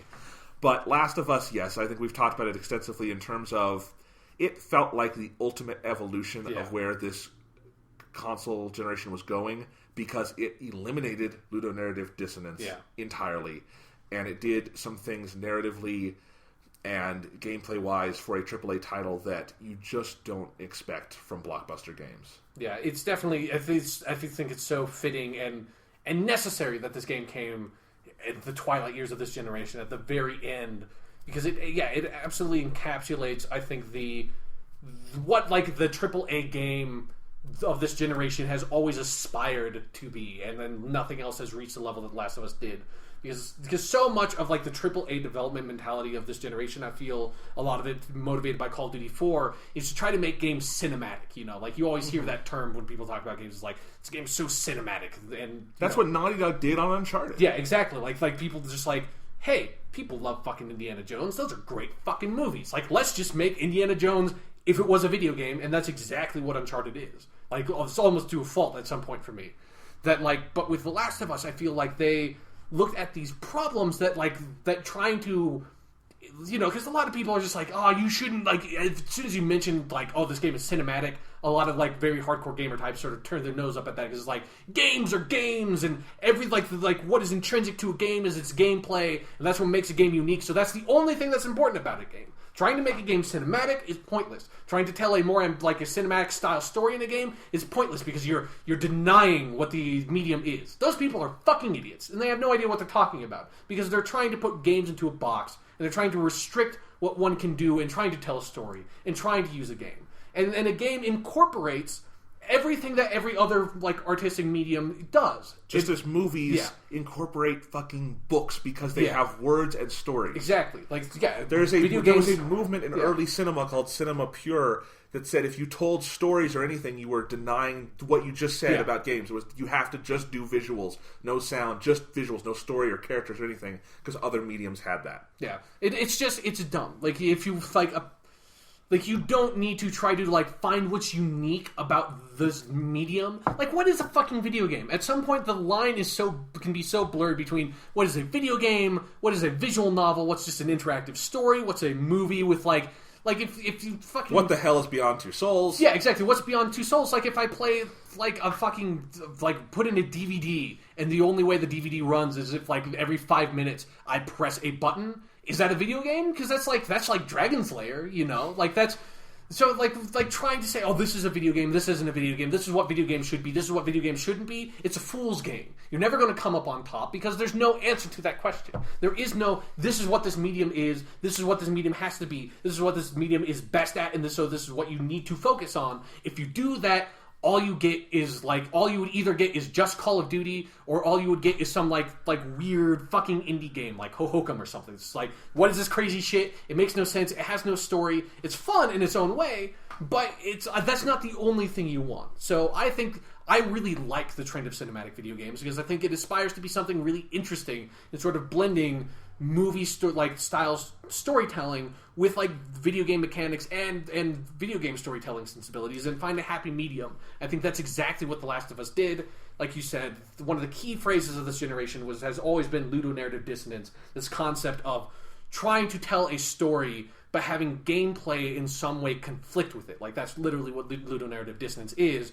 And trying to find a way to bridge that and figure out a way to not do something like Journey, where Journey avoids ludonarrative dissonance by having very little of a narrative whatsoever, so the gameplay can't interfere with it, or not trying to get rid of it by doing something like Dear Esther, that has nearly no gameplay but only story, so the gameplay can rarely interfere with it. And so, like, trying to find a way to have both the narrative be strong and the gameplay be strong and have them not be fighting each other in some way is nearly impossible, and I think The Last of Us doesn't necessarily 100% overcome it, because I don't necessarily think that's possible, but it far and away overcomes it more than anything else has ever done. There's nothing that takes you out of the game. And it overcomes it to the extent where it's irrelevant. Like, that, like you don't think about it anymore. You don't think about ludonarrative dissonance, because you're just playing the game. You just become part of the world and become a part of the story. Just as in movies, you know, you don't watch a movie thinking about, oh, they had to set up the camera here. Yeah, they had exactly. to, you know, there, and I think, you know, you can go back to early cinema, and there are things where there is a kind of ludonarrative dissonance to cinema. Yeah. And I feel like Last of Us is almost like, this is a language for video games that could be the language in a certain way. It doesn't have to be. Are you saying that The Last of Us is some sort of Citizen Kane? No, I wasn't going to say that, because for one, the language of cinema was well established by the time Citizen Kane came, and for video games is in some sense too. But I do feel like this is something where I don't know where the medium is going to go after this game, but this could be such a turning point. Who knows? Yeah. Like it's either a turning point or it's the height this style of game reaches. Like either way, The Last of Us is like massively significant. And it stars Troy Baker. Yes, for fuck's sake, and he is my favorite voice actor of this console generation. I mean, it's either him or Nolan North. Like, and hey, it doesn't need to be mutually exclusive. Like, no, Last of Us proves they both work good together. So, fuck yes, it does. Because Nolan North's part in Last of Us is fucking great. Maybe the best thing he's ever done. Yeah, like I actually probably think so. Like, he's really, really good as Nathan Drake in the Uncharted games. But his role in Last of Us is just so fucking interesting and kind of like meaty.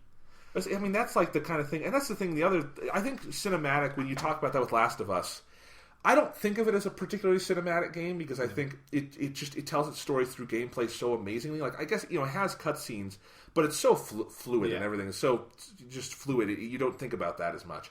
But I do think the way particularly how it has acting in it, it's very cinematic. It's like, you know, because they're all on a mocap stage doing this, and in many cases it also builds off theater in that way too, in the way film builds off theater, because it's these actors allowed to just really get into a part and I assume rehearse it and do it all together and play out these scenes, and then we see them in the game, and there is that level of cinematic refinement to the performances that is one of The Last of Us's great achievements. Mm-hmm.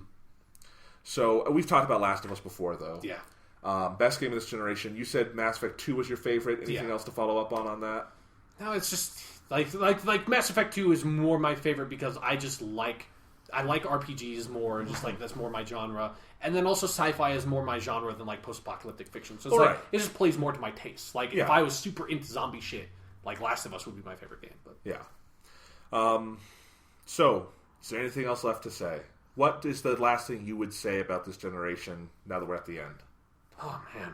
It was a good 8 years. Yeah, I mean it's been a long generation, but it's been like it. But I think it had to be long. Like it's because there was so like games changed so much. Like if you look back to fucking like play Perfect Dark Zero and then play Last of Us, like that I think you would die of whiplash. A hell of a fucking double feature. Just see how far video games came. Like there's so and we talked about a few of them, but like even like I'm playing Dark Souls right now, and if I had finished Dark Souls and like had more time to consume it, Dark Souls, I would be talking about it like heavily on this list because I think it's one of the best games that came out this generation, and it's a very unique game that came out this generation. But there's new ones we're discovering all the time. Yeah, but like it's everything. Like video games have changed so much from back in the day where you had.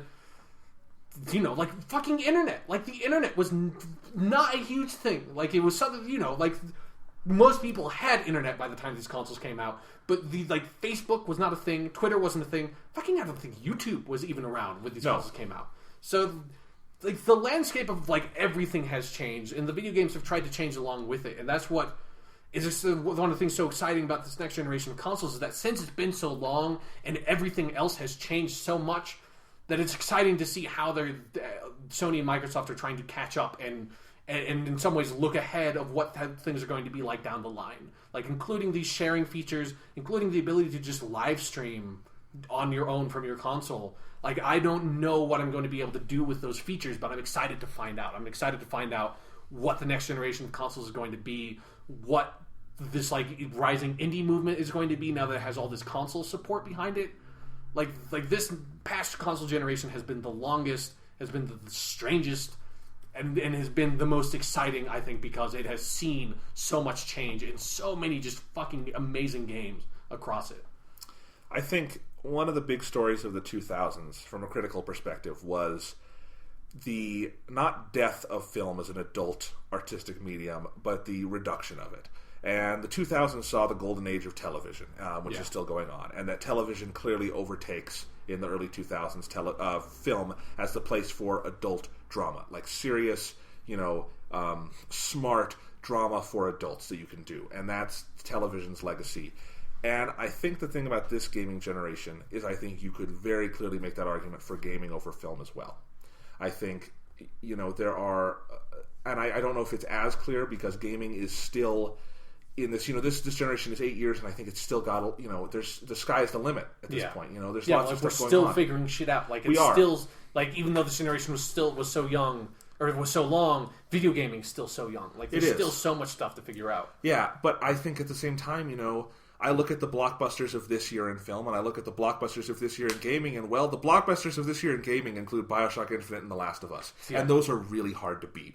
Like The Last of Us, in terms of stories, is one of the best I've ever experienced in, like, years. Like, if you're comparing it to films, like, I mean, I don't necessarily seek out a whole lot of, like, modern films that are like that, but even watching older films that, like, I seek out for that style, like The Last of Us is on par with that kind of stuff. And I think we're also seeing an indie game revolution in gaming that is reminiscent of the indie film revolution in the 1990s. Mm-hmm. And, indie film is still significant now, but it's also being harder and harder to express as film is, at this huge crossroads where there's too much money in it. And it's not sustainable. And you may not know that, but it's kind of the dirty little secret of the film industry at this point is that nothing is kind of sustainable at this point, and it's really in flux. And obviously gaming and all of this stuff is in flux, but it's been fascinating for me from a critical perspective to kind of go over this generation from being very much a movie guy personally, and that is my medium of choice. Yeah. And that's still, that's what I study, that's what I'm getting a master's degree in, this kind of stuff, but also being aware to the point where I put gaming on the same level. I put it on the same level I put it on TV and literature and movies, and I think gaming kind of got to that point this generation in so many ways. Yeah, for me, definitely, like, this, like, my experiences over the past 8 years with playing video games has cemented it as my preferred form of media and entertainment. Like, it's, like, even beyond just, like, it being the most fun, I think it's the most interesting. It's the most engaging in a way that, like, especially playing games like Persona 3 and Persona 4, it is an emotionally active experience on a level that nothing else I have ever experienced does. Like, not even close. Not music, not movies, not TV shows, not comic books, not books. Like, nothing has given me an experience that I would say is as significant to me emotionally or personally as, like, playing Persona 3 or 4 or the Mass Effect franchise. Yeah, and I think those are kind of outliers for me, especially because Persona 3 and 4, because they are not current gen in a certain way. But, I think they still half count because they still exist within that time frame and have influenced and were influenced by the other games of this generation. Absolutely, and I agree with that 100%. And I don't know where I would do rankings or anything. All I'm saying is that, I do consider myself at this point someone who is, cross-media. I love all of it. And I think gaming, just ascended in such an amazing way over these last 8 years, where that is something where often, and I'll say this, when I get home at night after a long day, normally what I want to do is play a game at this point. Yeah. And that says a lot. So, goodbye, current-gen hardware. We're not really getting rid of you. Yeah, but there's still going to be stuff that's coming out on it. You are now officially obsolete. Yeah. I mean, hey, they've been obsolete for fucking years now, but now we can afford a reasonable replacement. Yes. It was a good 8 years. Goodbye. Yeah, but hey, there's new machines, like your new younger brothers are coming down the line. Yep. Like I've got one that's probably like only 100 miles away from me at this point. It's this way. It's ready for delivery. I've been following the tracking. I'm excited. Well, Sean, PS4 tomorrow. We're psyched. Fucking Jesus! We PS4 comes out tomorrow. It comes out tomorrow. That's crazy. We will be back on Wednesday. I want to stress we are. The schedule is just going to be in flux for a couple days, for a couple weeks, because Thanksgiving is coming up. There's some Doctor Who stuff. I cannot record on Monday, and I'm going to be working over the weekend on PS4 written content. So look for that as soon as I can get it up. The PS4 written hardware review. I will need time to experiment with all this, so probably sometime on Saturday or Sunday.